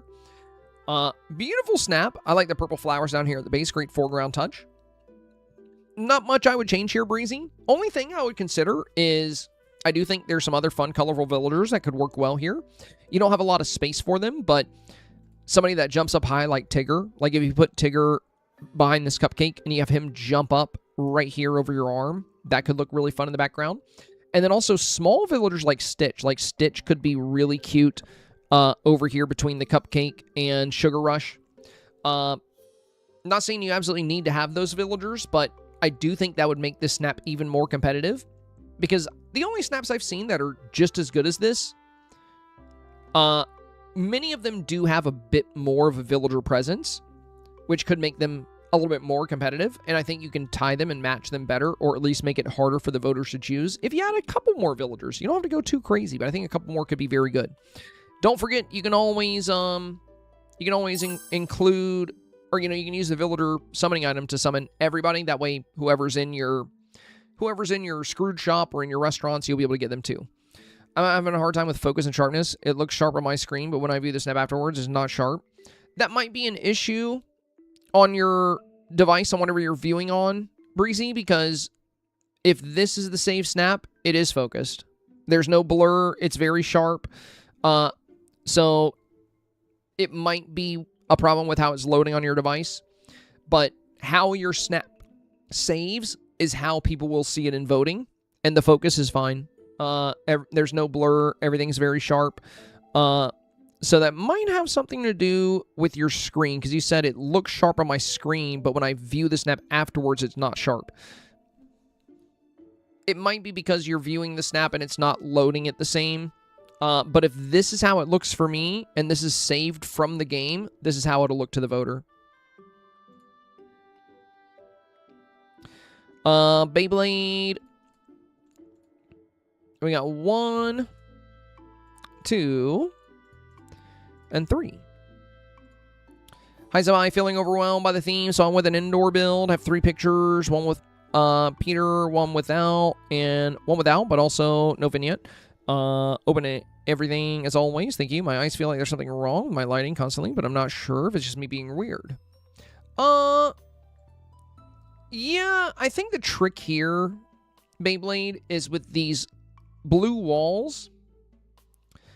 It looks like we have a lot of light towards the front, but not a lot of light towards the back. And here, you know, like, I see a lot of light hitting the avatar. I think maybe you're hanging down some chandeliers at the front of the build. And we're getting some great light here. But then towards the back, it does look a little dark. And even with the vignette turned off, it still feels more pale back here than it does here. Like, it feels very bright here with the vignette off. And also, the outdoors, all the white here, I think, might be making you feel that way as well. Some windows are going to have a bit more blue to them. They're going to have a bit more color out the window. I would even consider, like, the painted window, like the window with all the paint splatter. I think that looks really good for a kid's room, especially if you have, like, arts and crafts set up.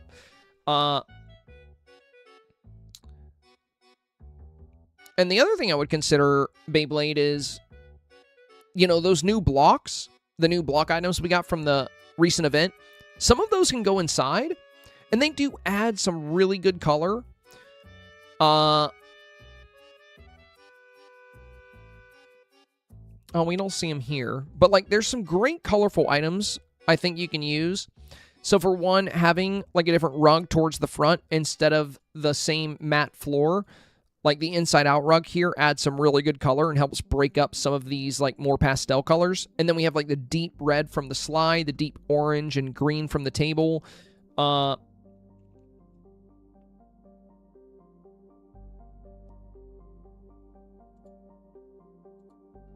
yeah, I don't think it's just you. I think the lighting is a little off here. And I know you've been on a very, very lengthy 4K streak.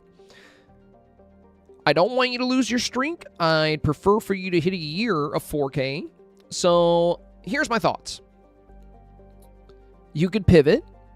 You could easily, with your skills, do a really strong outdoor toy build that plays up like arcades and toys and like multiple memories. We saw a really good example of this earlier. You know, like this one, for example, the challenge says to build a playful scene inspired by your favorite memories, plural. So it doesn't have to be one memory. So in this one, you know, they have a birthday cake, they have a pillow fort, they have an arcade, they have toys, they have a toy shop, they have the Main Street Emporium, they have Ferris wheels. It's like all these different memories combined into one. This is a great direction for the theme. And I think if you did something like this, you could knock it out of the park for sure. If you do decide to stick with indoors, my recommendation would be to play up more vibrant color and to wait until after 6 p.m. to make your snap. That way you can use a lot of the hanging lights that can be really good. But as far as the vibrant colors, you know, if you use things like, instead of just the blue wall here, I have the blue wall and red curtain walls. We have the painted windows. And then we have, you know, blocks. The new blocks are very colorful. You have popcorn buckets, which are very colorful. So we have the Winnie the Pooh bucket. We have the Stitch bucket. We have the Slinky Dog bucket. We have the Doug bucket. And on the wall, we have, like, the basketball net, the Wally posters, and all of these fun items around. So there's all kinds of things you can use on the indoor front. But keep in mind, time of day also has a pretty big impact on your indoor lighting. And in this scene that I was just showing you, I actually am not using any... I'm not using any light casting. Wait, no, I do have one hanging lantern. And you see how I also have a rug down here at the base? You know, I was talking about that, like breaking up some of the floor by having a different colored rug. I do think that can be good. We saw that in this snap as well, where it's the inside-out rug. So having a rug under you guys is going to soften how bright this reflective portion of the floor is. and then maybe adding in some of the blocky items or switching the wall out on this side with a different color wall. Or, again, you could pivot, you know. But I think if you approach the challenge with fresh eyes, Beyblade, if you look at it from the perspective that it doesn't have to be one singular memory, but it could be just a combination of childhood memories combined into a beautiful artwork, I feel like you can put together something that's practically guaranteed to get 4K like you always do. Beagle Mama! Hi, Zamai. Here are 2 versions of my current snap. I'm working on a drive-in snap as well, but I just couldn't get it done for the primary deadline. I'm hoping the younger voters get what's going on here since kids don't do this as often anymore. All right, we got option number 1 here. Very cool. Love the blocks in the back, the hanging orbs. Oh, are you guys prank calling people? Yeah, I think that's what's happening. Oh my god, dude, I haven't thought about that in a long time. Prank phone calls. Yeah, the way Woody is laughing, the way you're reaching for the phone, and the way Vanellope is kind of smirking here. I also like the treats and stuff in the back. Very fun, very fun.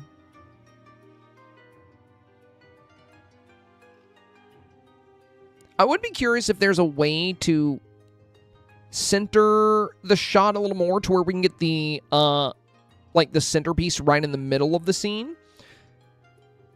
While still, you know, if you do move further left, you'd probably have to move this wagon to the right or sorry, if you move further right, you'd probably have to move the wagon to the right as well, maybe some of the other items. But that is one thing I think that would make this snap more competitive, is trying to get it perfectly centered. Like, if we can get this phone right in the middle and make that the central focus, like if the phone was like right here, because I know with the robot pose, it slides you to the left a little bit.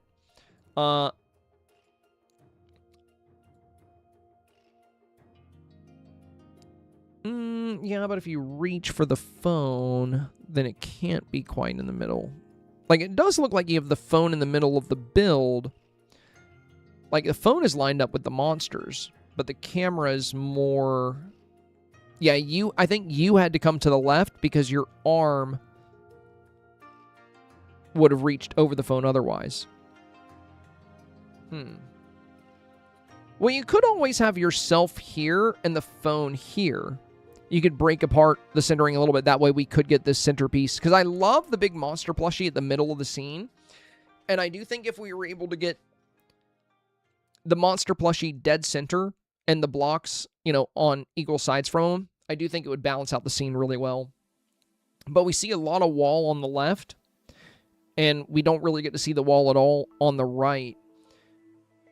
And this is a really good centerpiece, but it's pretty far to the right side of the scene. My biggest recommendation for this snap, Beagle Mama, would be to work to center it, even if the phone can't be dead center anymore. Like, the phone could be here. Vanellope and her cans could slide down here. Lady could slide right. And then you would slide right to kind of be in front of these cupcakes, and the phone would slide right to be in front of these cookies. And that should put the camera centered with the monsters, and then we'll see the same amount of wall on each side. Again, you might have to move over, like, the wagon and stuff if you end up taking that route. But if you want to give that a try for the secondary review, but I would also love to see your drive-in theater build. That way, you know, more options, probably safer for 4K. If you have alternate options as well, we can look at them both and hopefully decide which one is going to be your best bet. Dreamy Luna is next. I hope I did much better this week. I believe so. Only thing is, I hope it has a playful feel. Well, you're using the fox pose. We've covered this a lot today, Dreamy Luna.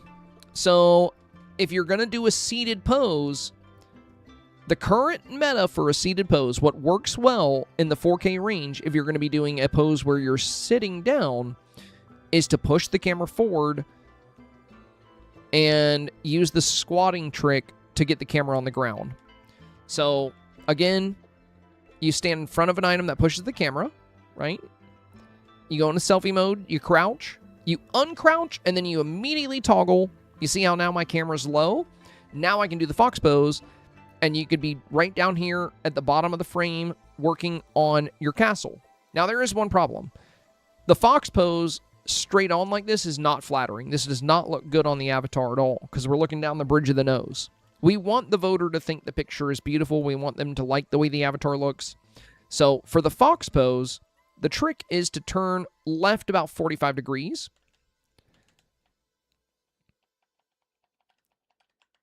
And now we get a really good view of the avatar. No longer are we looking down the bridge of the nose. We're looking at a side profile. We can see her smiling. We can see her eye color. We can see the eyeshadow. This is much more flattering than the straight on shot. And as far as playful, if you want this to feel playful, Dreamy Luna, my recommendation would be to focus on villagers that are very playful. So some of the young and energetic, like more childish villagers. So you have Snow White. She's more serious. She's not the most playful villager. Neither is Moana. Moana is very serious, very down to business.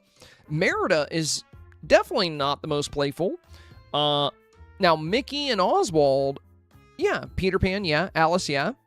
But to kind of show you, a series of playful villagers, Dreamy Luna, we're going to look at this snap here. So, this is a collection of very playful villagers. Tigger, Oswald, Vanellope, Mushu, Stitch, Buzz, Woody, Joy, Lady and Tramp. Look at their animations, right? When we use the villager toggle, Dreamy Luna, we're not just dropping villagers and taking a photo, which is, that's what you've done here. These are all their default poses. You haven't changed anything about the villagers. All you did was drop them and then snap a photo. That's not really 4K effort. If you want to get 4K with your dream snaps, you got to put in a little bit more time than that. So, for example, let's say I want to add Lumiere to my scene. Well, if I just click here and say, okay, I'm done, that's not really that much effort. But if I come in here and I change Lumiere's pose to get him to wave, to get him to say hello, and then I pause him while he's waving, now we're talking. But all you did for your scene with your villagers, and I can tell because every single villager in your scene is just in the default pose. All you did was drop them. That's it. So you just clicked on having your villagers, and then once they were all there, you snapped a photo. If you want to get 4K, you have to understand that you're competing against a lot of people, and only 4% of people get 4K. If you want to get 4K, you got to take it seriously. I mean, still have fun, enjoy the game, but really consider the tools at your disposal. Consider what these options are. The fact that you're using the villager toggle is great, but the fact that you're not choosing any kind of pose for the villagers, you're not thinking about, okay, I want to have Joy in my photo, let's have her wave. Or let's maybe have, Joy jumping into the air. There's so many fun things you could be doing with these villagers, and instead, you're just bringing them in and dropping them and then taking your photo. You got to break away from that. You got to be creative. You got to think about the presentation of your villagers. What are they doing? What are they interacting with? None of the villagers you have here are doing anything to show them interact with the environment. All you did was place them, which takes 60 seconds, and then you snapped a photo. That might get you 1,500. It might get you 1,200. And if you're really lucky, it might get you 4K on the right week, but it's not going to work most of the time. Because this is your competition. Look at Vanellope jumping through the air. Look at Joy jumping over here on the side with her arms out. Look at Tigger bouncing. Look at Buzz jumping in the air. They're all jumping because they're celebrating this player playing hopscotch. They're all cheering her on. The whole Dreamsnap tells a story. And here, you know, you're building a sandcastle and nobody else in the photo seems to care. They're all just looking at the camera and just doing their regular thing. You could have them interacting, cheering, talking to each other, laughing, having discussions. The new camera toggle gives you the power to do that. But it's on you to put in the effort. All I can do is tell you that it's there, and I can try my best to convince you to put in the effort, but it's up to you whether or not you actually want to put in that effort. Now, the last thing I'll say is, you know, we don't have the best angle of the avatar here with the fox pose. That's going to be better turned at a 45-degree angle left. We didn't push the camera forward and go to the ground. And we didn't select any unique poses for the avatar. We just dropped them and said we're done. Aside from that, I'm kind of confused by the scene. I'm not sure what it's supposed to be. We have arcade machines here in the sand. And then we have, like, you know, castles and Stitch's house.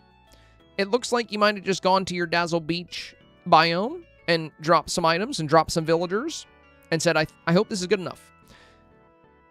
To be honest, and I have to be honest because I want you to get 4K. That's my goal, is for you to get 4K consistently. It's not enough. It's not enough. My recommendation to you, Dreamy Luna, is to go to a floating island.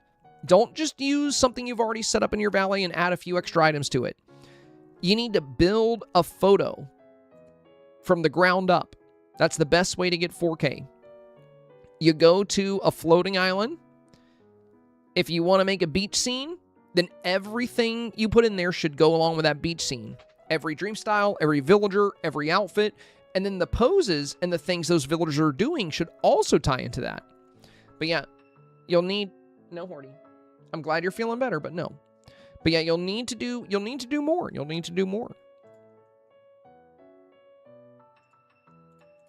All right, next up we have Dory91. This is my first time submitting for a review. I've been following your advice, and it has paid off. This theme was really fun. I may have to miss the start of the reviews because I'm hosting lunch for relatives who love to reminisce. I thank you in advance for any suggestions you may have. All right. Well, cool. It looks like we got a Disney Parks build. Very youthful feel for the avatar. Love the pose, love the hair, love the dress. Very good job with the villagers. I was just talking about this, Dreamy Luna. This is exactly what I mean. So I want you to take note here, Dreamy Luna. Notice how none of the villagers are just in their regular default pose. I mean, a couple of them might be, but we have Joy celebrating here. We have Cinderella bowing. We have Mulan in her fighting stance. Vanellope laying down here. Buzz tapping his shoes. Donald jumping in the air. We have Eric laughing back here with Ariel. Very playful scene. Very playful. Very fun. Now, Dory, my biggest recommendation to you here, I think this has a great opportunity for 4K. It's very competitive. You've got good light. You've got a great villager presence. You've spaced out the villagers very well. It's easy to see everybody. Though there are a couple of things I would recommend here. Number one, you're using the lantern trees, but the lanterns aren't on because it's not the sunset time of day. So the main benefit of these trees are these beautiful hanging lanterns when they activate. Now, without the lanterns on, these trees actually kind of hurt your snap because they suck a lot of color out.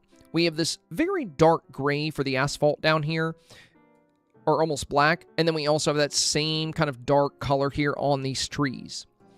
If we're not going to activate the lanterns, if we're not going to use the sunset time of day and get these lanterns on, what if we replace these with something a bit more beautiful, or just remove them altogether? Because, you know, we have this Main Street Emporium back here, which is gorgeous. You have these beautiful street lights here. So for the front trees, if you wanted to, since we're not using the lanterns, we could just 86 them. And then for these trees back here, we can choose something a bit more vivid and colorful, something like a beautiful, bright, and vibrant green. Could be very fun. Again, what you see very commonly in the 4K range, and you can always check Dreamer's Portal, or you can check my Facebook channel. Every Wednesday, I post my Dreamsnap, and then we get hundreds of snaps commented on there. And you're going to see a ton of snaps with very vibrant, very vivid coloration. I would say a majority of what's in the 4K range is like that. So, if you were using the lanterns, I would say these trees may be worth keeping. But since we're not using the lanterns, since they're off, what if we got some kind of beautiful, vivid tree here instead?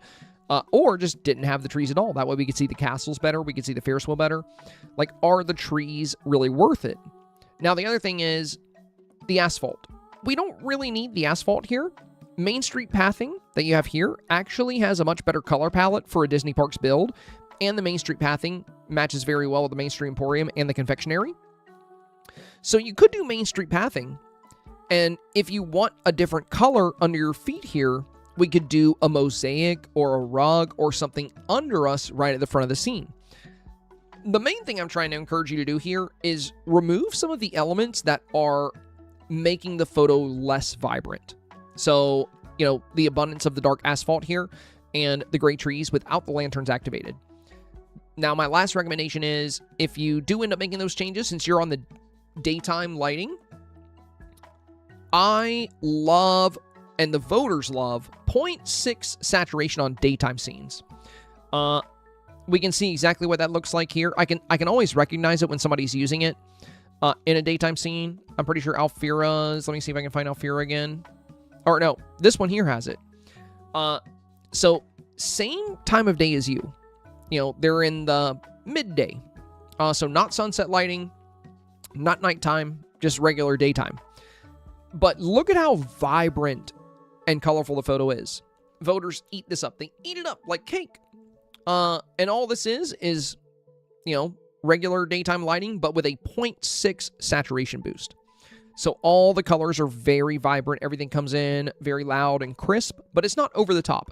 Now, if you use sunset lighting, 0.6 saturation is way too high because the sunset lighting gives a natural boost to saturation. So then it's too much. The skin turns red.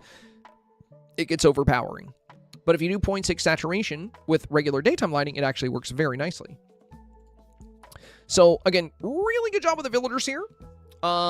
I know it might be a headache to set it back up, so if you don't have time for that, Dory, if you just want to run with what you got, this does have a good shot at 4K because it's a very good utilization of villagers, and most people aren't going out of their way to use villagers this well. So that alone, I think, can impress a lot of voters.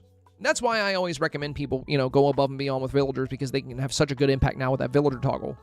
But if you want to make this as competitive as possible, I think toning down the items here that are kind of leaching the color and playing up the Main Street path here throughout your scene, maybe having a nice mosaic under you guys at the front here, and boosting your saturation can be very good.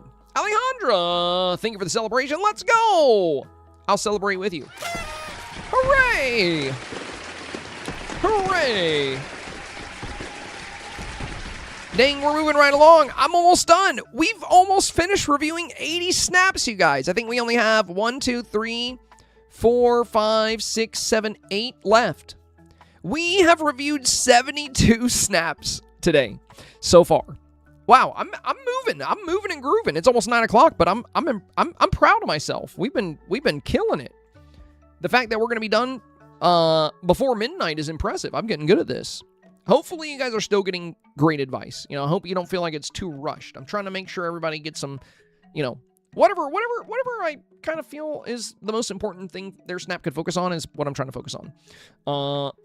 Okay. So, up next, we have Junia. I knew it was you, Junia, when I saw your avatar. You always have a very distinct look. You use this hair a lot. Beautiful scene here. Great job with the villagers. Look at that. We got Tigger jumping. We have Vanellope celebrating. We have Alice laughing back here. We have the Phoenix companion. We have Buzz. We have Tramp over here. Joy jumping in the side. Have a refreshment. I do have some water, actually. Thank you. Thank you, Samantha. I do.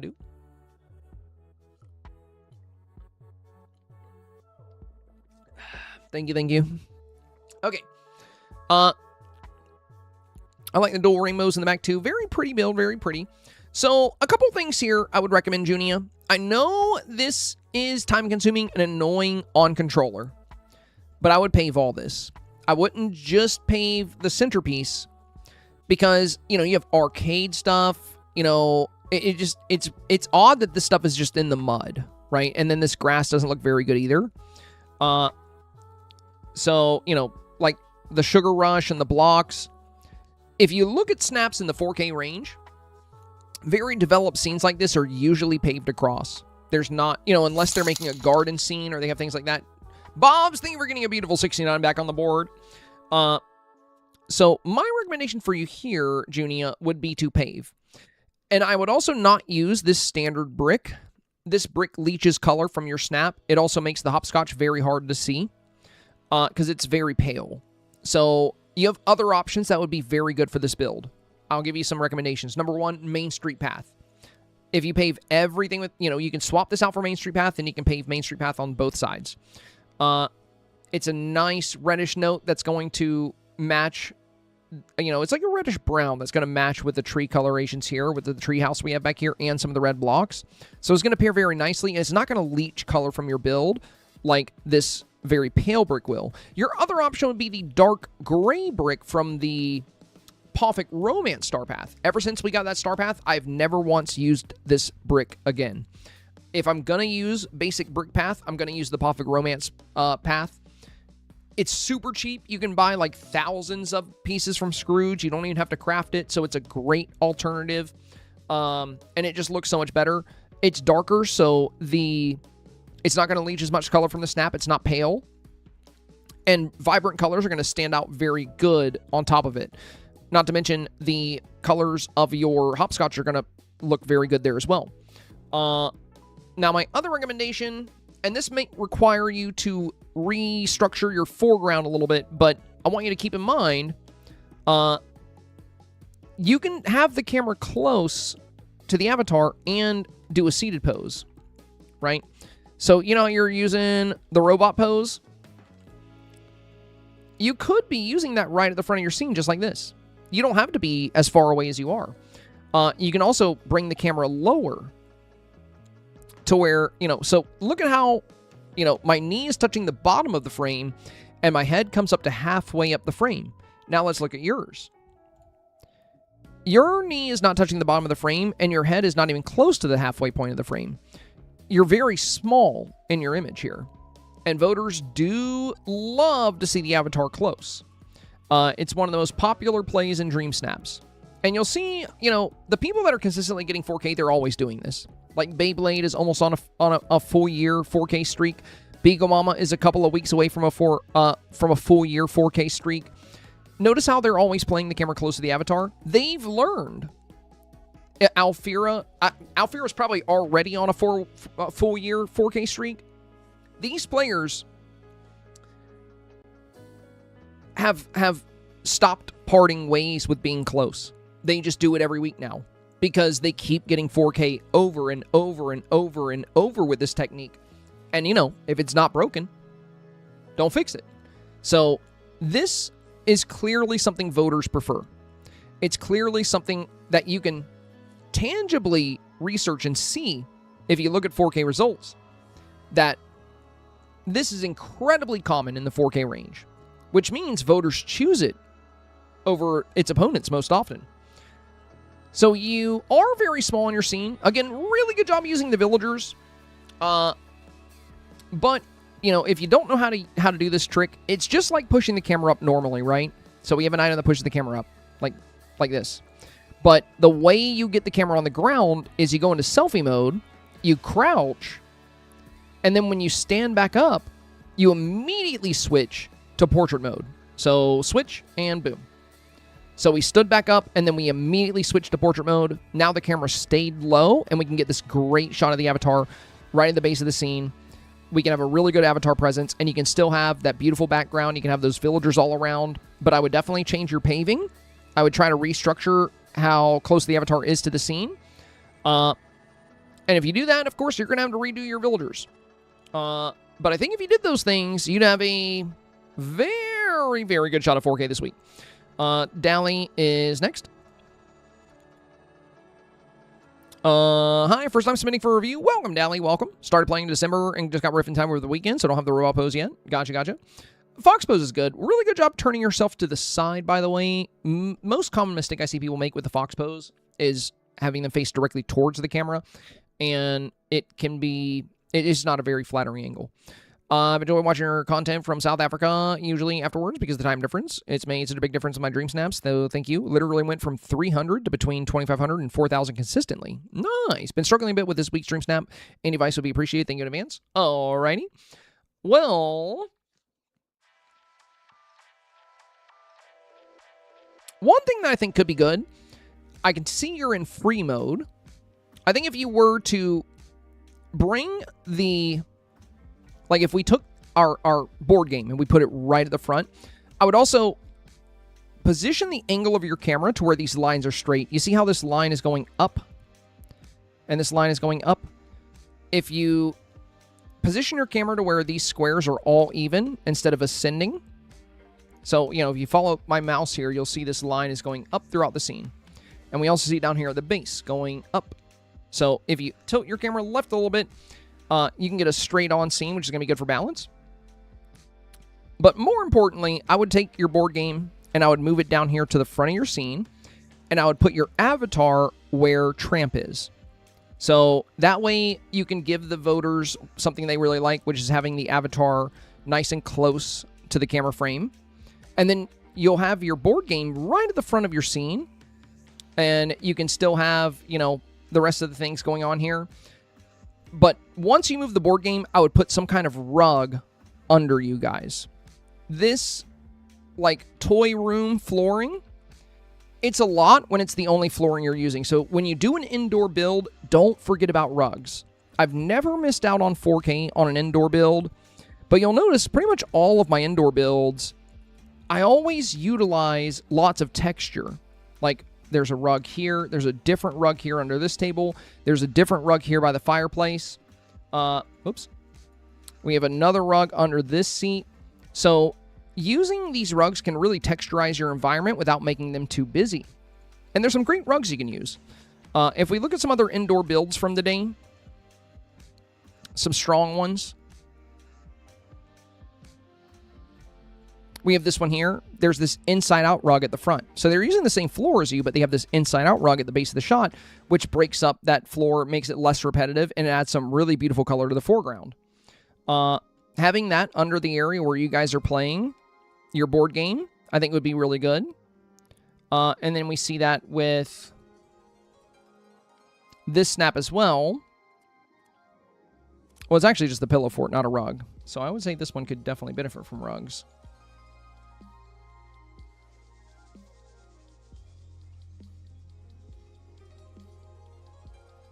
This one's actually using the rugs of those little play areas.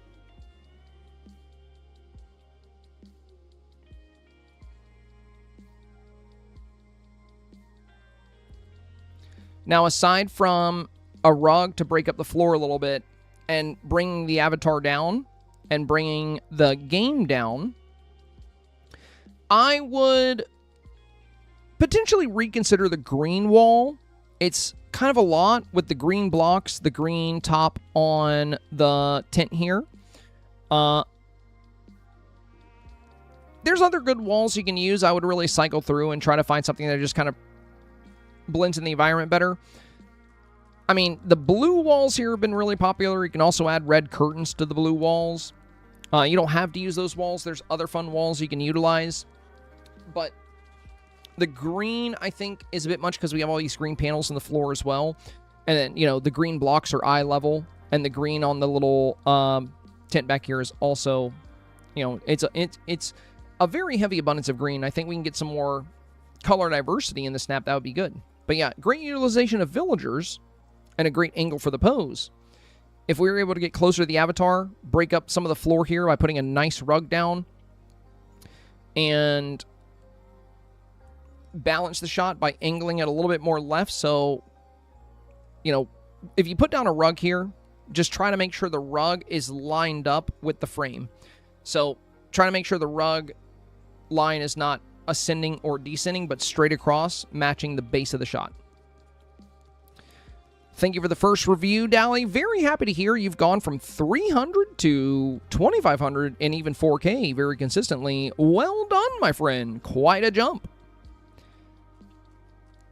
Holly Zondelson, hey, Zimai. This one's incredibly personal. I grew up on the beach. My house name was even called the Beach House.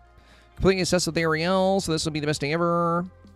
And then you have another one. Figured out another pose, so I wanted to add this to the mix too. Okay, so we have this one. This one and this one. Yeah, the third one's definitely the best. The Pluto pose is one of my favorite poses. It's very good for a giggling scene. So I think this is very good for the pose. That said, there's a lot of opportunity to do a bit more with this snap. So, again, the challenge this week is to make a playful scene. And this is very playful. But my concern, if this were my snap, would be that there are so many competitors out there that are really taking playful to a much higher degree. I mean, you know, I don't have to go through them. You've already seen a lot of them today. There's a lot of snaps that are very detailed with lots of villagers, lots of energy, and they are extremely playful. So if you get matched up against snaps like this, and all of the playfulness is just you guys, you know, giggling together, it would be hard for me to say that's enough. Like, as a voter, I would choose the other ones. And I fear I'm not the only one. So what can we do to make this work? What can we do to make sure this gets 4K? Well, you have this beautiful beach behind you. You can still have your lovely day with Ariel while having a lot of fun, playful villagers having a great time on the beach together. You can have conversations going on. You can have them laughing at each other. There's Stitch in his Hawaiian outfit. You can have, you know, like Moana laughing at Stitch and Stitch angry.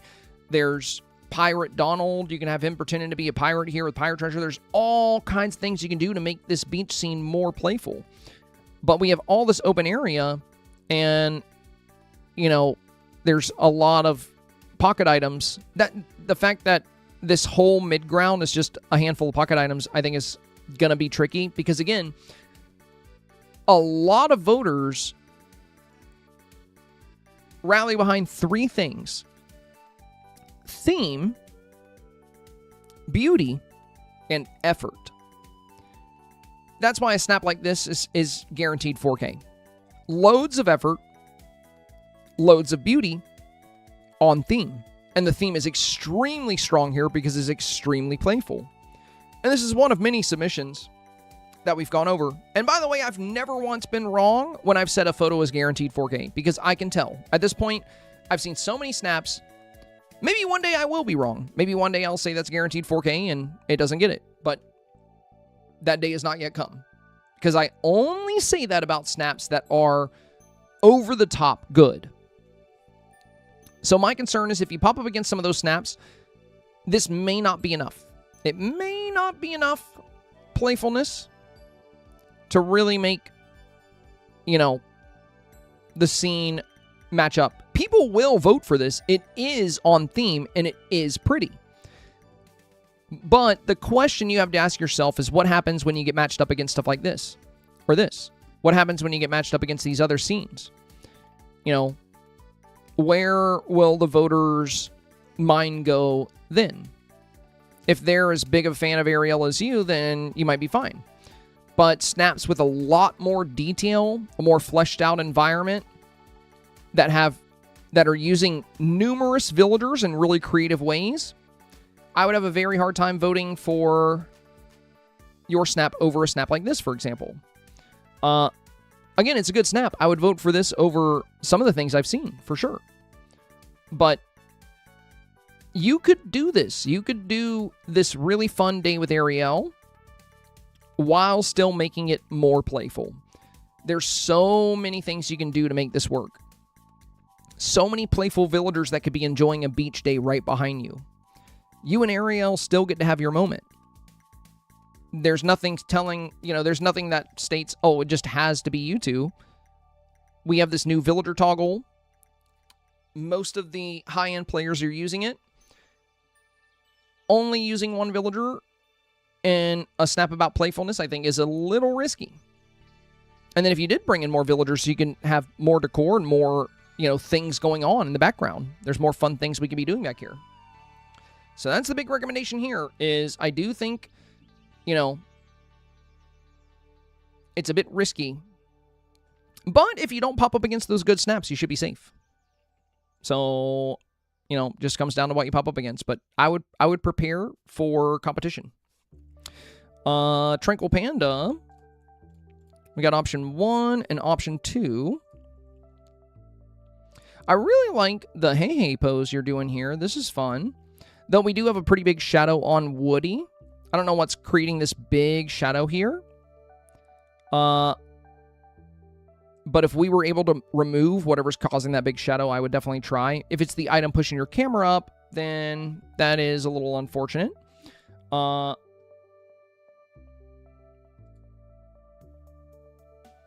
yeah, I definitely think this is the better of the two. It feels more childlike. The other thing is the asphalt. I'm not sure why, because that's the side of the house, so this feels like part of the yard. So why asphalt? Why road? Because that's a big road with a lot of items in it. I think the gray brick from the Perfect Romance Star Path would work much better here. And if you're in the meadow or plaza, you can even do some grass. But yeah, the colors are good. You got some good villager presence. We have Vanellope, Joy, Buzz, Stitch, Woody, and Wally. And again, good presentation on the avatar. But I do think there's better options than the asphalt here.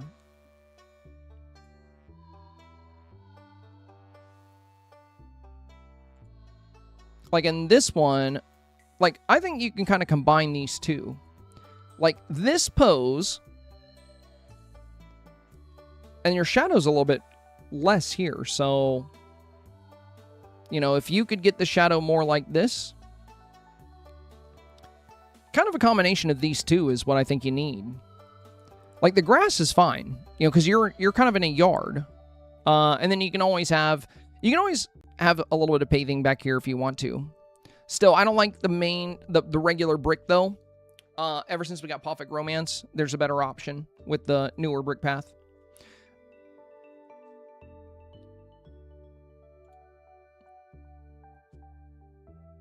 LOTR. You love doing your triple splits. Maybe this is too much. I could probably switch one of the sections with a different theme. If you think that could be better, completely scrap it. Just do a single one. Thank you for any advice. The only difference is the motifs at the top. I changed a few things around to make the background better.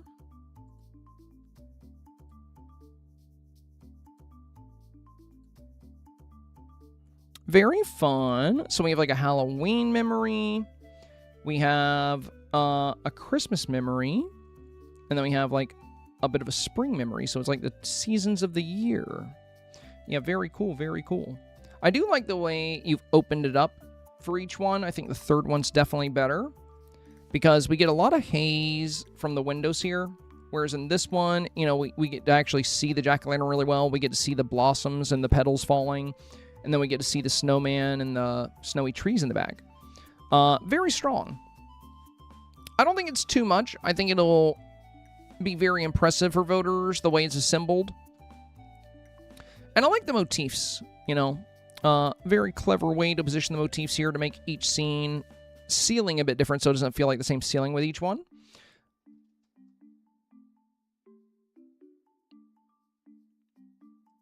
Yeah, very solid. I think extremely likely for 4K. But yeah, I love the times of the year and the different memories. And you have like childlike villagers in each section. I love the Forgotten hiding back here as well. That's really clever. And again, good job playing the meta. Nice and close to the avatar here.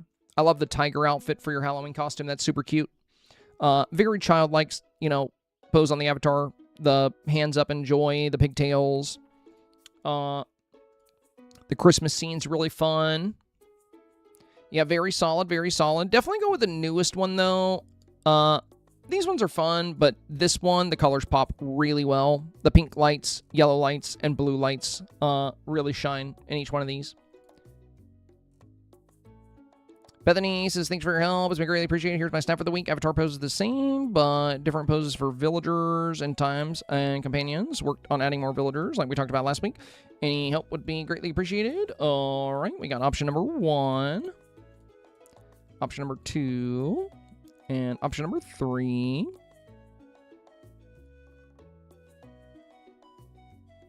I definitely think Max running here is probably the best. But he does kind of block Tramp. So you could do Max here. Also doing Max here does help fill out the foreground a bit more.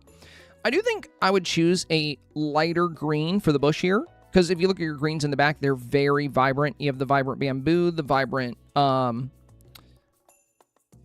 trees. And there are bushes here that match that same shade of green we have in the back.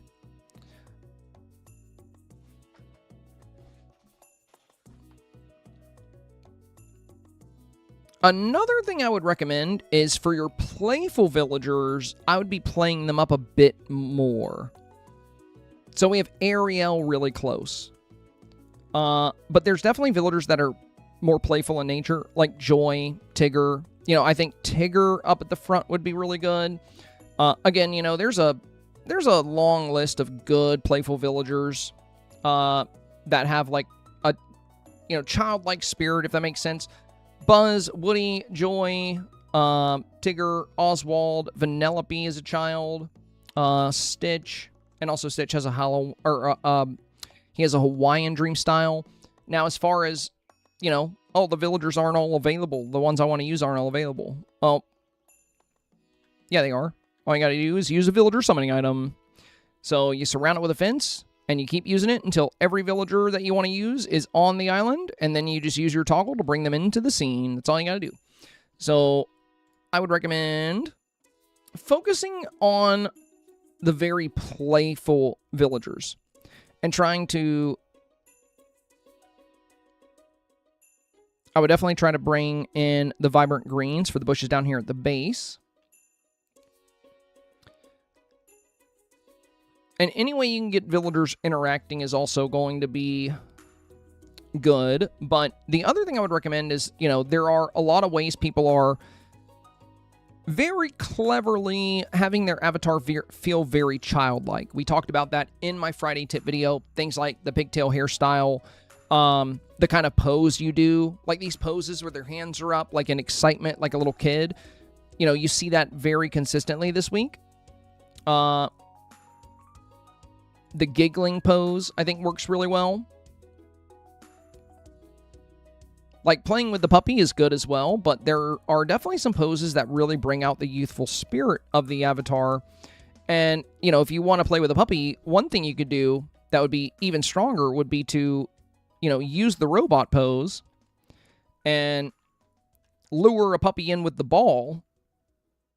Like, you can use the Pixar balls that the puppies are drawn to. And then when you reach out to touch the robot, if you just put a Pixar ball right here and wait, the puppy will come.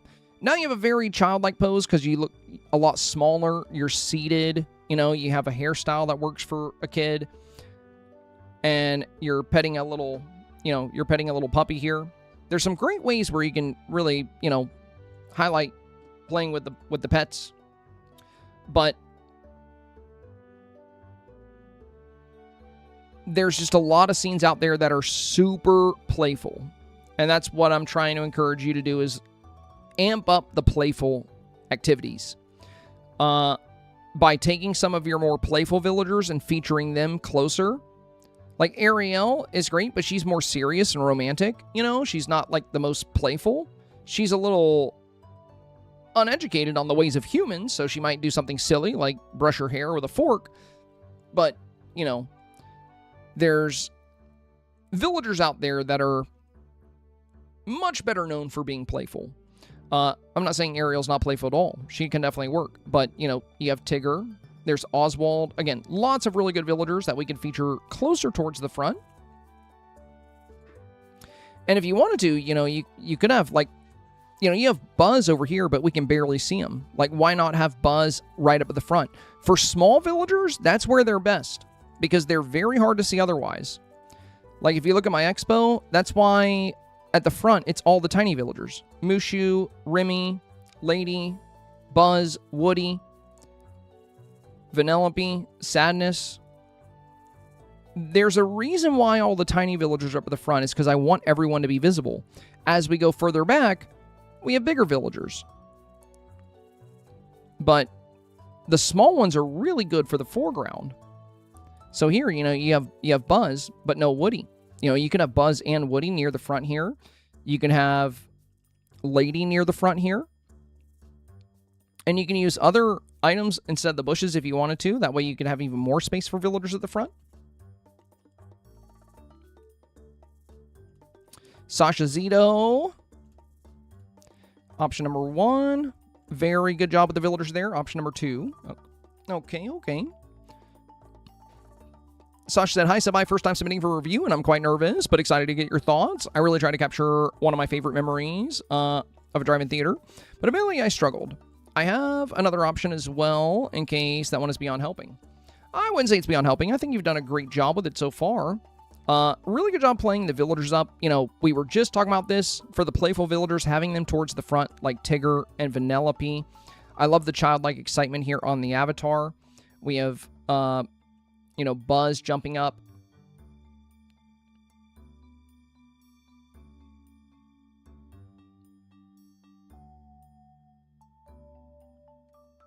Now for the scene,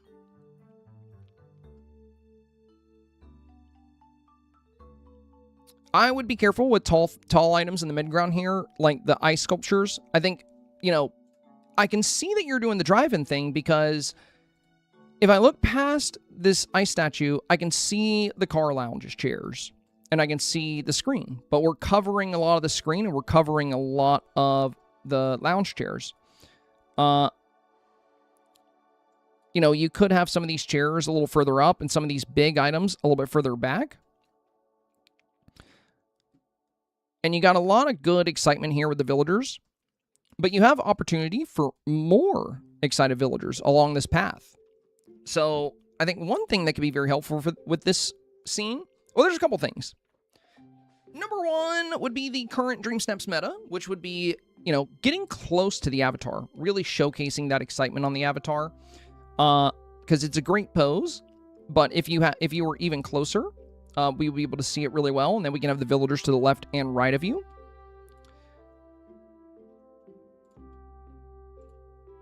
And if we look at a lot of other snaps, you're going to see the players that are very consistently getting 4K, they're almost always featuring the avatar very prominently in most of their snaps.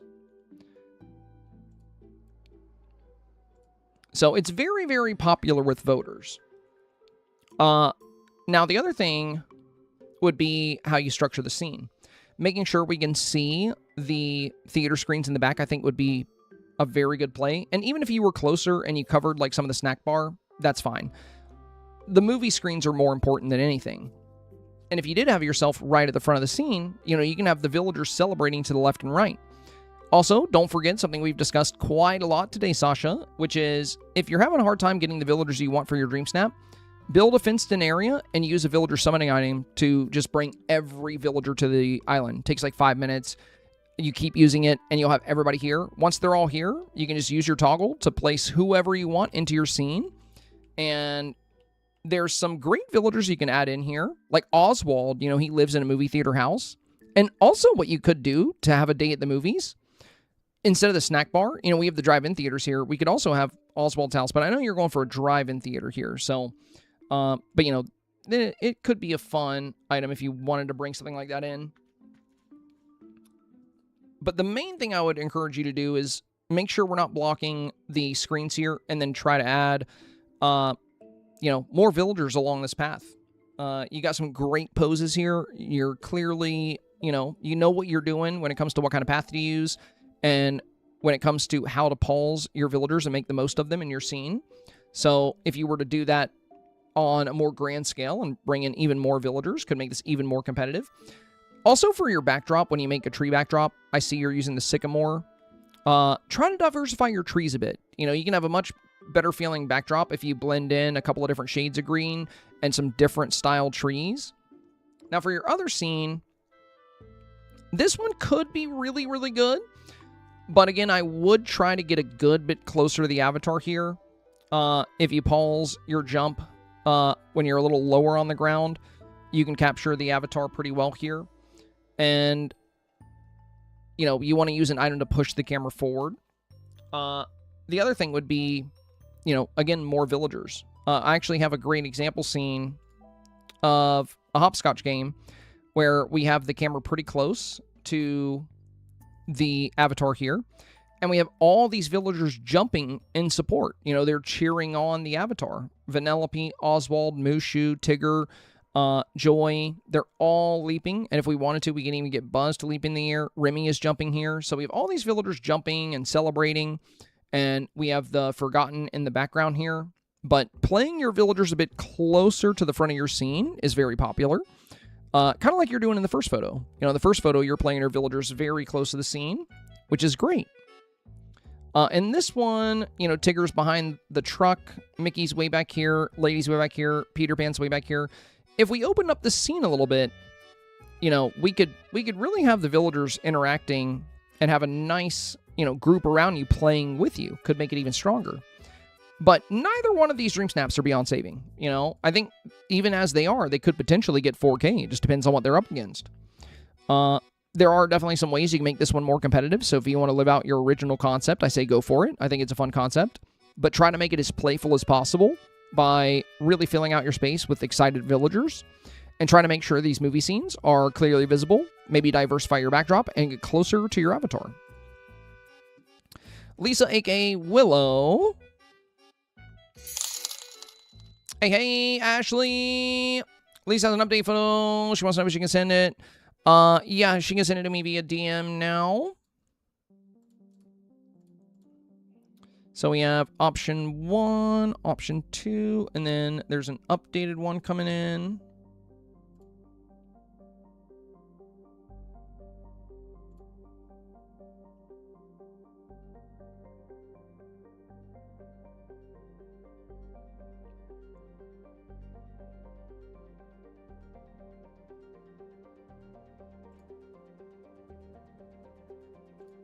I'm going to open up Bob's as well. I know Lisa just sent hers. But Bob's would be our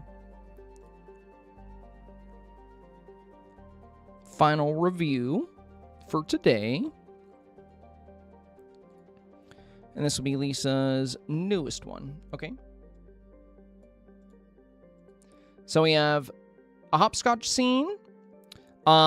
If you were going to do this, I would definitely 86 the balloons. They're not really doing much for the side, and they're putting a huge shadow over your foreground and over your hopscotch, which they're hurting more than they're helping.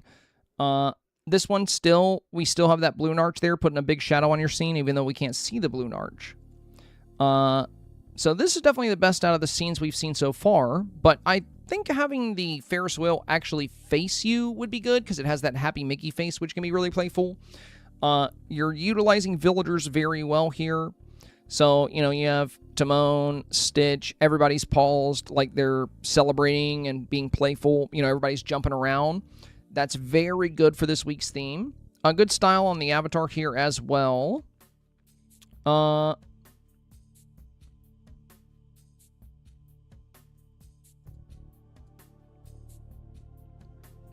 And I definitely think you can make this work if you wanted to, but I would get a good bit closer to the avatar with the scene.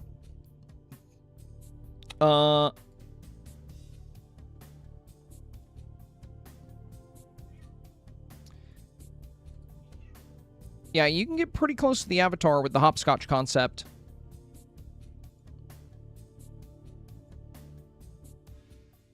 And again, you know, just be mindful of like arches and stuff at the front of the scene.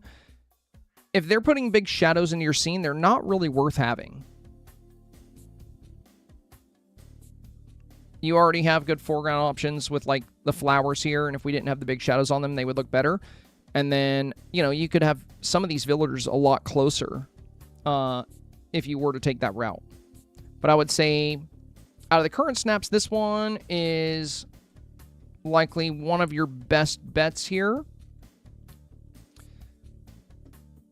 That said, I would try to do the same thing with the rainbow on both sides. Like, this one comes down, because you have a centerpiece here with the Ferris wheel. And then you have a rainbow come down here, and then the other one is angled the other way.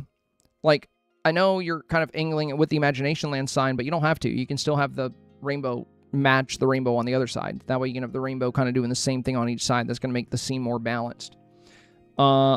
Flipping the Ferris wheel around be good because, you know, why not show the Mickey face since it's a playful build? No need to hide it. Could be good to have. And yeah, lots of good villager presence here, which does make the scene nice and competitive. The other thing I would be considerate of is balancing your skyline. Like, you have these very tall trees that fill up the entire left side, but then when you go to the right side, and they're a good bit lower. I think it's fine if you want to take that route, but I would either have the trees go lower all the way across, or have the trees come all the way up, all the way across, whichever one you choose. But I would try to have it balanced on both sides. So the photo can be better balanced by fixing the rainbows, having them both perform the same movement, and then by either descending the tree line on the left or ascending the tree line on the right. One or the other. That way you'll have the same sky fill on both sides. If you have the aurora and you want to make that aurora visible, then I would actually make the tree line a little smaller on the left-hand side, if your plan is to make sure this aurora can be seen. But not absolutely necessary. You know, you could just have the beautiful green trees if you wanted to.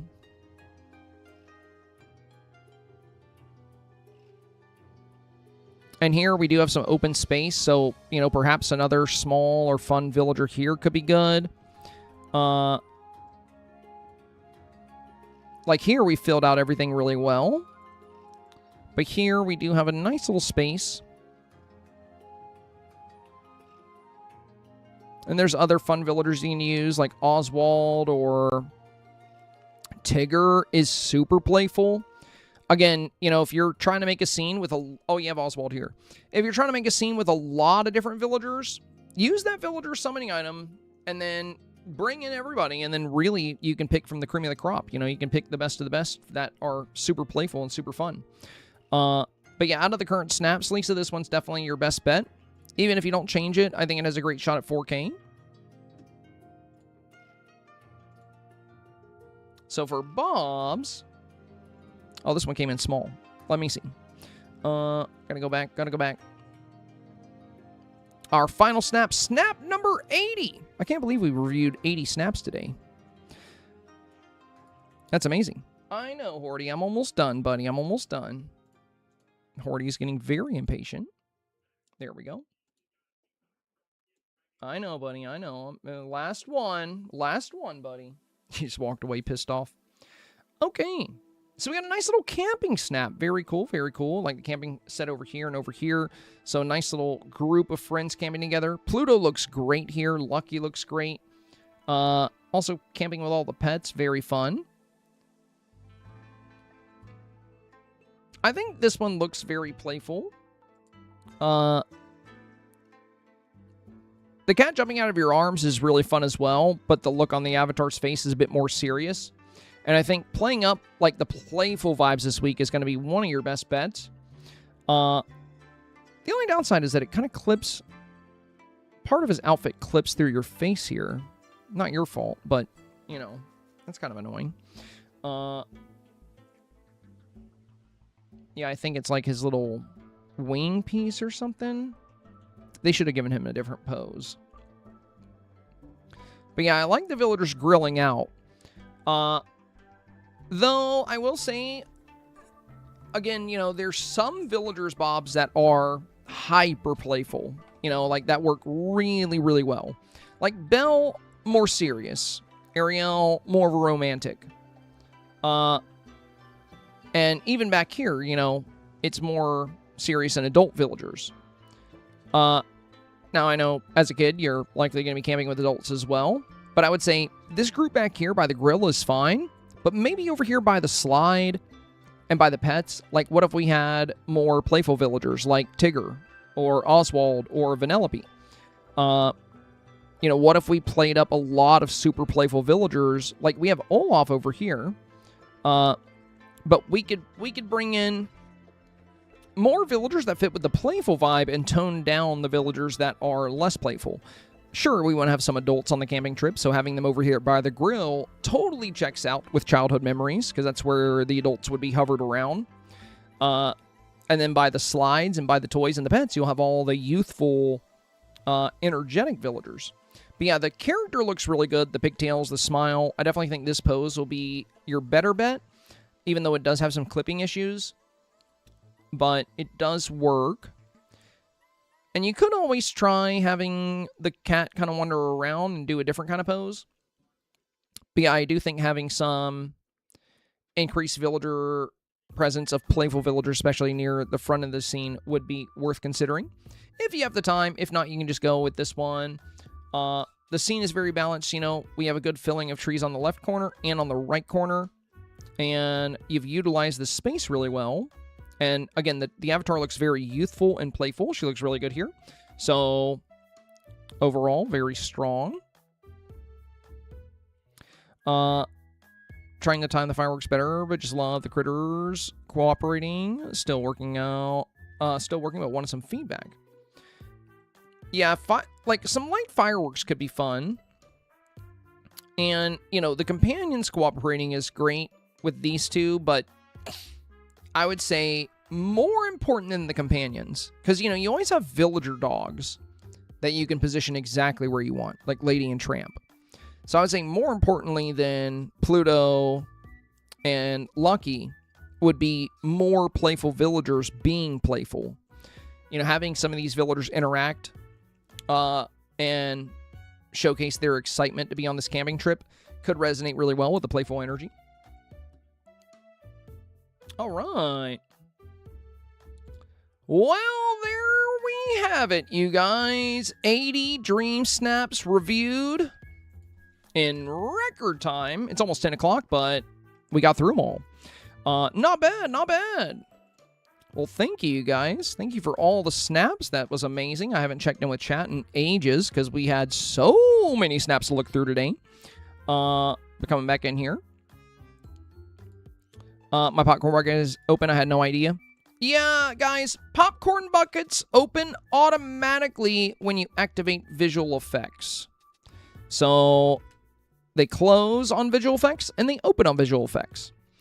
So if you're trying to set off fireworks, you will trigger your popcorn buckets. So my advice is if you're going to be activating fireworks, start your photo with a popcorn bucket open, and then when you activate your fireworks, it'll actually close the popcorn bucket, and you can have the best of both worlds. All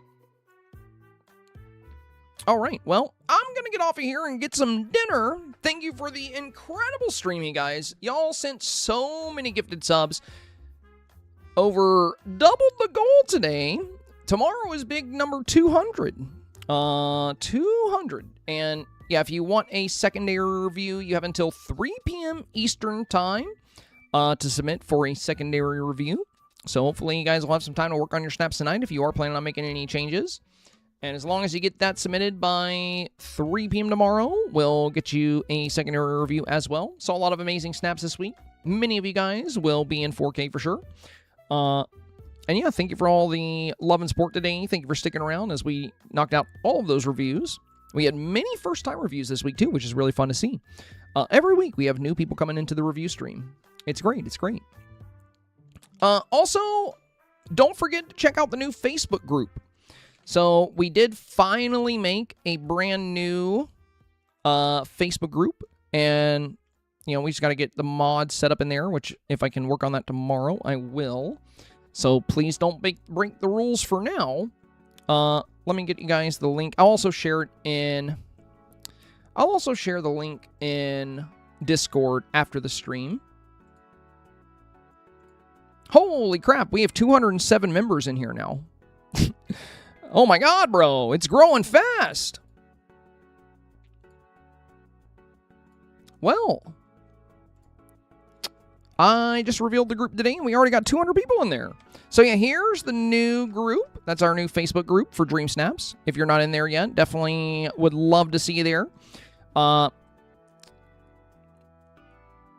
So, yeah, what we're going to do in that group is just share our love of Dreamsnaps with the world.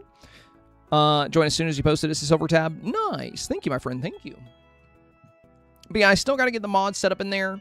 But if you want to share your snaps there or discuss snaps in there, my goal for the Dreamsnap Hub is to make it one of the best and most inviting Dreamsnap destinations on Facebook. That's the big goal, to make it one of the best Dreamsnap destinations on the platform.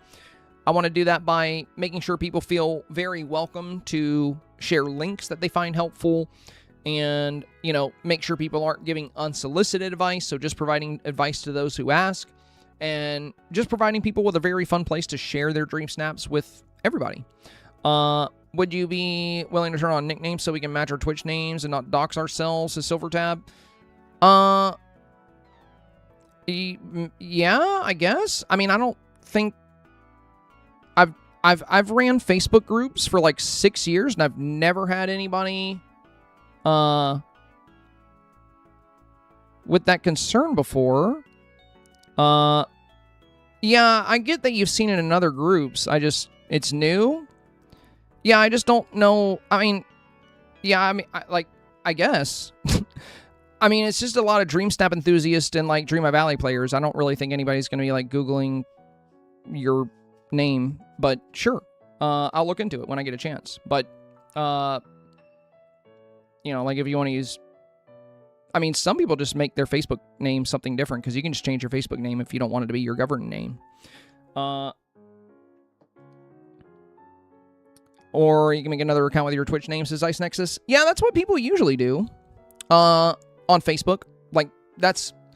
So, when I streamed on Facebook, most people, I had, like, you know, we had a lot of people in the community. Most people just used their regular Facebook name, like their government name. But some people just changed their Facebook name to a nickname because they would, you know, they just like to be anonymous. Chewy said I have a separate Facebook for gaming. Yeah, I have my page. You know, I have my page. I don't ever really get on my personal Facebook anymore. I don't ever get on my personal Facebook. I just always get on my my page. But yeah, you can always, you know, you can always just, like, also, if you want to be incognito on Facebook, like, you know, you don't have to use your real name, right? Like, you could always just go by your nickname. Or have a, you know, like some people do, have a separate page for gaming. But I mean, yeah. When I have time, I can look into setting that up, but no promises on the timeline for that, because I have a lot to do. I also still have to set up mods, and that's a bigger priority right now than nicknames. Sunshine, you don't need to make a second account. That's not what I'm recommending. You make a page. You make a page. Pages can join groups. So it's not a second account. It's just a page. So you can have a Facebook page, and just like I do, you know, like I have my personal page, like, you know, my government name, and which I never log on to, and you can just toggle between the two at will.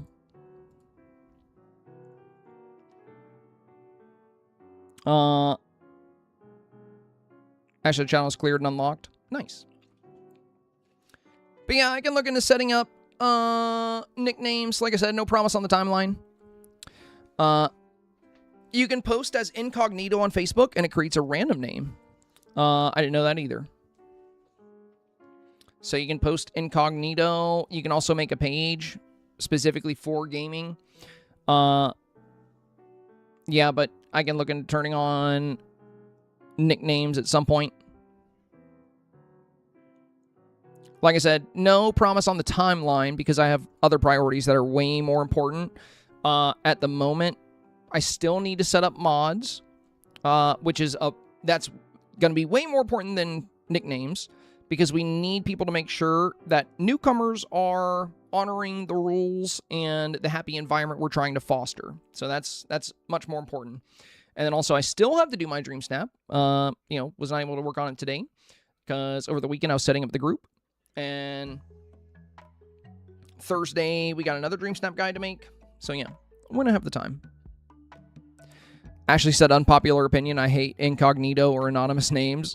Said people are bold when they're anonymous. That's true. That's true.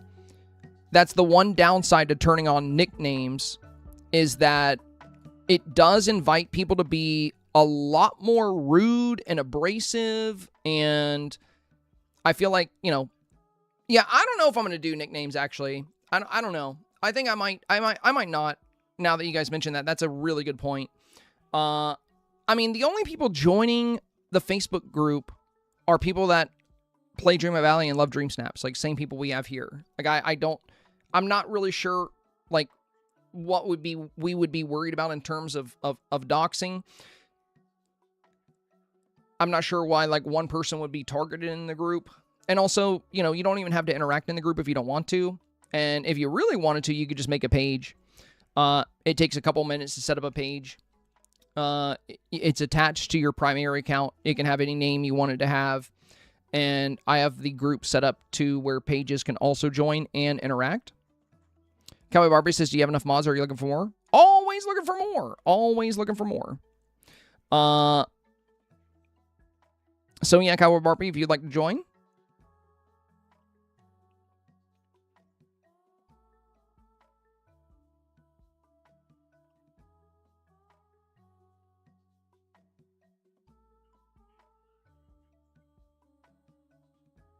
That's funny, Silver Tablet. You were the only one I saw that asked that question.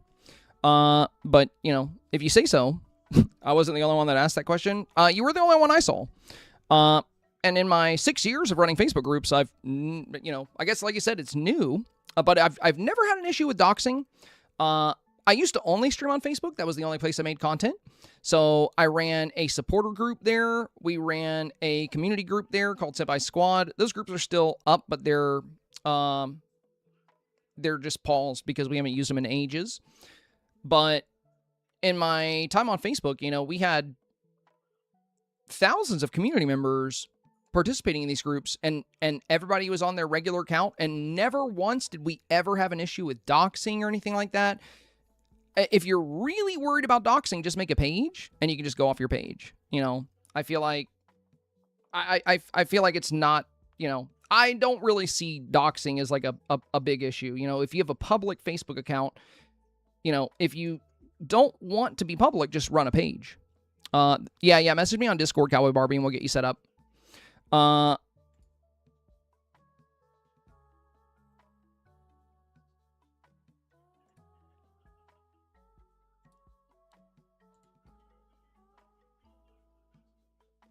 Bammy Sammy said, Facebook has good privacy settings too. Well, Meta owns all of your info, but in terms of other humans. Yes, true. Yeah, Facebook does have good privacy settings. Like you said, they possess all your data and will likely sell that to the highest bidder. But in terms of your privacy and people being able to see your account, that there's good settings that make that, something you have full control over.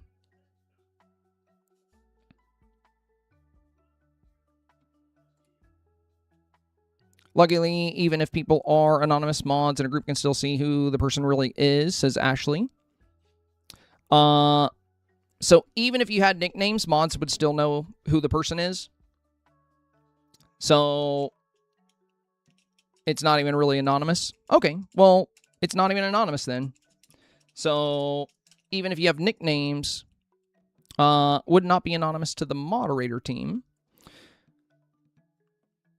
Yeah, Sunshine nicknames would stay the same week by week. That doesn't really, change the fact that people tend to be, when you have a public group that's accessible, most people, we've had over 200 people join. And like I said, I've never had to run nicknames before. I'd rather not do that. If you're really concerned with, if for whatever reason, you're just like, I really don't want my name to be known to the group, that's fine. You can make a page. It takes a couple of minutes, and you can just interact as your page. You know, you can make your page your Twitch name, whatever you want to do, and then you can use that in other groups as well. So that way, even if a group doesn't have nicknames, you can just utilize that. But yeah. The point the mods were making, like Ashley and Samantha, were that they don't really like incognito or anonymous names because people can be very bold when they're anonymous. Doesn't matter if the nickname stays the same or not. You know, some people can be,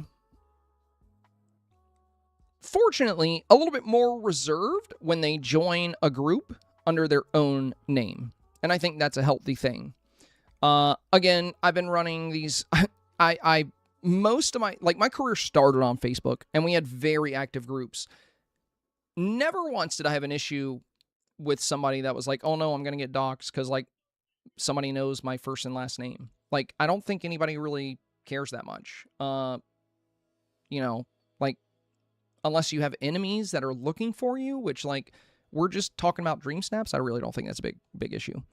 And again, you know, if you're really worried about it for whatever reason, if you do have people looking for you and you're worried they're going to find you in the Dreamsnap group, you always have the option to just make a page. You can just make your own Facebook page. You can Google it. Very easy to set up. And once you have a page, you can do all your gaming stuff from there, and you can comment on stuff from there. Like it's probably Senpai, you know, I can comment on Dream My Valley's post. I can comment on any post I want, and it's always going to show up as me. As probably Senpai. I said I have a lot of enemies. It's just me. It's just me. Imagine you got an enemy and they pull up on you in a Dreamsnaps Facebook group. Bro, I'm saying. Yeah. But no, I want the group to be very low effort for the mods and for me. I've already got enough on my plate, so I just want to be able to go in the group and check out your snaps and talk to you guys. That's the main thing. If for whatever reason that's not, you know, that doesn't vibe, like I said, you can just make a page, or, you know, you don't have to join the group. You can always just hang out on Facebook or YouTube or Twitch or whatever you want to do. But, you know, out of the 200 people that have already joined the group, most of them already comment on my Facebook every week. So, yeah, it's a public group, Foggy Dawn. It is here. Just like my page is a public page. And pretty much all the people that are joining the group are the same people that drop comments on my public page. So every Wednesday, I always share my Dream Snap. And then everybody shares their snaps and their results. And I've never had somebody say, oh, Senpai, I would love to share my snap on your post, but, like, it's my government name, so, like, I can't. I don't want to be doxxed. More people will see you on my page than would ever see you in the group, by the way. That's why it's kind of strange to worry about it, you know, at that point. Because, you know, if you're really worried about your name being out there, I wouldn't even interact with my page. Because if you comment on my actual Facebook page, if you comment on any post made by probably Senpai, it's going to be seen by way more people than it would ever be seen in this group. Because the group right now is rather small. My Facebook page has 35,000 follows. My Facebook group that I just made has 200. So, you know, that's why the nicknames thing doesn't really make a lot of sense to me, especially if you've been commenting on my posts. Because that information's already out there, and nobody's doxed you yet, so I really don't think anybody's going to dox you now. But again, if you're super worried about it, all you gotta do is make a page, and then you can just always go based off of that. There's the group, Miss Spock. You can follow that link. You can join the group from there. All right, I'm gonna hop off because my cat wants my attention, and he's feeling better, so I'm gonna go play with him, and then I'm gonna get some dinner. But I'll catch you guys tomorrow. We'll do the secondary reviews, trying to knock out the rest of them. Thank you again for the very big love on the stream. Appreciate all the gifted subs. That was super nice of you guys. We're actually at almost 500 some points on the channel. That is insane. Big shout out to all the first-time reviews today. I think we had like maybe 10 or 15 people getting their first review ever today. It was a lot. There were a lot of reviews I came across where there was like, oh, it's my first time. I'm kind of nervous. Hopefully you guys learn you don't have to be too nervous, you know. I can be very blunt and honest, but I always try to apply praise, you know, where praise is due. So it's very rare I'm going to come across a snap in a review where there's not something positive to talk about. We always try to focus on that. All right, I'll catch you guys tomorrow. Try to get your snaps in by 3 p.m. Eastern time if you want a secondary review, and we'll see you then. As always, stay safe, stay awesome, and stay healthy.